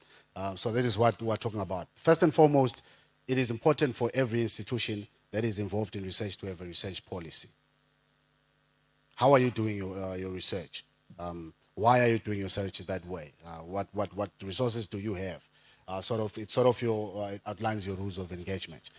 Every research institution needs to have a research ethical committee somewhere. It need not be many for all the different types of research, but there should be some committee that looks at the research that you do before it goes out. So you need that policy to set up those committees. We need an institutional IP policy. Before I continue, Vilagati, Dr. Dludlu, my sincere apologies. If only we had more time. There's so much that I know you were still to tell us, but we will. I promise this. We will make amends. We will try and set up another session where we're going to talk about IP policy, because it's becoming very important, and there's a huge gap in terms of what we know and what is true. So we need to have an institutional policy as an institution so that we know what research we are doing, and at the end, if it reaches commercialization, who gets how much of what. So that is important. It needs to be articulated, especially also the ownership. Who owns the intellectual property? Vilane said when you publish, the journal automatically owns the IP. So in publishing, unfortunately, you forego your publication, your knowledge. So again, we need the IP policy so that it also guards our researchers from publishing content that has a potential for commercialization. We need a grant management policy. The money that is coming in, it's becoming more difficult to access funding. We need to have a system in place which shows how transparent we are. They need to see this. They need to see the track record.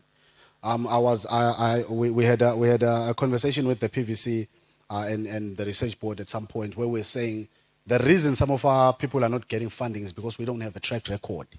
We don't show the international funders. Unfortunately, we rely on them so much, but we're not able to show them that this is how much we got this year. This is how we handled it. So and so was handling it. So and so was doing the research. This the following year, how much? The following, how much? We need the track record. A research misconduct policy. There's a lot of misconduct in research. Sometimes we write a paper, and then we put a friend. That is unethical. Sometimes we do a research before we get ethical clearance. We're already collecting data. That is unethical. That is wrong. So we need to have a policy. And that policy needs to be, how do they say this? It needs to have teeth. People need to be suspended. People need to be fined, something like that. Yesterday, Dr. Shongwa told us that in their ethics committee, they actually follow people to monitor who's doing what when. We need something like that. But before we can start doing this, we need the policy. We're going to get our output to the end user.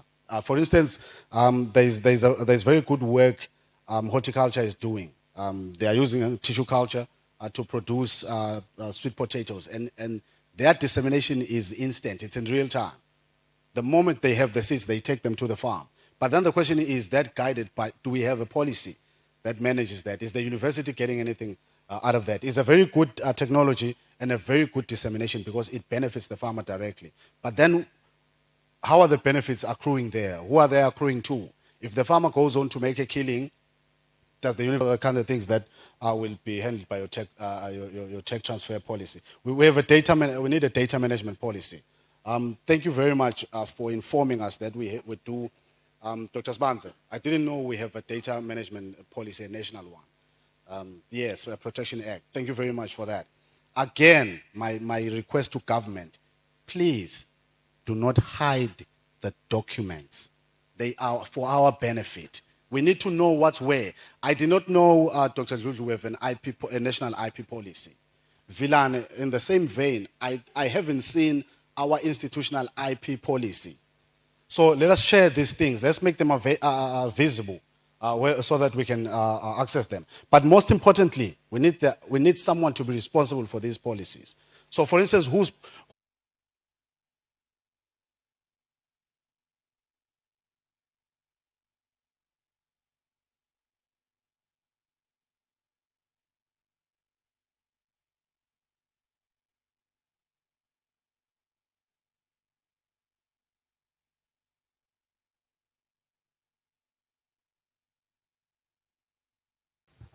So I'm from UNESCO, Department of Horticulture.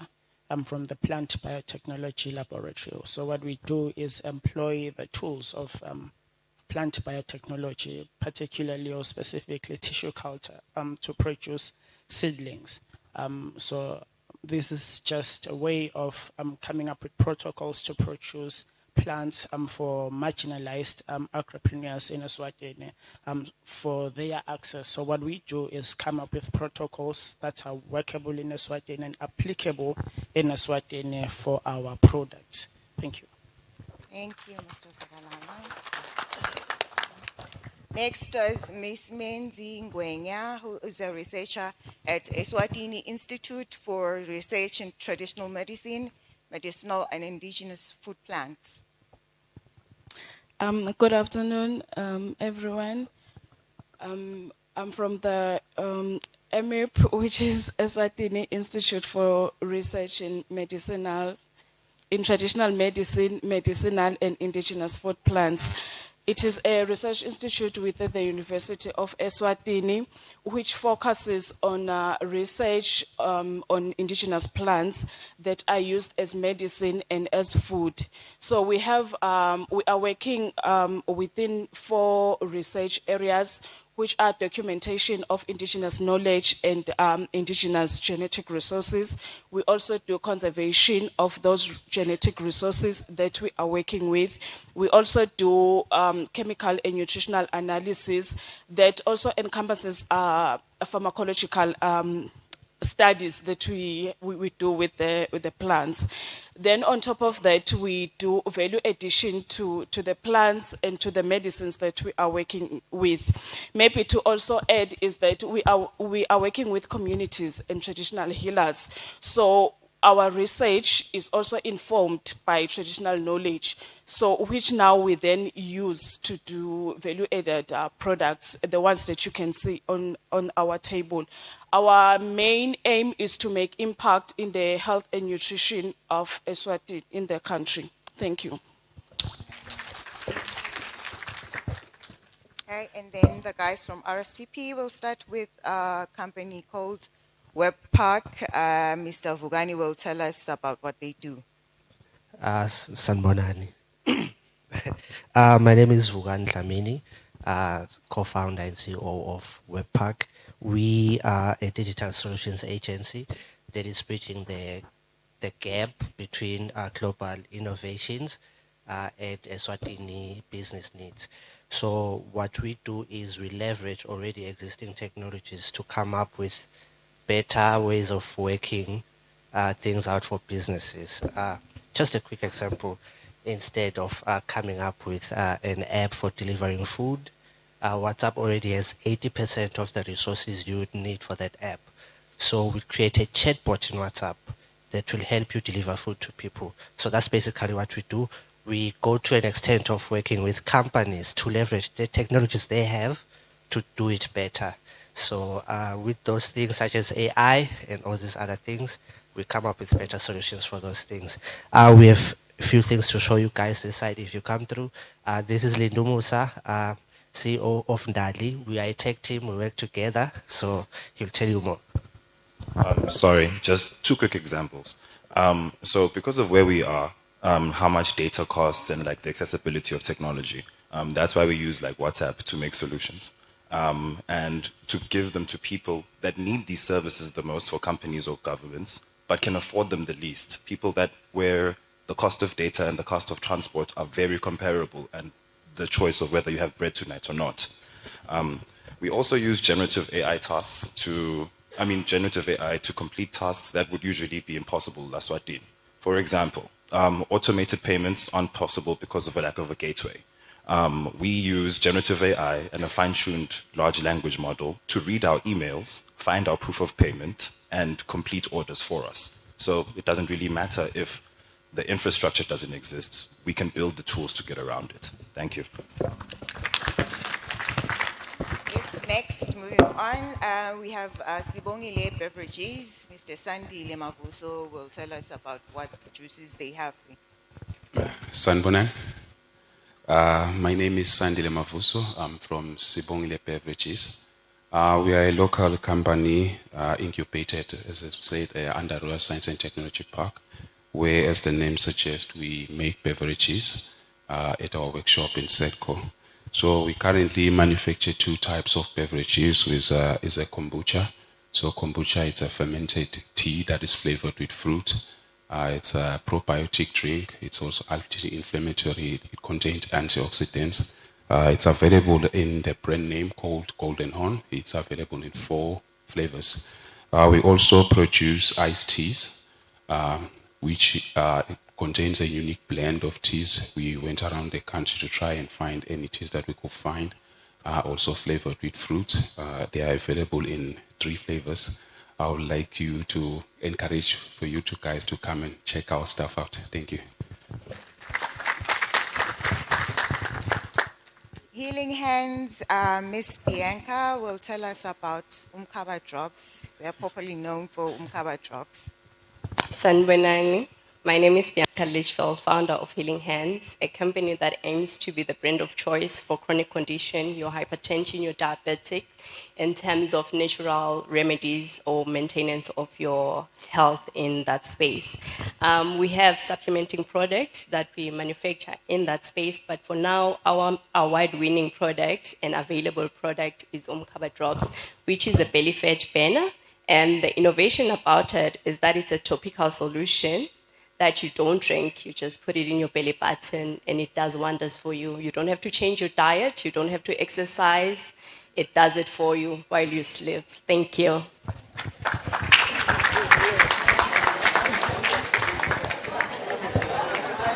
Last but not least, we have a Miss Blessing who will tell us about her company, Bees Organics. They have hair products. Hello, everyone.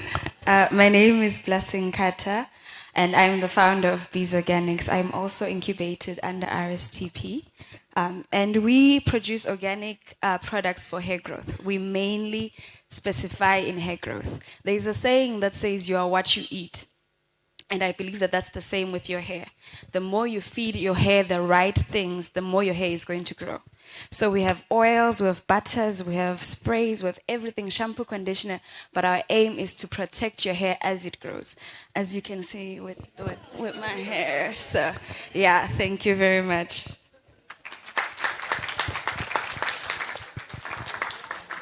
So thank you to all our exhibitors for presenting and showing us what they are producing. Unfortunately, we couldn't have more due to the limited space here at the venue. Thank you. Next session starts 2:30. 2:30 on the dot.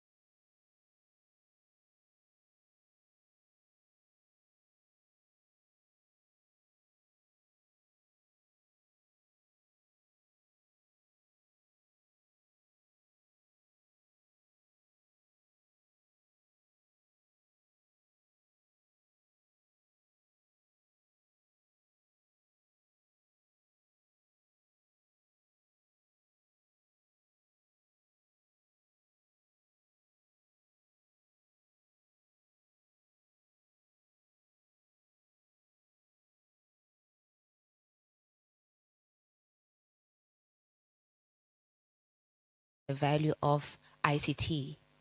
If you look at some of the farming activities, especially in the rural areas, you will see that some of them still practice the old traditional ways of farming, and yet now we have technologies that will help to improve farming activity so that they are quicker and they're able to produce on a bigger scale.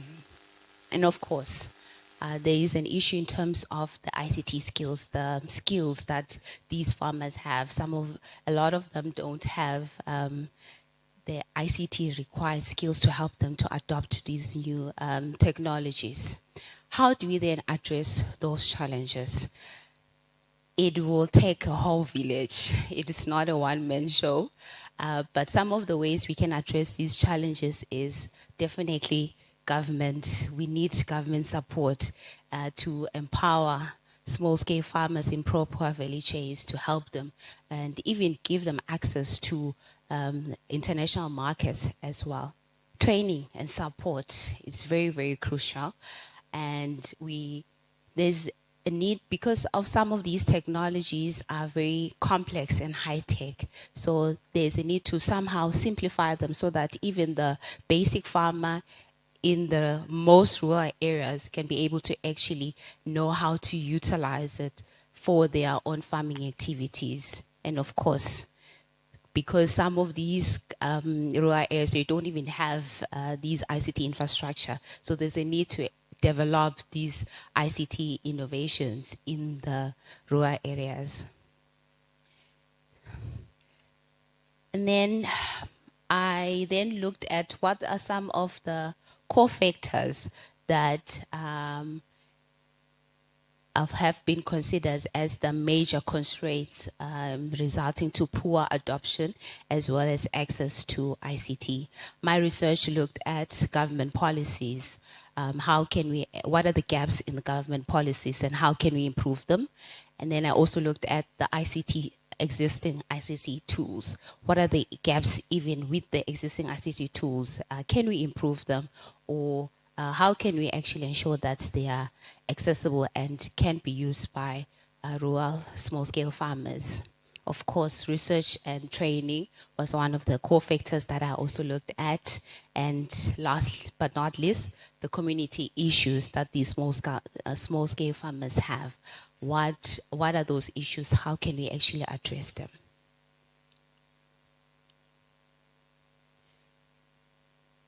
Excuse me. Okay. So my research was a combination of a systematic literature review, where I looked at what does the existing literature say in terms of what are the issues that hinders small-scale farmers in pro-poor value chains to adopt to ICT technologies, and focusing mostly on, in terms of the government policies, research and training, community challenges. So I then also combined that with surveys, and the surveys were conducted with a combination of experts, researchers, as well as farmers as well. And that then helped me to then develop conceptual model that I use that I use to focus my research on. So it basically, the model that I developed looked at what are the core factors, and it focused on government issues, government policies, community issues, existing technologies, training and research. And then it looked at how can we use all these in terms of having a collaborative improvement for effective ICT, to develop an effective ICT program for pro-poor value chain small-scale farmers. Technology can be very interesting sometimes. So, as I had indicated, the sample size included lecturers, industry workers, researchers, and farmers. In my target population was about to at least get 50 participants that I interviewed and conducted surveys with, and I utilized a stratified random sampling. I managed to get back 23 questionnaires, and from the data that I gathered, I was then able to then rank in terms of what did these experts say, what are the issues that they consider as major constraints for small-scale farmers in adopting ICTs. And it was quite interesting because when I did the ranking, I found out that poor ICT infrastructure was considered as the top challenge for small-scale farmers in pro-poor value chains. And that was then followed by the lack of ICT training and content development. And then looking at breaking that even further, I then found out that there was a need to basically focus firstly on government policies. And then the next highest ranked focus area was training on the use of ICT technologies. Apologies for that.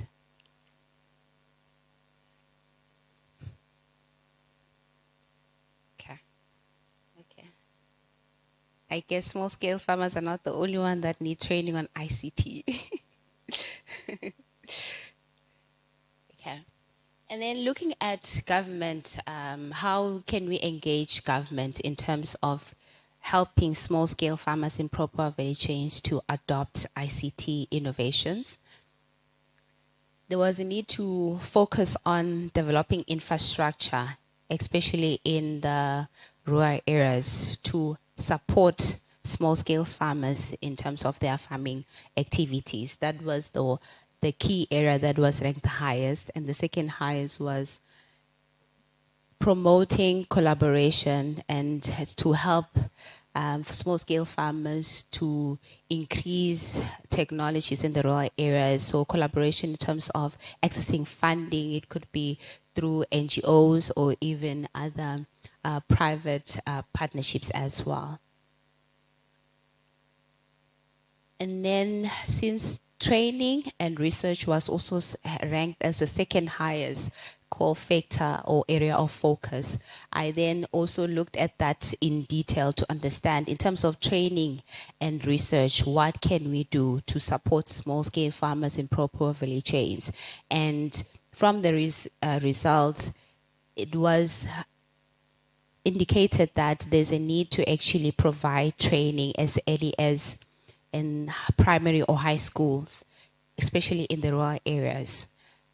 So if you are SWAS, you will know that there's still some high schools or primary schools in the rural areas that don't have access to lab technology or ICT infrastructure. And so the research showed that we need to invest in terms of training our people as early as primary school level in terms of understanding how to utilize ICT, and also how to develop ICT skills. And so that one of those ways that we can actually do is even providing free education. Good enough, I understand that even now in some communities, government has set up hubs or areas where farmers can there's access to free education in terms of ICT, but there's still a need to actually expand that so that it's easily accessible for even the lay small-scale farmer in the rural areas. It's not to say that there hasn't been work done, but there's still a gap, there's still areas of improvement as a country that we need to focus on. And then in terms of research, because research is at the core of development, there's a need to research in terms of, is it possible to actually develop simple ICT innovations that could be easily adopted by people in the rural areas who don't really have basic ICT skills? And that way it could also be seen as a start where these farmers can start with those technologies and then grow from there as they grow and develop their ICT skills. And because almost everyone is on some social media platform, so it was discovered that actually social media can also be a platform that we can use in terms of training small-scale farmers on ICT innovations. And then as I end off my presentation, just to conclude, the recommended strategic plan to follow was that firstly, in order to support or empower proper value chain small-scale farmers in adopting and accessing ICT innovation, firstly, we need to start off with addressing their needs. We need to understand what are the challenges that they are facing and try to meet those needs first before we can actually then now start talking about investing in ICT and setting up all those ICT infrastructure. So once we have then addressed those needs, the next step is then to then set up those ICT infrastructures in rural areas and then conduct the training to help and support these small-scale farmers to learn how to utilize those ICT tools to help grow their innovations. Thank you very much, ladies and gentlemen. You can access the full journal article on the research as well as the book. It was a published book on Amazon. Thank you very much. Thank you very much, Ms. Matsenjwa. That was short and brief. We have about 5 minutes for burning questions to the pro-poor value chains. Someone who didn't know them like myself.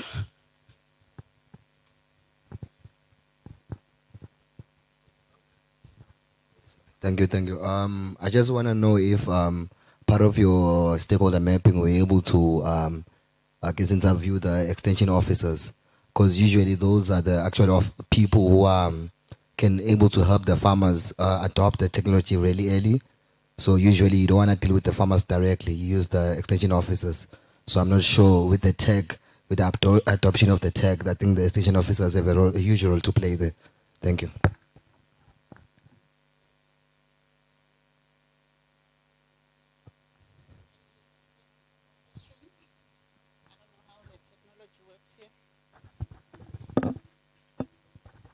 Do we have 2 more burning questions?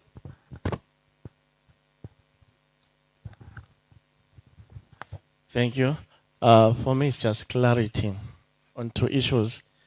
Is it lack of research or insufficient research? That's number 1, because there's a lot of research that has been done, agricultural research, and a lot is still being done. So maybe we rather rephrase it and say poor adoption of agricultural technologies. That's number 1. The second one, waiting Japan. Saying awuqhubeke mabhalane wami. Thank you. For me, it's just clarity on the scale. What did you use to determine that this is a small-scale farmer?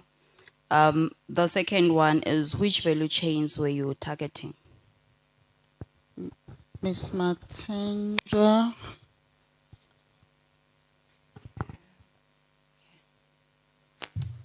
Okay, thank you very much. I'll start with the first one, the extension officers. So with those, they were classified as under the government sector, because especially in Eswatini, you find that they work mostly with the ministries and government areas. So when looking at the factor around government, that was also taken into consideration. But definitely they have shown to be very useful in terms of helping small-scale farmers in learning and adopting to new ICT tools. In terms of the use of word of lack or insufficient, okay, so the reason why it was considered, I use the word lack, depending on how you define lack. I use lack because I identified that there was still a need. Yes, there has been research that has been done, but we still need to do a lot more research in terms of supporting small-scale farmers in pro-poor value chains. You find that most of the research would be focusing on farmers generally, how to help large-scale farmers maybe to grow their produce and all that. But there's still a need to develop more research, especially on empowering small-scale farmers in rural areas. And the other question on value chains, the value chain that was considered was on the pro-poor value chain. So basically, the value chain that is being utilized by small-scale farmers in the rural areas. And then in terms of the size or the scale in terms of understanding what is small scale. So my research study was focusing basically on small scale in terms of the farmer that's able to actually use their backyard to conduct farming, not necessarily like on large hectares of land. So it was I looked at those small-scale farmers in the rural areas with a large, with a small size land that where they conduct their farming.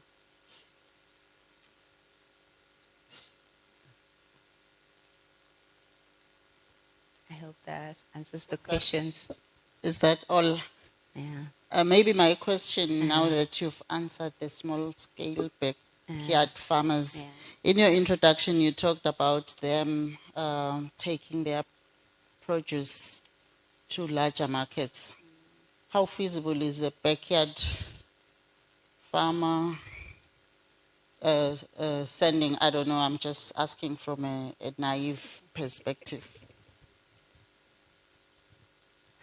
So you'd find that, especially in the rural areas, some of those farmers, you find that that's how they start off, where they will grow using their backyard areas, and then they'll perhaps maybe market their products within the local areas.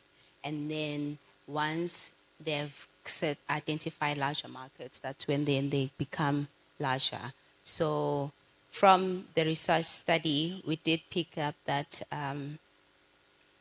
in terms of visibility, it is it is difficult. However, we find that some of these small-scale farmers have managed to actually supply some of their local territories through those small-size farming land that they utilize. Okay, we have one more burning question. No, for me it's not a burning question, but I think we can learn a lot from countries such as Kenya, Tanzania, and Mozambique that utilize a lot what you call cooperatives, because cooperatives will be in one selected farming area where farmers can aggregate whatever they produce and then is taken to the market. So it doesn't matter whether the farmer is growing in 1/4 of a hectare or 1 hectare. That produce always finds a place in the bigger market. What is important is that the farmer is taught on how to make the product in such a way that it meets the quality standards that are wanted by the market, such as how to fertilize, how to apply pesticides, observe the window period, stuff like that. So that when it gets to the larger market and maybe it's tested, the product is not rejected, maybe because it has pesticide residues or stuff like that. Thank you. Thank you very much, Ms. Matsenjwa.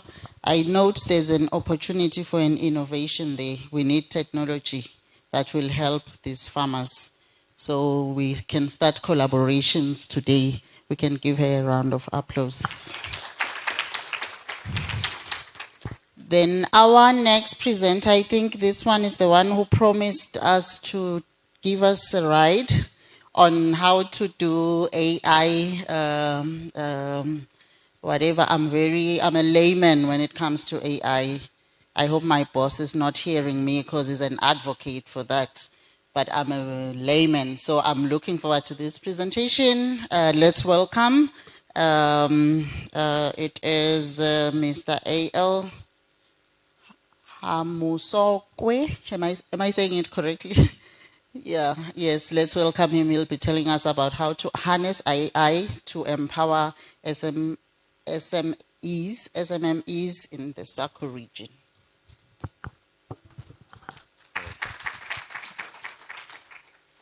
Thank you, everyone. Good afternoon. My name is Alan Lloyd Hamusokwe. I guess I'm here representing, Youth Chamber of Commerce. So we're apex body for youth in Eswatini. So I'd like to before I go inside, I'd like to give you a bit of an introduction to actually explain exactly how we got here. So I graduated from university only to find that when I came back, there was unemployment, which is every youth story until further notice. Next is that we found out that even when it comes to funds, in terms of even family or just the society or community, there are no funds. They keep pointing you towards loans, but loans, you quickly go into debt. We need grants, but they're not there. So now this is our problem, and this is where we are right now.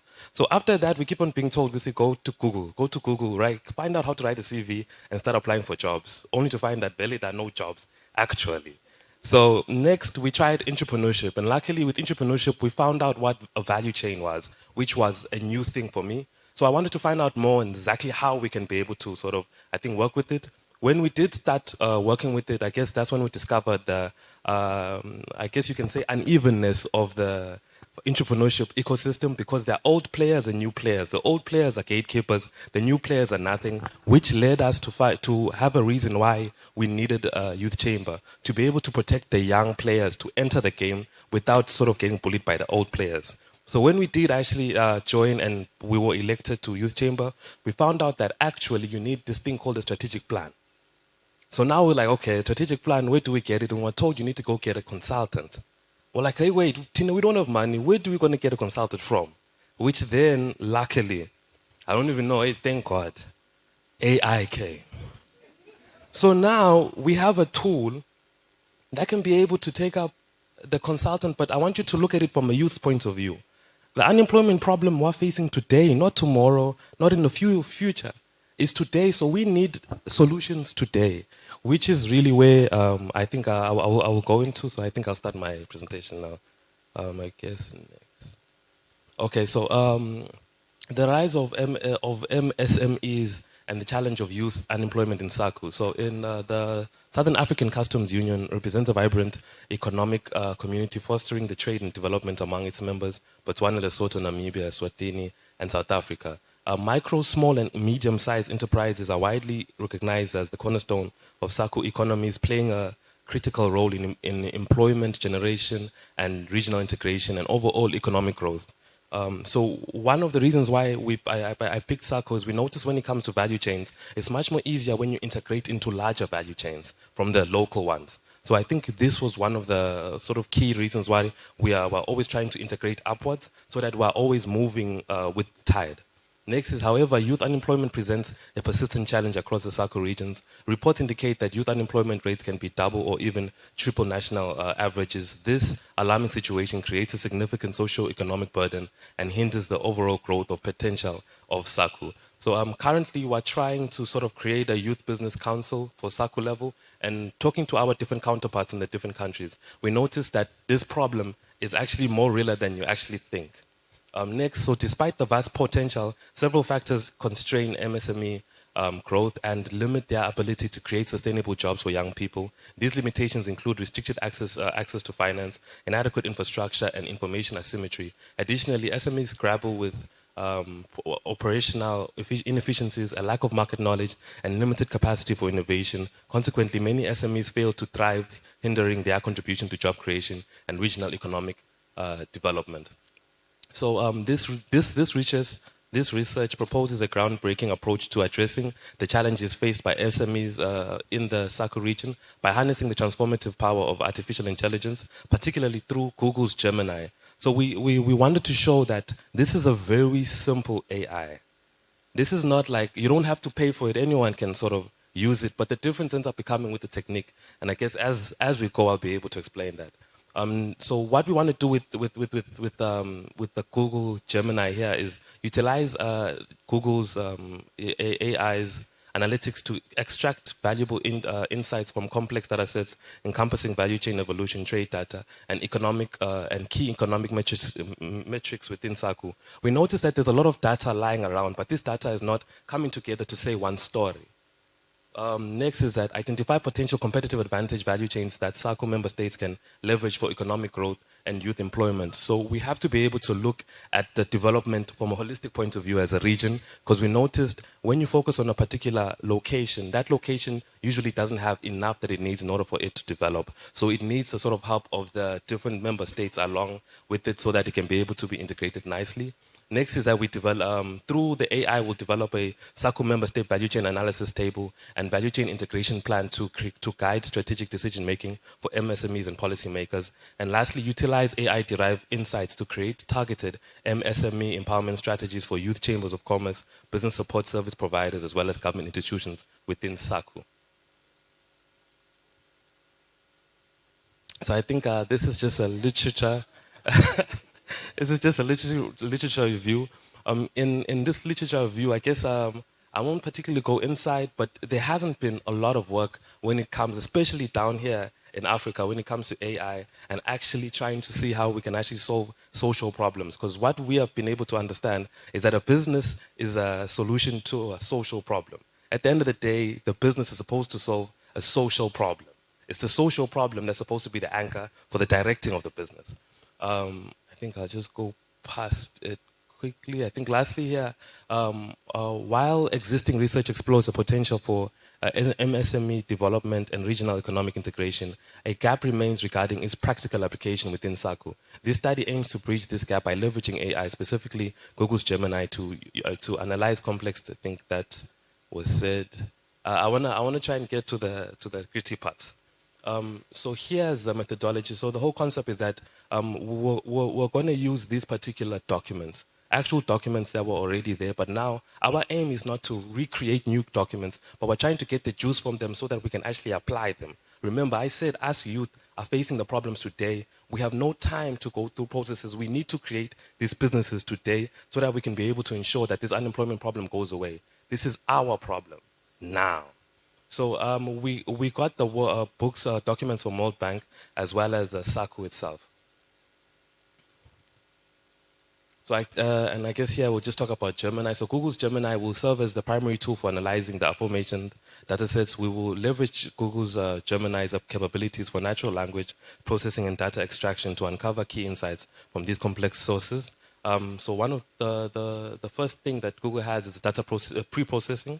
The collected data will be pre-processed to ensure consistency and compatibility for analysis with Gemini. This may involve cleaning, structuring, and potentially converting data formats. And this, again, will show you how even when you use Google, the human being himself needs to be able to make sure that the data that Google is going to analyze is actually correct and can be analyzed by Google. The AI can't sort of tell itself that, no, this is something that every time you try, it will just come back and tell you, I am just an AI. I can't do that. Next is the formulating prompts. We'll develop targeted prompts and questions for Gemini to guide its analysis. So with working with AI, you have to understand it's not the last step.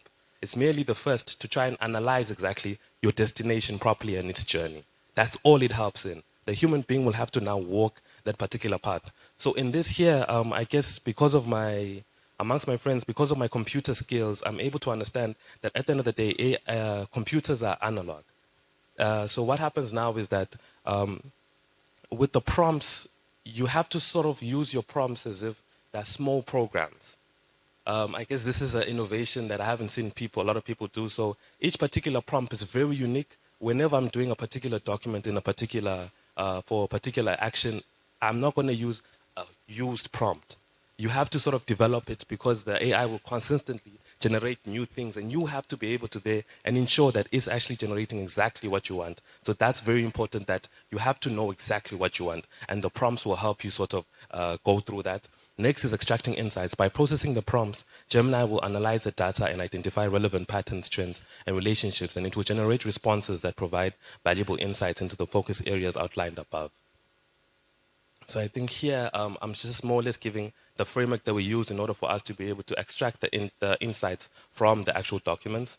So we have identifying the key themes. We analyze the responses generated by Gemini to identify recurring themes and critical factors influencing MSME growth, job creation, and value chain dynamics within SACU, as well as we developing recommendations. So based on the identified themes and insights, the research will develop actionable recommendations for various stakeholders. These recommendations will address strategies for MSME empowerment, value chain integration, as well as policy and support. So the results that we found was data-driven and decision-making. So Gemini analyzes vast datasets to provide valuable insights for MSMEs, so market intelligence and competitiveness. AI empowers MSMEs to develop targeted marketing strategies and stay competitive. Risk management and forecasting. AI algorithms can predict potential threat risks, enabling proactive risk and mitigation strategies, optimizing MSME operations. So AI enhances supply chain efficiency, demand forecasting, and quality control, as well as empowering youth and fostering growth. AI delivers personalized training, business matching, and job market analysis to reduce youth unemployment. So these were the challenges and future research directions. So the implementation challenges were limited access to technology, infrastructure limitations, as well as digital divide. So because there's not a lot of information or not a lot of work with AI, it was very hard for me to find particular documents that I can actually use for this particular, I think, research. So it's also just I think something that the researchers should know, that the documents end up becoming a way that we, I guess, from a computer point of view, use the AI in order for us to extract sort of insights quickly so that we can be able to deliver them to the people that need them now. I think that the concept of urgency has to also be particularly looked at. I think that's what we need to be saying. And then next is that data privacy and security concerns. So ensuring responsible AI implementation, which is something that we've been talking about, and future research directions, exploring AI applications within the SACU value chain, conducting pilot projects to demonstrate AI-powered solutions for SMEs, and addressing the digital divide and fostering digital literacy among young people. So unlocking, so these are the particular findings that we found. So we found that AI enables data-driven marketing, obviously, and then addressing youth unemployment by empowering MSMEs. This approach unlocks job creation potential, job creation to potential, stimulating economic growth, and provides sustainable livelihoods for young people. So in the SACU value chain analysis, identified limitations in infrastructure, skills gaps, and challenges related to market access and competition as major hurdles for MSMEs. AI-powered analytics can address these issues by providing data-driven insights for strategic decision-making, optimizing supply chains and production processes, and facilitating market intelligence gathering. And Gemini's capabilities allow for extracting valuable information from diverse sources, including trade data, value chain metrics, as well as research publications. This empowers MSMEs to identify high growth potential areas, and understand market trends and adapt their offerings to meet their regional demands. And AI can play a crucial role in optimizing MSMEs operations by improving logistics management, forecasting demand, and implementing real-time quality control measures. This enhances efficiency, minimizes wastage, and ensures product consistency, leading to increased profitability and competitiveness. So this was the actual table that ended up coming up. So as you can see now, the value chains were actually listed, the competitive value chains that the different SACU member states need to focus on, but also the strengths that they currently have. So from an MSME point of view, and if I want to go into agribusiness, particularly high value crops, this particular information ends up becoming essential to my sort of journey in terms of entrepreneurship. Next is weaknesses. There's lack of storage and processing facilities, limited access to finance. So what happens now is that from a youth's point of view, when we think of a business, we need this small information in order for us to know where to expect the problems. And using this particular information, and this is just a basic one, there's so much that can be done with AI. This is just a simple, quick, I think, like explanation. And next is we have the opportunities. So there's growing demand for high-value crops in the region and global markets. Next is that the threats, which is climate change, competition from established producers.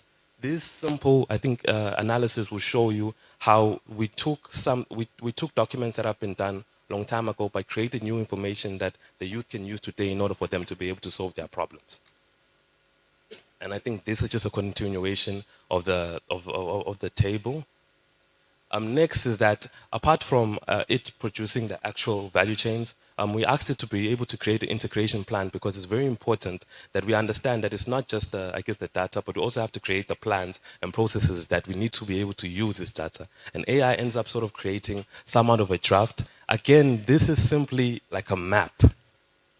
It does not mean that just because the AI said it is true or anything else. It's very important that we now actually start to walk in on the road to see if this is going to happen. And if we find any hurdles, that's when we go back and we try again. But that's where you start to see some of the limitations that AI has. And this is another, I guess, a continuation. And lastly, we have the long term. Yes. So now these are the sort of I guess the benefits of MSMEs and policymakers. So this value chain analysis table and that integration plan provides valuable information for both MSMEs and policymakers in SACU. So here with the MSMEs is by understanding the strengths, weaknesses, and opportunities and threats within each value chain, MSMEs can identify potential areas for investment and growth. This plan also highlights resources and support mechanisms available to participate in regional value chains and policymakers. So the plan provides a framework for developing targeted interventions to promote regional integration and unlock the full potential for SACCU's value chains. This will contribute to economic growth and job creation. So I think lastly, just to end the presentation, is recommendations for more AI skills development. We need to encourage this sort of skills development within AI to try find out exactly how we can be able to enhance our AI activity. So establishing training programs focused on building basic AI literacy and equipping MSMEs with the skills to leverage AI tools for data analysis, market research, and operational optimization within the specific value chains. AI-powered business incubators develop specialized incubation programs that provide MSMEs with access to AI infrastructure, mentorship from AI experts, and technical assistance in integrating AI solutions in their business models. Regional MSME digital platforms create online platforms that leverage AI algorithms to connect MSMEs with regional markets, facilitate B2B interactions, and provide access to financial resources and advisory services tailored to their needs. Number two is fostering value chain integration. So regional AI innovation is needed. There's AI-driven trade facilitation as well as standardization and harmonization with AI. This is leverage AI for data analysis to identify and address discrepancies in regional standards and regulations across SACCU value chains, facilitating smoother cross-border trade. Next. The next one is for continued research, pilot projects for AI in SACCU value chains. So conduct pilot projects within specific SACCU value chains to demonstrate the effectiveness of AI solutions in addressing identified bottlenecks and measuring their impact on MSME performance and regional economic growth. So here I would like to stress that at least let's start small. We're not saying let's start very big. So let's start small and then we grow. Next is the impact and assessment of AI on youth unemployment, as well as ethical considerations for AI in SACCU. And lastly, for policy support, we need to be able to create at least the AI policy framework, create financial support mechanisms for AI adaptation, as well as create a national digital literacy programs. Yes, that should be, yes.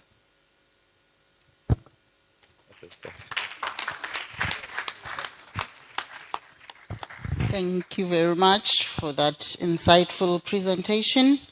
My take-home message is that the young should not be bullied by the older ones. I'm one of the young ones. So, yes. Do we have quick questions for the young men here at the back? Do we have a mic closer to that side?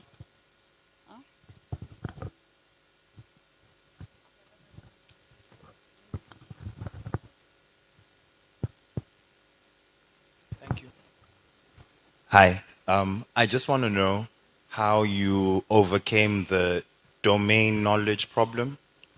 You know how, let's say, I ask an AI, how do I treat a heart attack? And a doctor asks, how do we treat a coronary spasm? We're going to get a different quality of response. So my question is, as an alternative to a hired consultant, how are you vetting the information for its quality? Thank you. I thought we had many mics roaming around, but every time there's questions, they disappear. The question that I have is, after you've done this desk study with AI, how then does it help you address youth unemployment or maybe foster economic growth? Thank you. Do we have one quick one?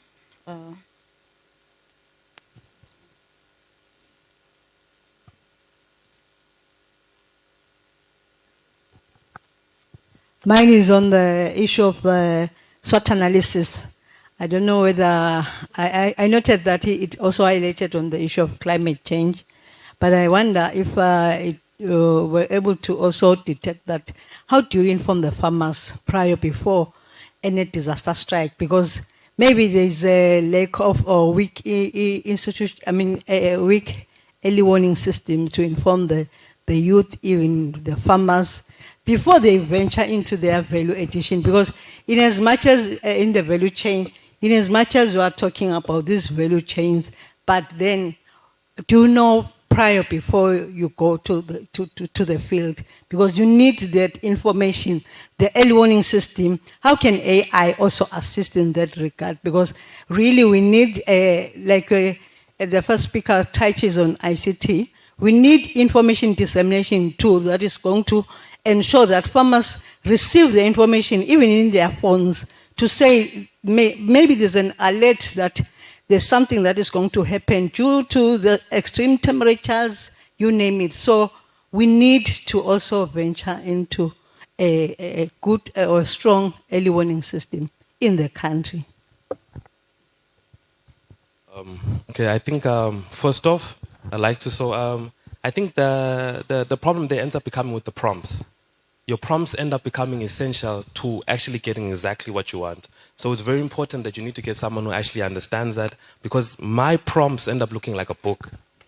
You see, and you have to be able to understand that the way the AI processes, it processes from up to down. So then now, even as you write any particular thing in the prompt, if you make any mistake, I've had hours where it's like and that's why I say that the AI is somewhat like a computer program, that in the sense that you might have just put a small word somewhere that it's not supposed to, and will keep on regurgitating something that you don't want. You now have to go back to the prompt and analyze it bit by bit. So that's why I say that it's the human element cannot be taken from it. So I think yes. Second, I think it's strategies. What's really going on is that from the AI, what we developed with Youth Chamber is a SME toolkit. So this particular SME toolkit sort of gets different policies that we feel that the youth need to be able to understand. Like locally, it has recently just been passed the Citizens Economic Act, Citizens Economic Empowerment Bill.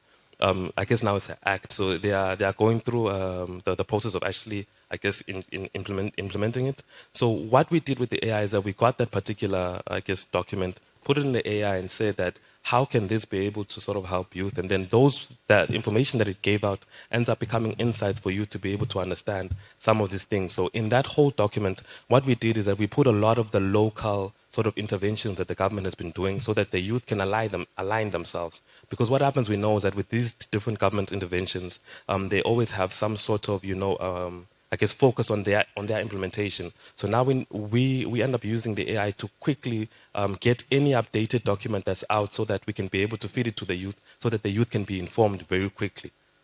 I think that's that. And lastly, it's I guess that's probably going to speak towards the importance of business associations.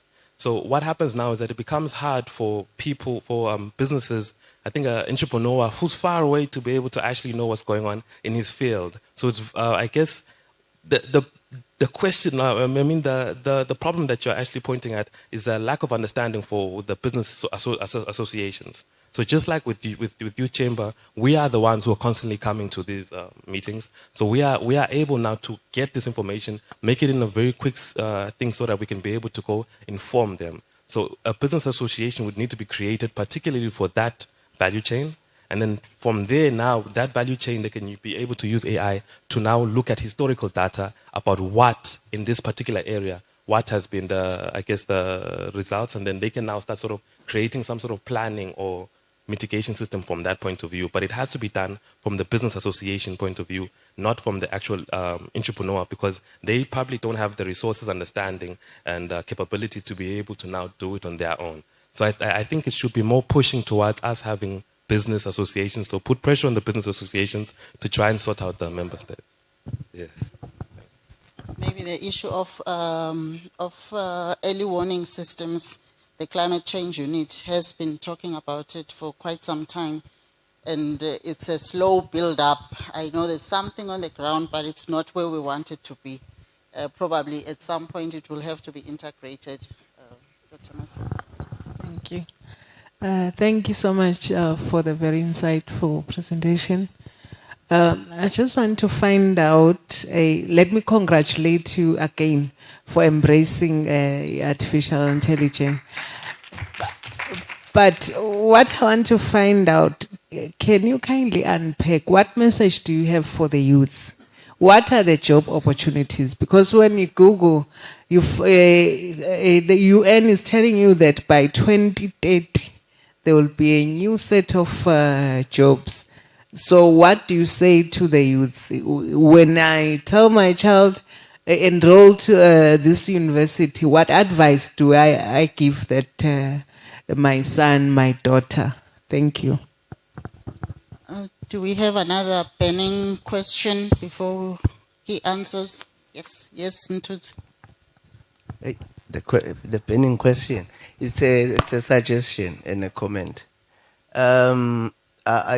Since there's a lot of people here from different institutions, and the Minister of ICT is here, maybe let me suggest that if at some point in future we can have what is called public data that is available for everyone to access and use to their research, that will promote this technology. And by that I am saying the AI is as good as the data you are feeding it. So, meaning that I will encourage the youth chamber that AI starts from the data collection tools, which means you have to drill down to how you collect the local content data, which is going to inform the right decision and give insight on what is happening on the ground. That said, I commend the energy that you guys are having, and if we could really help you so that you use it, you accelerate the adoption of the technology. Thank you. I think that was a comment.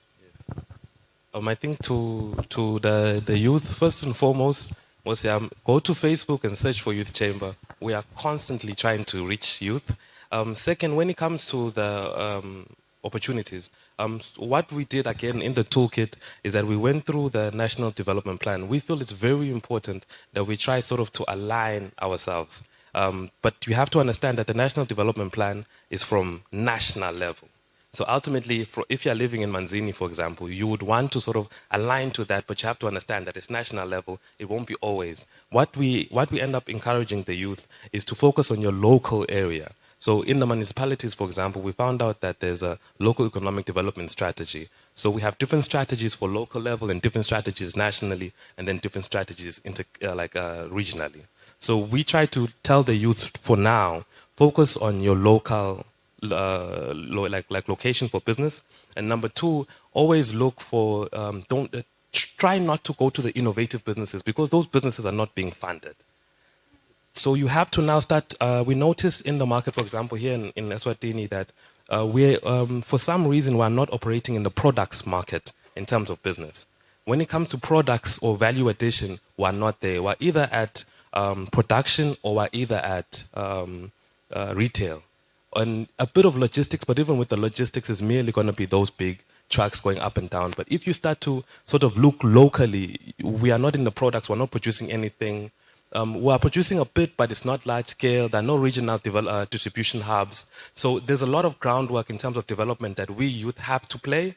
And it's like we have to be able to understand that we are the developmental accelerators. So we need to be the ones to create the future SPAs, the future Pick and Pays. And just like them, they started with a small shop. And we just have to be patient enough and put time in our sort of plans so that we can be able to ensure that at least as time goes by, we're able to ensure that these businesses grow.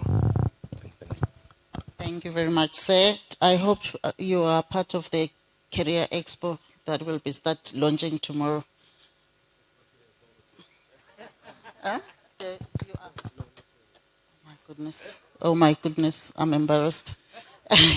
Yeah. Tomorrow we are launching the National Career Expo, but it will be going to the regions where the youth is. It would be nice for them to hear this information.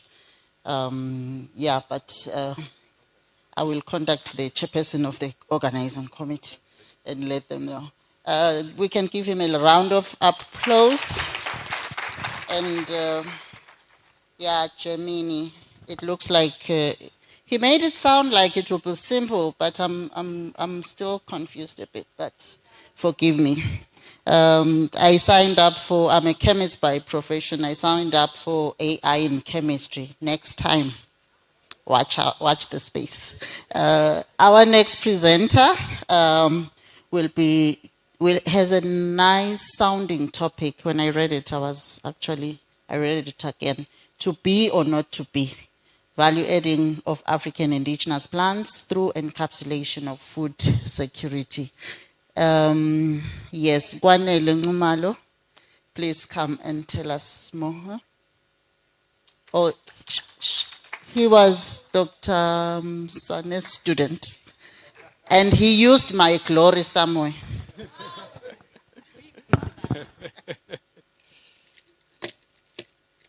Thanks a lot, Chair. Good afternoon, everyone.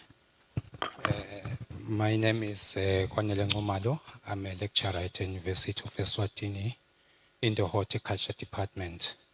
My talk is on to be or not to be, but after the deliberations we've had on the past 2 days, one speaker said, what does innovation mean for us? So to be or not to be, I thought of replacing it to be or to be, what does innovation mean for us? In Africa, generally, we have a lot of biodiversity which we are not using to its full scale. If I may mention, take glory from what the Queen Mother initiated, the Amarula product with Swazi Secrets. It was a great concept back then, but it needs to be improved because there are a lot of products that we can get from Marula. And I'm sure that with even the other indigenous plants, indigenous crops, we can also get a lot of improvement or get many products. And if you look at our picture as Africa, we are not doing very well. For instance, in the SADC region, if you talk of food security, probably South Africa is kind of the one which is kind of moderate in terms of what they eat.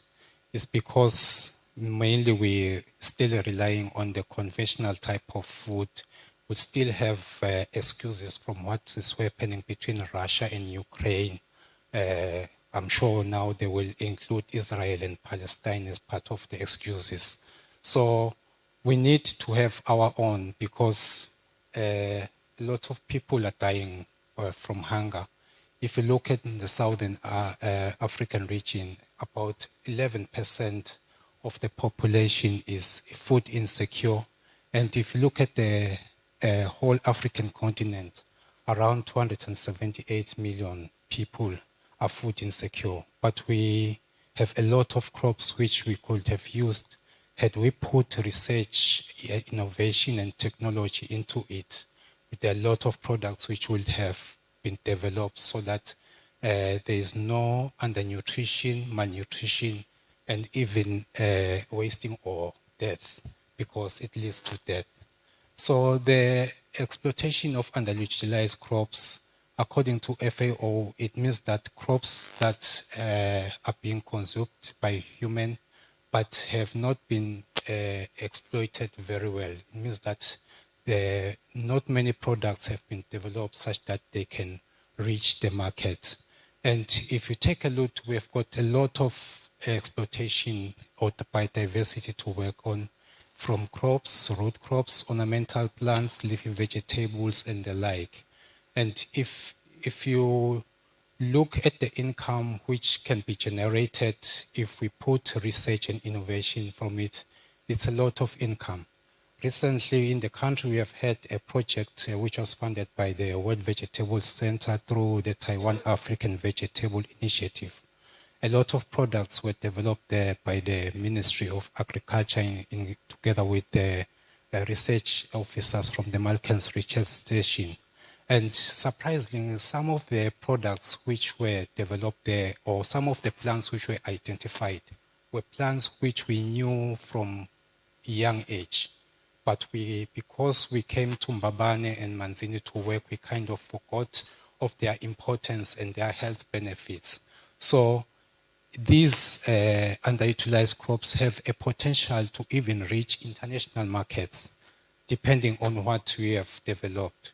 My colleagues from AMIP have developed a good product. I only found about it yesterday that already they are in the research, which I kind of like, because my presentation is from a review paper which I'm writing with colleagues that I will mention later. So what are the benefits that can be found from these underutilized crops? Mainly we are concerned about the different phytochemical constituents as well as the nutrients which can be obtained from the different from the different underutilized crops. And the most important thing is that each and every underutilized crop is unique. The characteristics which are found in Dovialis cafra are different from the ones found in Bidens pilos. Totos in Siswati. Ukona emasimini, we only regard it as a weed, but it has a lot of phytochemicals and nutrients which can help in curing some of the sicknesses which we complain about, which we go for injections, but we could have consumed those products if research was put into it. This is because all these underutilized crops have different metabolites, and these metabolites are kind of helpful in fighting the cancer, hypertension, diabetics, and the like. So different technologies have been introduced in research. It's up to you or the availability of resources where you are on what to do. Some of them have been used for a very long time. We've been using sun drying for a very long time, but each and every method has got its own advantages as well as disadvantages. But as we do process, or as we try to add value to the different underutilized crops, we have to ensure that the phytochemical and nutritional content is maintained. That is why the research that I'm doing with my colleagues has been based on encapsulation, which comes in two forms, which can be microencapsulation as well as nanoencapsulation. These two methods have got their several advantages. One, if you look at this product that has been developed by AMIP,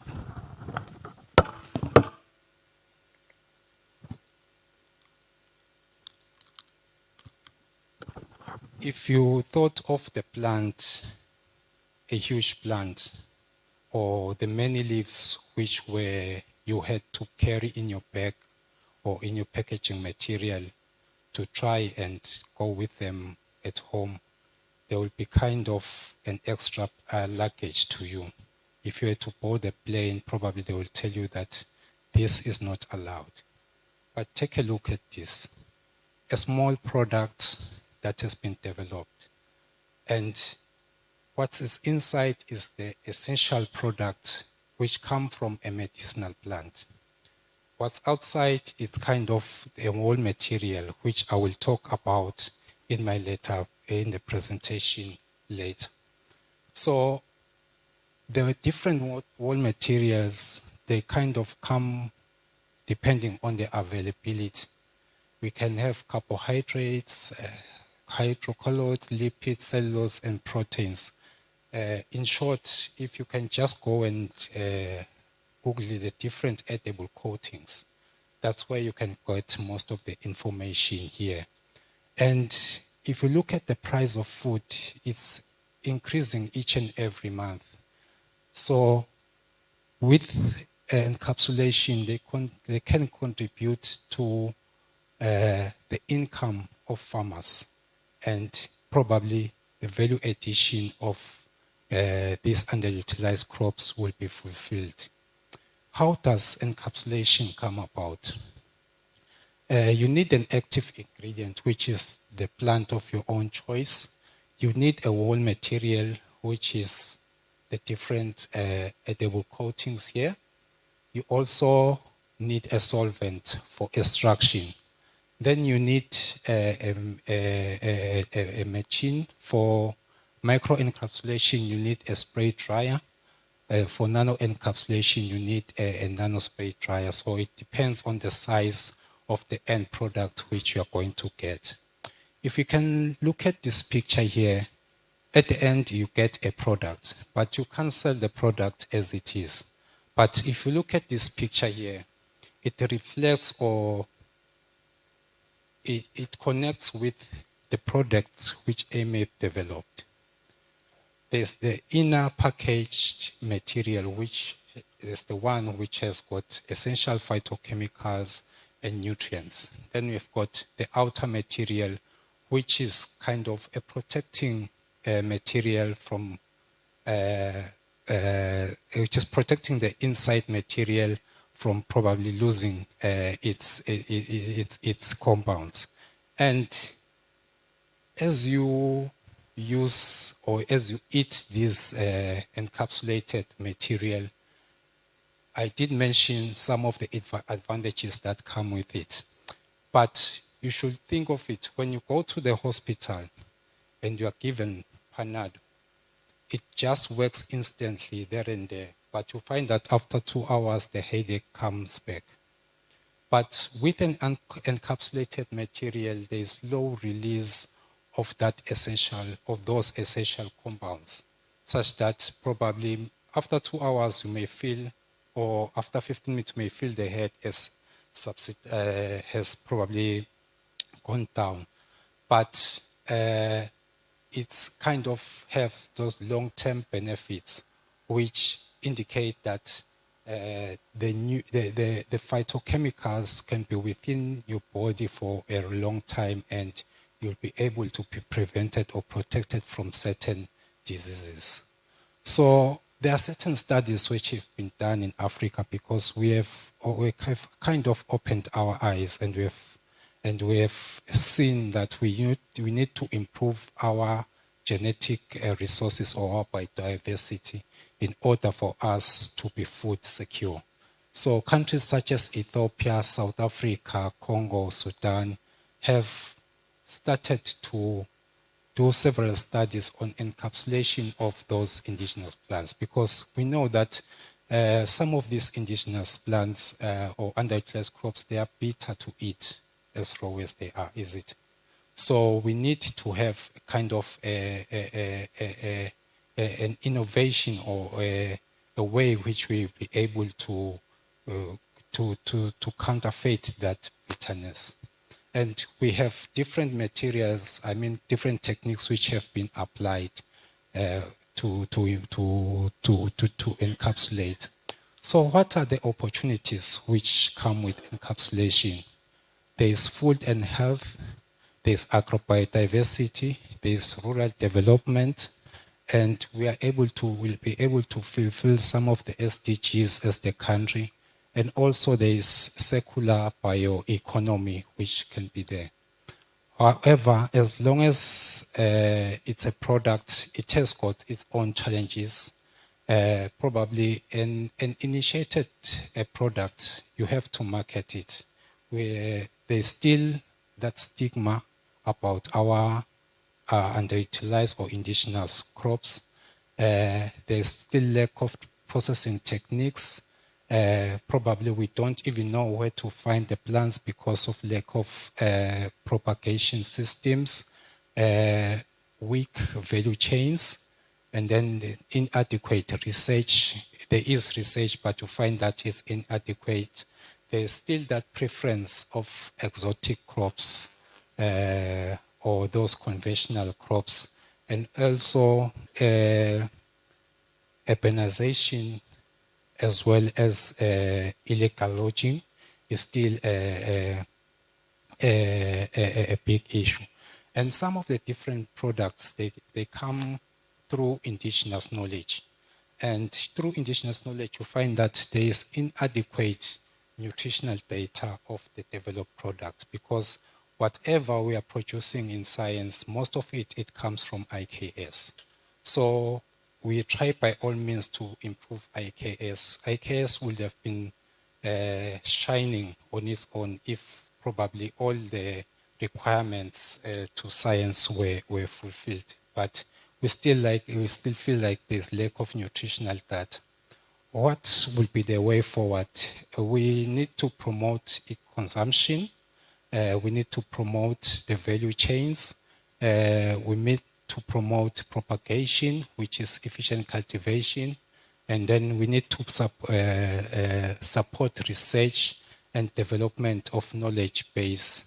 Also, policies and legislation on underutilized crops still needs to be developed. So in conclusion, as a region in SADC, we have abundant underutilized crops. We saw what Botswana is doing. I was really impressed from the different products which Dr. Maina showed to us in the morning. So we have abundant utilized crops. However, there is limited information in terms of value chains, research and innovation, policy and legislation. However, the good part is that our indigenous or underutilized crops have got nutrients and bioactive compounds, and through encapsulation, we'll be able to get income, we'll be able to feed the nation, and also ethnomedicinal applications will also be there, and we'll also be able to fulfill the SDGs, agrobiodiversity. However, we still need collaboration in terms of counterfeiting these limitations over there. These are just references where I took my study. Above all, I would like to thank the organizers of this wonderful event. It was an eye-opening one, but I would also like to appreciate my research team. We've got Professor Fawole, Dr. Kaseke, and Dr. Toby, Dr. Fadiji.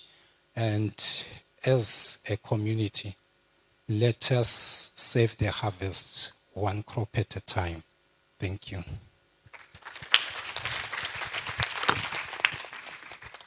Thank you very much, Dr. Nxumalo. Yes, let's encapsulate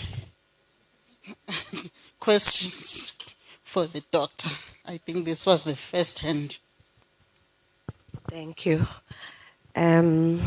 Just thinking, Dogotela, as not as someone who knows anything on medical parts, but just as someone who has been alive for a few decades, somehow ngataswatanze mapilis sibamfunje.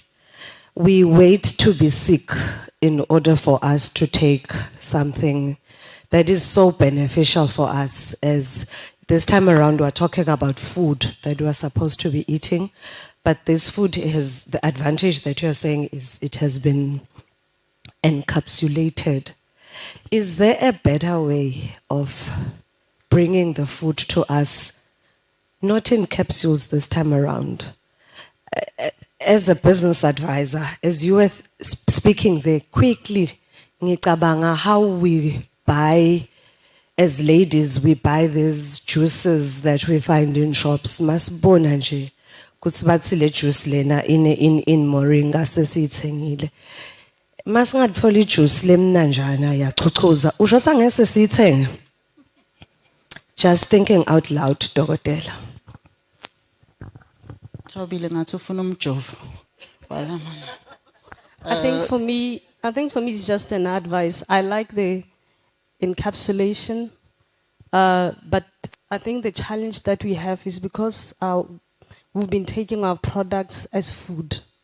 Now our challenge is to prove our case as Africans to say, these are the bioactive ingredients and these are the things that are bioaccessible.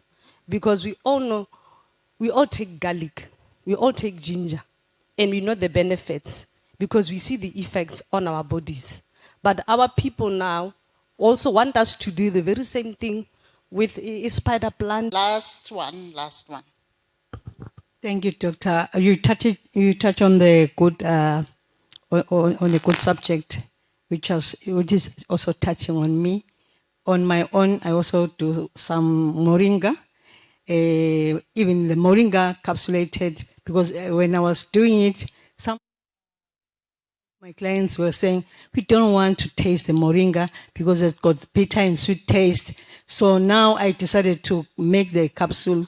So, but the challenge is that at times when you do that, they will say, go to SWASA to test and the likes.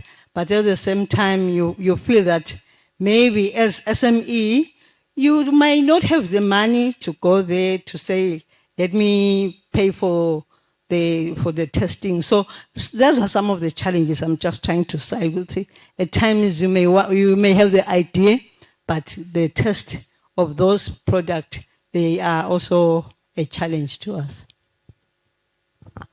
Yes, I think thank you very much, Dr. Ngumalo, for the presentation.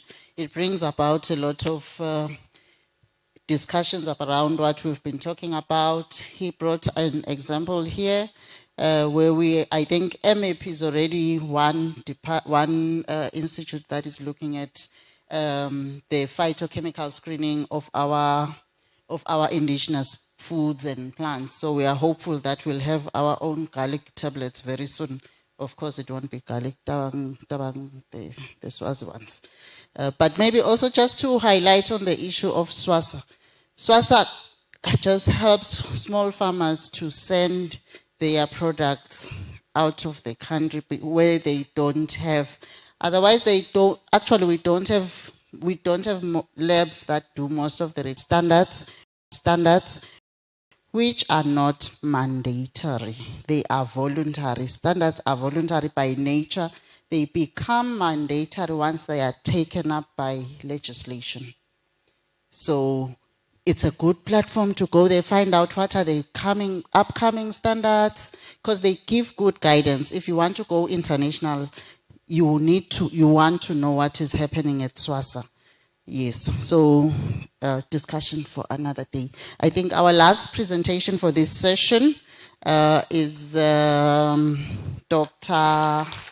thank you, Dr. Ngumalo.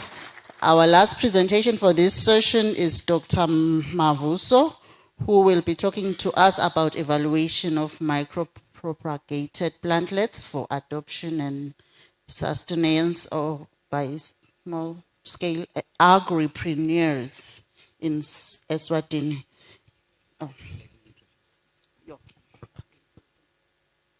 Good afternoon. Ladies and gentlemen, good afternoon. I'm not going to say anything controversial, but I have the pleasure to introduce my research team, even Dr. Ngumalo, who just finished his presentation, is also my product, as most of the people in SADC. So I feel honored each time they come up and they do the work. That is, so I've been in the university for quite a long time. There was a time when it was really a functional university. And so I have seen the degradation actually has been going through in front of me. And I've been watching it painfully. But painstakingly, now I believe that it's going to be resurrected. Yeah, it taught me how to be faithful. I'm sure the university will overcome the fiscal challenges. Now, the task that I have is to introduce the research team. The people we have over there who are displaying, they are displaying a product that comes from a packet. This packet are seeds. These seeds are 1,000 seeds inside, and this packet costs 1,000 rand. Yes. So now they've applied a plant biotechnology, a tissue culture, to try and multiply this material so that it can be accessible to the farmers through the use of tissue culture. Now they will talk about how they've done it, employing the scientific principles of totipotency. So you take each one of these seeds. These seeds are very tiny, they're about 1 millimeter in circumference, and they section them. One seed ends up producing about 5 to 8 plants. Okay, so they've applied this technology now in the laboratory. The laboratory is equipped with very expensive equipment. Now, I must say that before this, we spent 20 years in the university without producing a single plant from that laboratory. So when this team came in, they sought some funds from somewhere.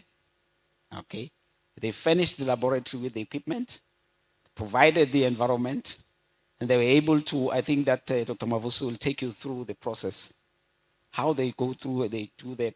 But the important part of it is that this is an opportunity to upscale this production system, since we have Royal Science and Technology, RSTP. If we go to a larger laboratory, there's a greater chance that we'll be able to make this technology accessible to our farmers, because the university is quite small. And I'm glad that my boss from the university, the PVC, Professor Kadaka, is here. He was able to go to the Faculty of Agriculture, and he delivered a keynote address where this department had hosted some researchers from Botswana. That is from NADI, National Agricultural Research Division. She can testify in Jesus' name. So what is happening here is that we have problems that are facing the entire SADC region, ranging from climate change and then negative socio-economic circumstances, and also issues related to unavailability of funds. So what we are here to show is that there is an opportunity to arrest problems of like data collection for climate change mitigation by employing the AI to be able to at least produce some maps of the natural vegetation around the country, water sources, right? And also map out the degraded sites and make this information accessible, not in only one portal, but let it be multifaceted. You see, the tendency with research in our institutions is that we tend to put our research material inside the library, and it ends up there, and it doesn't get to the farmer. So now the adoption part of it is now the task that we could embark on. Using this technology, it will be faster for the information to be reaching the target, who are the farmers. Now, the Department of Horticulture is the most misunderstood. Most people know the word horticulture. People are just familiar with gardening. But if I ask you, did you eat a green pepper today? Yes. Did you eat a red onion? Yes. Did you eat lettuce? Yes. Did you pass through an avenue with flowers? You'll say yes. And how do you increase the value of your land where you have put your building? You plant a tree, isn't it? That is landscaping. That is value addition. And then Dr. Ngumalo deals with post-harvest. After you have harvested the crop, because you can't keep it for too long, then he brings in some edible coatings to extend the shelf life and make it available to the people. And then we are also engaged in protected cultivation as another climate change mitigation venture. And that is also expensive. We have to rely on external donors to mount up greenhouses to control what? Irradiance. The humidity is very difficult to control. You can, to some extent, control irrigation, water management. So this is an opportunity for AI to be able to have some sensors to regulate a relative humidity, as well as I've seen some technologies that have been applied in China, in Cuba, China, Cuba, and Russia, where even the time of harvesting of a crop can be dictated through using infrared technology, where you actually detect if the strawberry is ripe. So a robot will go there and pick only the ripe ones on any given day. You understand? So there's an opportunity for AI in horticulture, because horticulture and the technology, they go together. There is no way we can divorce each other. There's also another opportunity in vertical farming. Vertical farming is also applicable in situations of hot therapy. Hot therapy is like what he has been talking about, the use of indigenous resources to alleviate problems that are related to our health. Okay. Now, there are certain situations where people who are handicapped, we create gardens to rehabilitate them. Just the physical contact within the same space with a plant is supposed to rehabilitate a person, especially psychological. I don't know if it's psychological, not psychiatric, but psychological. You understand? I don't know if that one is understood. So what I'm trying to say is that we are trying to harness the bioactivity of plants, and I've been promised that they will stop me because I can talk for 2 hours. But I am sure that Dr. Mavuso will finish off. He is involved in many projects. Most of them are like in the field, in the laboratory, in the tunnel, and also he has signed quite a few MOUs, memoranda of understanding with separate companies around this place. There's a lot of activity in the university. All we need is just assistance. I have not come with a begging bowl, but the reality is that if we have to change our circumstances in SADC, we have to put the shoulder on the wheel. We have to go out and do the work. And we need the tools to do it. Amen.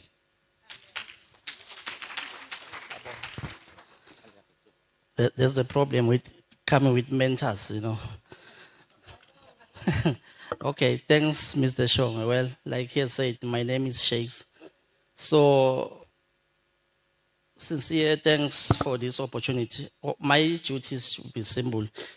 I just want to elaborate on what our lab is doing, which is the plant biotech lab.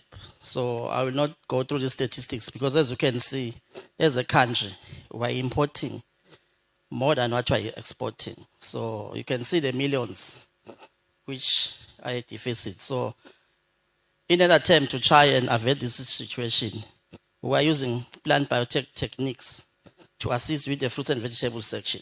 So the solution is plant tissue culture.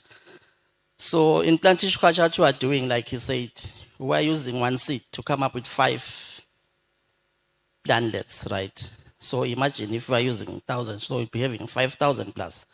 So currently our lab, what is doing, we're involved with 2 crops, which is the robot peppers and the orange flare sweet potato, which we got from Kenya. So we're working with CIP in Mozambique and the ILCA office in Kenya for these collaborations. So for the pepper, what we are doing, because it's expensive, our main target, we want to train those people you see at the back, because soon I'll be a millionaire. I'll be exporting labor to Malaysia for the tissue culture companies. Yes. So that's what I'm doing. Last year I wanted to send one to Taiwan, but he refused. But it's okay, I'm sending him off PhD next year. So soon I'll be rich. I'll be a millionaire through them. So yes, I have to be paid for this because I'm giving the skill. So what we are doing, we're micropropagating this paper. All we do, we play with the PGRs, the plant growth regulators, cytokinins, auxins, and gibberellins. We don't need the ethylene here. We are not in post-harvest. So after that, we have to take the innovation to the field, right? We also do the science because we have to do data analysis and stuff. But our main target, we have to take this innovation to the farmer. So currently we are working with one farmer in Hlambeni who's doing the pilot for our PEP because we believe we cannot keep this innovation in the lab. We have to take it to the farmer so that we can see if it's working or not. So somebody was asking, what is the university benefiting? Let the university put its house in order, then it will benefit. Okay. So this is the second stage. What we are doing is orange flavored sweet potato. We're importing this sweet potato from Kenya. We're buying each for $1. Yes, one vial, $1. But for us now we have got thousands because we're able to play with the protocols in the lab to come up with more. So it's the same. We're playing with the plant growth regulators. Then we come up with those plantlets you see at the back. Then we take these plantlets currently to one farmer at Dwaleni. There's one lady who's a sweet potato specialist. And somebody was asking me, are you involved in the research station? Yes, Seed Quality Makama is involved in this project. So we are covered. So when the farmers want those 12 varieties, it will be certified that they can get them. So we're not doing things behind doors here. So as a conclusion, I will say with this potential we have as a country, because RSTP is here, let me just make my request to Tamlipa, to RSTP. I went to one lab by Royal Science Technology Park, Biotech Park. It's 3 floors, right? I request, if they want to see that park operating, who are the right people who can operationalize it? Because our target is a lab. Currently, we are in tissue culture. Tissue culture is just basic biotech. Soon, this lab will be involved in omics. We'll be doing the genomics, the proteomics, the metabolomics, to have that RSTP at biotech operating. So, if you want to see it operating, I repeat, come to us, we'll operationalize it. Thank you.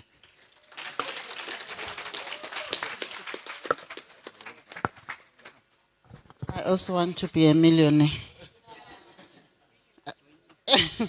Yes, thank you very much for the presentation.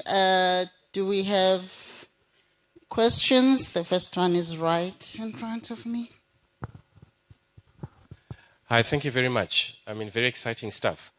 It's great to move it from the lab to almost the testing in the field. Have you got an idea of what it'll take to scale this? Because you've obviously got an idea of how many you needed to produce for the land that you gave to the one farmer, whether it's the peppers or the sweet potatoes. Because I think you said the technology required to get to this point is very expensive. Have you got a sense of what it'll take to make it commercially viable? Let's take maybe a couple of 2 more questions so that they can respond. Thank you so much, Doc. Mine is on issues of intellectual property. Looking at the fact that you're already using or buying seeds that are probably definitely they are someone's intellectual property. And now, if I heard you very well, you take maybe say 1 seed from the packet and then multiply it. From where I'm standing, that might constitute infringement if that work is protected in Eswatini. So probably if now you are thinking of commercializing that one, you might have a problem in the fact that someone might challenge you. You are definitely infringing on them. People who will be buying the seeds at the 1,000 per pack will now be coming to your product. So I think we need to be careful somewhere there. Be sure that it's not protected in Eswatini. If it's not protected in Eswatini, you can get away with using it in Eswatini, but you cannot export it to where it's protected. I think we need to be careful there. What else can Mvusi talk about except IP? Yes, Ayanda. I'm actually wondering when they got the one plant from Kenya, what was the material transfer agreement? Was it for R&D purposes? And did you agree with them that indeed you are going to multiply it and actually commercialize it? Thank you. Thank you. Ayanda, then they can respond. Thank you. A response to Dr. Sheikh's. In 2022, I'm Ayanda from the RSTP. So in 2022, the RSTP conducted a needs assessment survey and also a stakeholder engagement on the type of laboratories the RSTP will provide. So our main aim as the RSTP is to bridge the laboratory equipment gap in the country. So luckily, the plant tissue culture lab is one of the laboratories we are going to house. Also, would like to request all stakeholders available here to give us an ear once more to update our needs assessment. Thank you. She's smiling because she knows her sins. You can respond. Yes, thanks for the questions. Some of them, maybe I'll miss them. But I would like to start with the one from Babe Villan, when he's saying we'll be having problems. Yeah, problems are there. We live through them. But I would like you to relate to the issue of the potato. Before you remember, as a country, used to import the sweet potato from South Africa, right? Up until somebody was brave enough to go to South Africa to get that mondial to Swaziland. Currently, we are not importing any sweet potato in Eswatini, but you are purchasing it at the Malkens Research Station through this tissue culture, right? So don't get. You preach, then you go and apologize and pay that fine. But I'm not saying we should do that, but that's how we escaped this mondial shortage in the country. So the issue of the Kenya. So when we imported, when we got those orange flakes with potato lands from Kenya, it was a tedious process. I think it took us about 4 to 5 months just trying all the means. And we had to sign SMTA. You know SMTA? It's a materials safety, yes. Yeah, material transfer agreement. So we signed that agreement with CIP in Mozambique, but through the ILCA office in Kenya, because that office is run, it's in Mozambique, but it's run in Kenya. So for us, we think it's in Mozambique, but after those elaborations, we're like, it's serious. But finally, they were able to give us. So it was for research purposes, right? But later, we will still have to get it to the farmers. But it's a process. We'll do that through the research station. We are not doing it by ourselves. There are those people from the seed quality who are responsible for this transfer of these varieties. Ours is to introduce a variety, then they will take over after it. Then the issue of costs. I remember I said somebody was like, researchers are paid with budgeting, all the stuff, right? But we are working on that one. So our target is the commercialization part. But there's a big gap currently. Currently, we don't have a national, big plant tissue culture lab. So, but once we are done with our protocols, and if RSTP is working with those reputable companies on plant tissue culture, for us, it should be simple because we are selling the protocols to them. Then they'll be generating more of those materials. So the cost issue is being looked at, but currently we're on the protocols. Which protocol can really give us more of these plantlets? Thank you very much. Maybe 3 or 2 questions, burning ones. Yes, mine is directed to Shongwe. Yes, he highlighted the issue of probably vertical farming or vertical gardening. Or also he highlighted the issue of the people living with disability. So in my addition to what he mentioned is that probably it's not those people living with disability that you can venture, to opt for.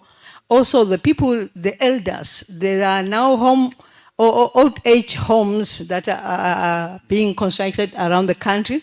So even Pilani Bomage has started those old age homes. So it's an opportunity where this probably a box garden can be established for those elders, including the people living with disability, just to highlight. Yeah, thank you very much. Yeah, it's very, very true. You know, the whole subject of horticultural therapy is so wide. Even the utilization of the indigenous vegetables and fruits, use of the leaves, the different parts of a plant. They can be different formulations because it doesn't have to be always oral. Even steam bathing, you know, kufuta, even enema, you know, all kinds of things. You can just burn these things, the fumes, they fill the place, and you change the mood, become suddenly erotic. You know, because these are the bioactivity, it's in the plant. You can't help it. It's the plant. You know, the bioactivity is the plant. There is nowhere else you can get it. There are pheromones, you know.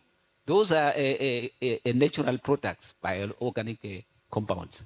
So I think that we have a wide area to cover. It's a challenge, but also an opportunity. Thank you. Thank you very much. Sibashayile Tandla, we can clap hands for them. Before my chair of chairs kicks me out of the stage, I just wanted to thank all the presenters. I'm sure you are surprised why I'm skipping my boss. He already did a very good presentation, so he covered everything. So he's not I can't dodge. So yes, otherwise I just wanted to highlight that this is just a snapshot of the research going on in the country. It's a lot. Some of it probably I don't know. But what we learned within the past 2 days is that we need to better manage it. There's people doing work in material development. There's people doing work in product development. I highlight product development because we've been saying we want the products that will improve our economy. There's water research. There's a lot of overlapping climate change research. I did a quick overview. There's a lot of almost all departments do work on climate change, but they don't know that they are doing that. So modeling, there's a lot of modeling that is happening. Ecology, we had a little bit from Professor Monejem. Radiation, health, there's a lot. Even economic research, which also touches a lot. What I want to highlight is that some of these things cannot be done in silos because when I do them myself, they won't have the impact that we want them to have. If we collaborate with the different people in the different spaces, that will help us be stronger.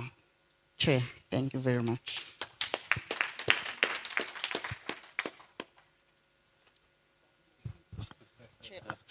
Thank you very much, Dr. Ndlovu. Let's give Dr. Ndlovu another round of applause. Thank you very much also to our presenters. I think the one thing that I noticed during the presentations, we have very good researchers in the country. And like Dr. Ndlovu was saying, this is just a snapshot. There is a lot more that is happening out there. But this was high level research. So I'm grateful that we got to see this type of research, so that because remember the rest of the world is watching. So thank you very much for showcasing the research that we're doing in the country, ladies and gentlemen. You have been amazing. You have been amazing. Thank you very much. Thank you very much for the engagement. Thank you very much for your patience. Thank you very much for everything. Thank you very much for being here. We are almost at the end of our program. We just have one last session. You remember what we promised you at the beginning, that we were going to have a recap. So we're quickly going to do a recap, 5-minute recap per person. We're going to bring our Sarima colleagues, so they're going to help us with a recap of the whole symposium. For me, before I sit down, I would just like to appreciate all the institutions that are represented here. I'd like to appreciate government officials. Thank you very much for coming through. Thank you very much for the support. I'd like to also appreciate Eswatini TV. Thank you very much for helping us make this a success. And thank you very much, most importantly, to all of you for coming through and helping us put together this symposium. It wouldn't have been the success that it was without you. So just a few quick hitters. Hopefully, we can see that there's a need. It is time for all the universities. They used to say universities are ivory towers. But now there's a new sort of paradigm. They are saying universities now are lighthouses. So now we're helping the economy. That's the ship. We're helping getting home. Ship as in boat. Lighthouse. Tall building in the sea with the light. So we're bringing in the ship. Let's bring our economies to our people. So we're no longer ivory towers now. We're lighthouses. They used to say publish or perish. We're changing that now. We're saying innovate and thrive. Innovate and thrive. Not this perish nonsense. We're not there anymore. And thank you very much for our experts in indigenous knowledge. I think that we all can appreciate the fact that that is our competitive advantage. The indigenous knowledge, our indigenous knowledge system, that's our competitive advantage. Let's do more on that part. I also wanted to highlight Dr. Ngumalo, your presentation and your project on encapsulation. Very, very beautiful idea. Thank you very much. Go forth with that. But be careful. The problem with indigenous medicine is that we never know the quantities. Every time it's natal tamo. Let's know exactly 5 meals. I'm going 5 meals, so that we don't create other problems going forward. But it's a very beautiful initiative, and I also liked your networks. I also liked your networks, and I hope we've all taken advantage of this platform and created or improved our networks. Make sure there's someone that you didn't know before from a strategic position that you're going to use this platform. PVC is not going to talk to you, no Pick and Pay, but today is all yours, and he's seated right there. So go to him, get his number. Dr. Masego, the director from RSTI, she is right here, so take advantage of that. Okay. Okay, come up, man. I also liked the presentation from YCCI. It's amazing what our youth has been able to identify in terms of using AI to synthesize our documents and see the gaps where they can fit in the economy. That was beautiful as well. Dr. Mavuso and your team, amazing work. Amazing work. Thank you very much for that. Keep going with that. It looks like we could be on to something, but don't disregard what Villani was saying. At the onset, at the conception of the idea, let's make sure that we cover all our bases. You're not going to become a millionaire if someone comes and challenges you. So we don't want to see that happening. To our researchers, to our government officials, thank you very much. Keep supporting us. We really appreciate we appreciate you. Thank you very much. God bless. Dr. Msang.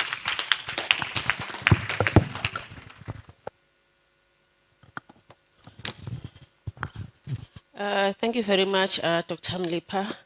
You've also been wonderful to us. Amazing. Okay, before I start, can Director Library just wants to something that may see as MR researchers before we leave. I'll just give her 15 seconds. Good afternoon. I'm Tutul Lamini Gunene. Thank you so much, Salima, for such an exciting event.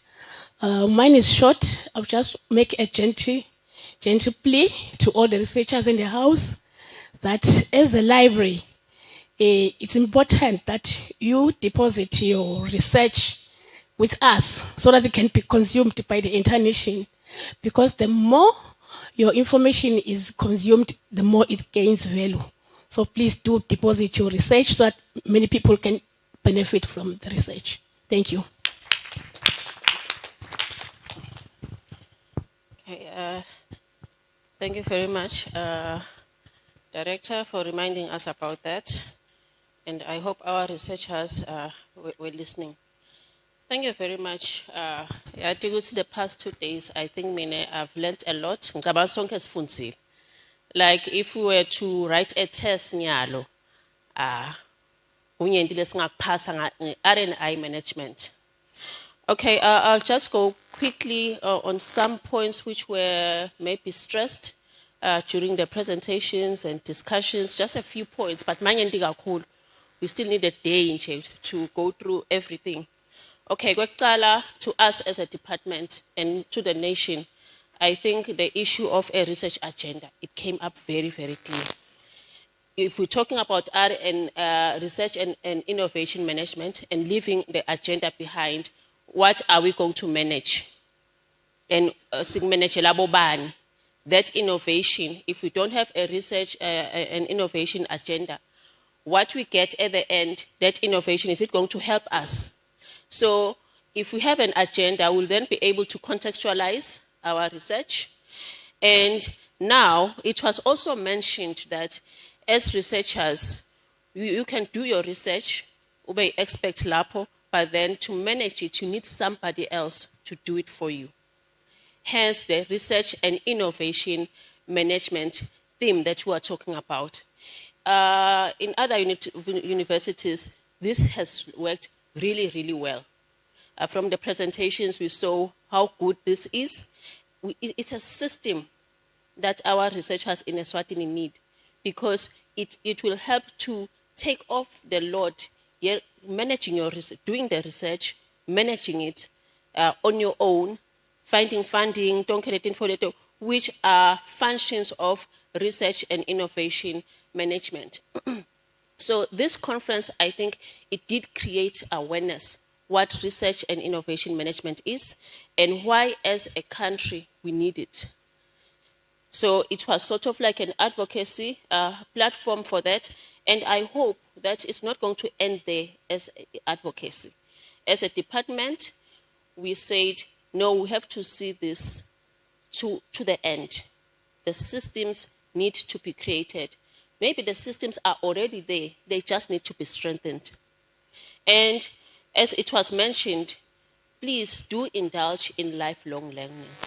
These courses that are being offered by Sarima, please do take up those courses. And there are some technologies which are coming up. The buzzword, it was artificial intelligence. I think I have also been converted. I understand that AI, it is not here to take up your job. It is here to help you do your job better. But do not misuse it. So just use it as umsiti wako. The data that you feed in, you have to feed in it data lab. So AI is as good as the data that you are feeding it. You have to, there's something that you need to do. At the end of it all, before garbage in, garbage out when it comes to AI. And we have seen that as a country, we are doing research. It is good for us to do that. But what is also very, very good to do, to start doing, is to break the silos. Collaborate, work together, pool resources together. You have 25 million. I have 100 million. And I do have 100 million, by the way. I'm a multi-millionaire, so I'll engage in multidisciplinary research. Okay, please, I think this platform, we also, as a department, thought that, you know, if researchers meet on such a platform, they'll be able to network. So lunch in now is sticking to your friend, I have my friend, I can't leave my friend. It doesn't work like that. It really doesn't work like that. Please use these networks, collaborate amongst yourselves, collaborate with external researchers to create that impact that we're looking for. We are faced with so many problems as a country. And those problems, they can be solved by us in Eswatini. So if we are working together, I'm sure that we will be able to solve the problems. And there was also a lot of emphasis on IK. Please, don't be like me in the past few years. You know, every time you mention IK, I didn't even know what it was. I was like, IK, that is what was in my head. And when I came to the ministry, they were like, okay, we are going to facilitate the development of an IKS policy. I was like, eh? So I had to go deep and learn about IK. I was like, but this is us. So why are we running away from it? We have to go back to our IK, integrate it to education, integrate it to it has to be there to help us attain the SDGs. So let us not look down upon IK. So what RMIP is doing, you know, adding value to IK products is, I think for me, it's wonderful, because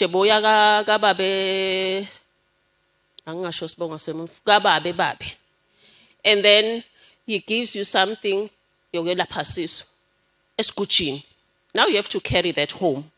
And then people are looking at you like, we are tagata or something like that. You know, all these things that people usually say. But now, if you have that in a capsule, Eswatini ayasebenta. Researchers aid for ayasebenta. And I think as a department, notice kakhulu logo, and Dr. Masego always says, kude abantu abasebenza njengeMaswati. Researchers ayasebenta under very, very, very, let me say, harsh conditions. Uma abe udima le research, le condition leyo i-harsh. Niyayibona le nto leyo. So, researchers aid for sithi aswashayele tandla la mhla nkanti shayele tandla. We have really, really, really worked. So now it is up to these higher institutions. Do we really, really need? I think by now, Prof. Kataka will agree with me that we do need research and innovation management systems. So let us work towards that. Angapheleli la kule symposium, but let us work towards that and have that in place. And also, the NRC, it is really, really going to work. Embrace. There are so many good initiatives that maybe aphelela ebaleni. Thank you very much. Once again, you've been wonderful. I think at some point I was warned, you have, I won't say who said this, because she's here and now she's looking at me. I was warned, okay, you have presentations up until 5, but there will be no one after 3. People will leave around tea time. And yesterday, nalamuhla sila. Siyabonga kakhulu. Thank you.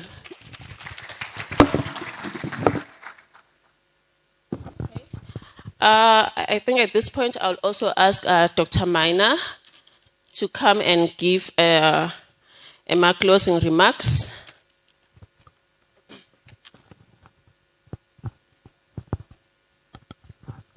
I think I'm happy because I'm making the closing remarks when my elders have gone, Zim and Mozambique, so that if I misrepresent them. But first of all, I would like to salute Eswatini. You have a clean country.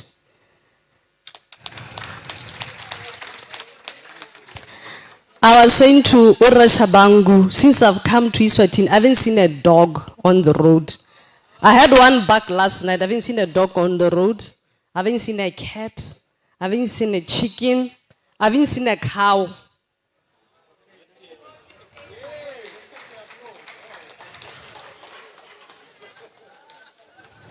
And I didn't see a pothole.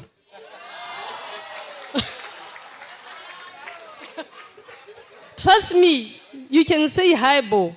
If you use any border gate of Botswana, once you enter, you'll see a cow sleeping on the road. So, so really, I'm really impressed. And then I understand why when I was going out to the shops earlier, I could see people growing vegetables by the roadside. In my country, you can't do that. The goats and the cows will eat all of it. So I really, I'm saying this from the bottom of my heart. Your country is clean. Thank you so much. Anyway, I'm here to talk about maybe looking at it from a regional perspective.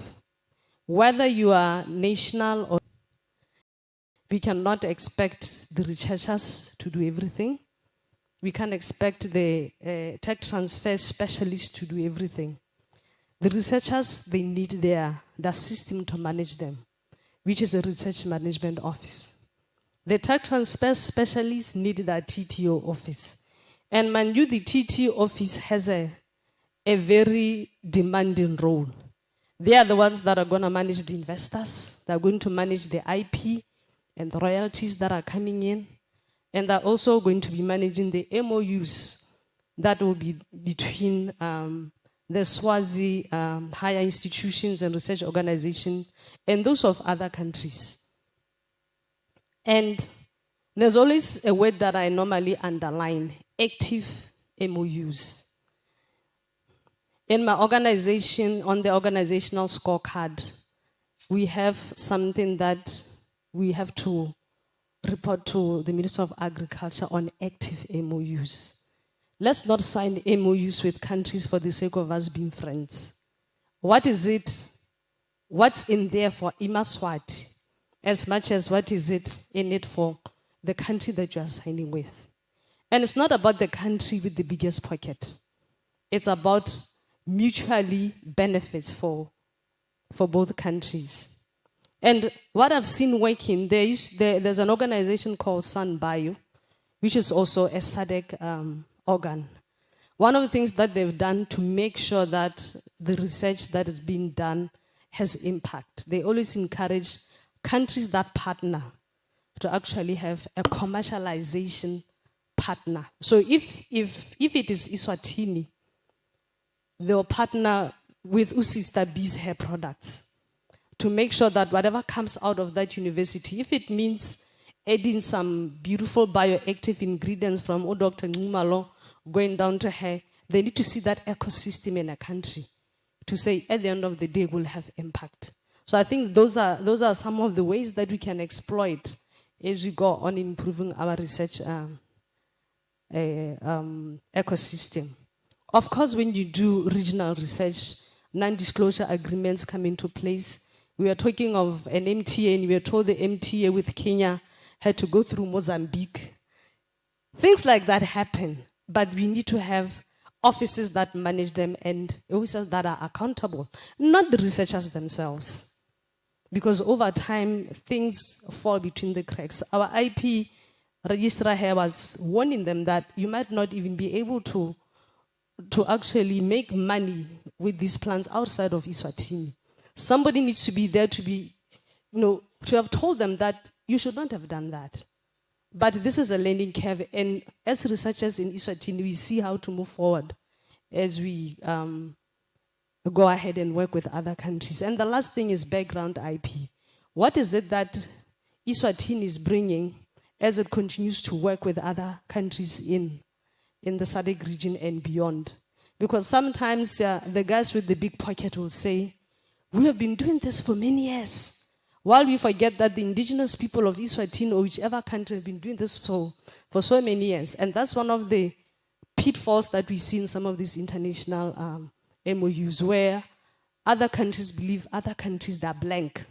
They have no clue of what they are doing. So as we move forward, let's understand the background IP landscape in terms of the IP that you are going to develop. And finally, we need to support each other. I'm here from Botswana with Usis Gugu. These are beautiful platforms where we can learn what other countries are doing. Prof. Sandile was telling me that he goes to Botswana for the mathematics conference. Let's just go around, visit each other. Peer learning is important. I know it's costly, but let us see it as something to use for our benchmarking and bringing new learnings to Eswatini and the rest of the SADC region. Thank you.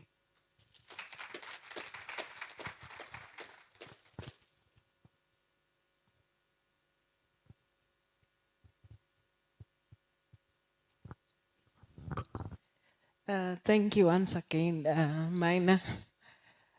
Thank you, Dr. Msane. You have summarized it very well. But we just want to find out, did we leave out anything? Take-home messages. Did we leave out anything? Do you agree with me that they've summarized it very well? Thank you so much. As for me, I know as rejoice, the joy of the Lord is supposed to be my strength, but today I'm drunk with joy. Hence, I can only say, the only thing that I have now is say thank you so much for supporting us. You know, in the department, we believe in relationships. Some of our stakeholders will tell you that, hey, we would rather, we are not going to that meeting, we are going to the meeting organized by RSTI. Why? Because even the day before, even though they have indicated that they are coming, they will receive calls midnight, they will receive calls early in the morning because we believe in our stakeholders. We know that without our stakeholders, we are nothing. And having said that, we really want to appreciate the organizing team. Please, I don't know how to, I don't have the right words. I sent the messages in the morning, but I will appreciate if you can just give a clap offering. Our department, our staff members, we have here interns, but you may think they are full-time employees. They are working 24 hours. So let's clap hands for them. Having said that, I've already declared I'm drunk with joy. Thus, I will invite Prof Sugat. It's good that when we are drunk, somebody will have to take over. Prof, may you kindly just thank our stakeholders on behalf of our key actors in the national systems of innovation. Prof is the chair of YZ, of the YZ committee.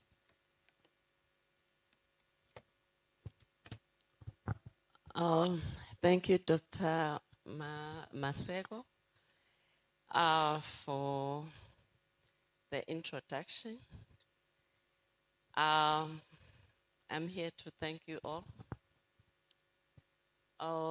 Distinguished guests, esteemed colleagues, and valued partners, SADC Secretariat, Sarima President, country focal points from SADC member states, Department of Science and Innovation from South Africa, the Pro-Vice Chancellor from our own national university.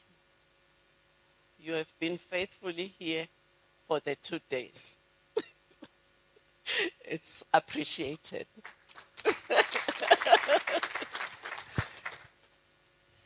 And also the principals of institutions of higher learning in Eswatini.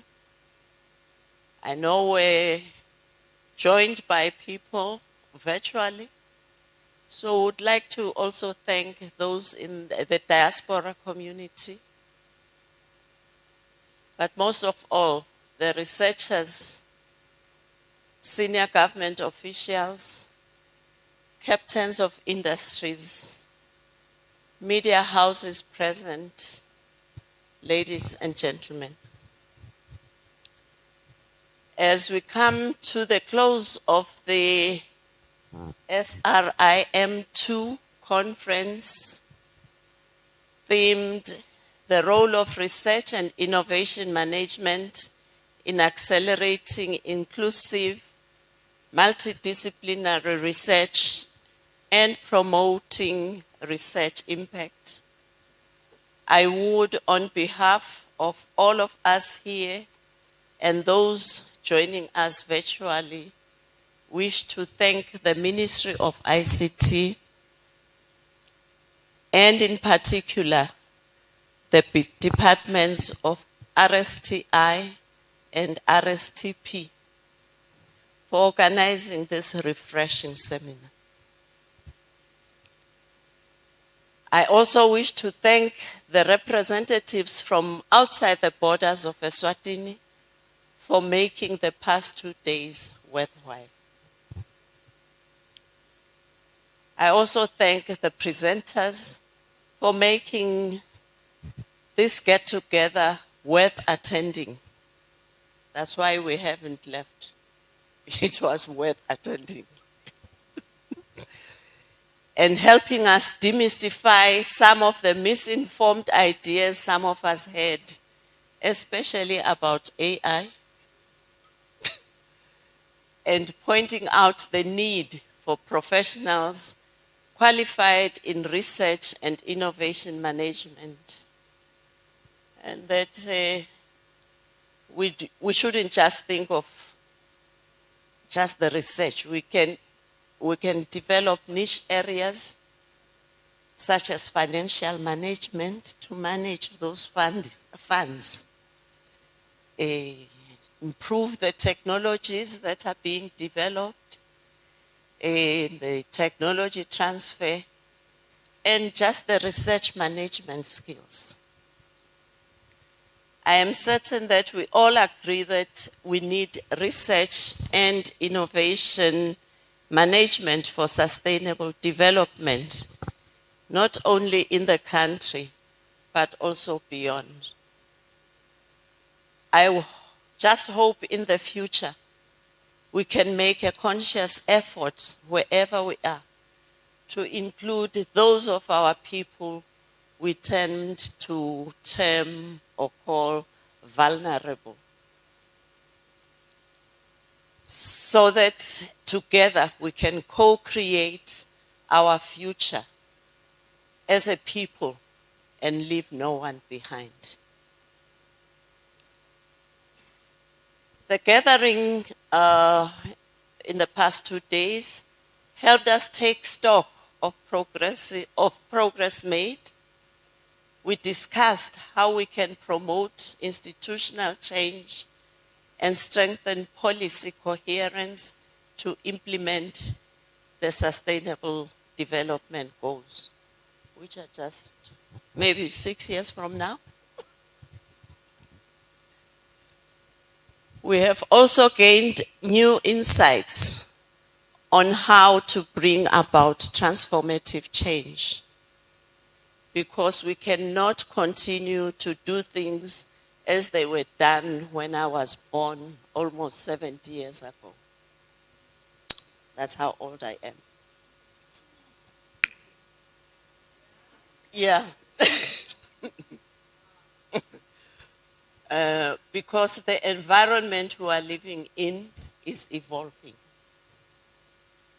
We have exchanged knowledge and good practices on how we can strengthen our institutions, innovate public service delivery, and promote inclusion of all people. The importance of innovation has been emphasized to solve critical challenges of our times. The need for collaborations have been stressed as essential to create better societies for all generations. We have been challenged to embrace the principles and values to successfully reach the 2030 targets of the Sustainable Development Goals. To achieve this, there is a need to change our mindsets and build new capacities to accelerate the SDG implementation. There is a need for partnerships and peer-to-peer learning. And as such, we must continue to work together and invest in our institutions to make them more resilient so that these institutions are more effective, inclusive, and accountable. It is paramount that we need to attend to the ethics principles, whether we are using artificial intelligence or not. We have to continue sharing knowledge and leverage on the concept of research and innovation management. Furthermore, I wish to stress that we should be proud of our indigenous knowledge systems. I think the Lord, our Creator, had a purpose when He made us to be a Maswati or whatever nationality you are. And we should be proud of that. Because there will be no other Eswatini or whatever country you come from. You are just unique. Lastly, let me thank the organizers, participants, whether you are participating physically or virtually, for making this conference the success it was. I hope we have all enjoyed this two-day interaction and wish you all a safe trip when returning home. As our neighbors from Mozambique always say, a luta continua. The struggle continues. We have to embrace the concept of research and innovation management, continue collaborating and learning from each other. With these remarks, let me thank you all for making this a worthwhile learning opportunity. And for those who have to travel back to their homes, may you have traveling mercies. Thank you.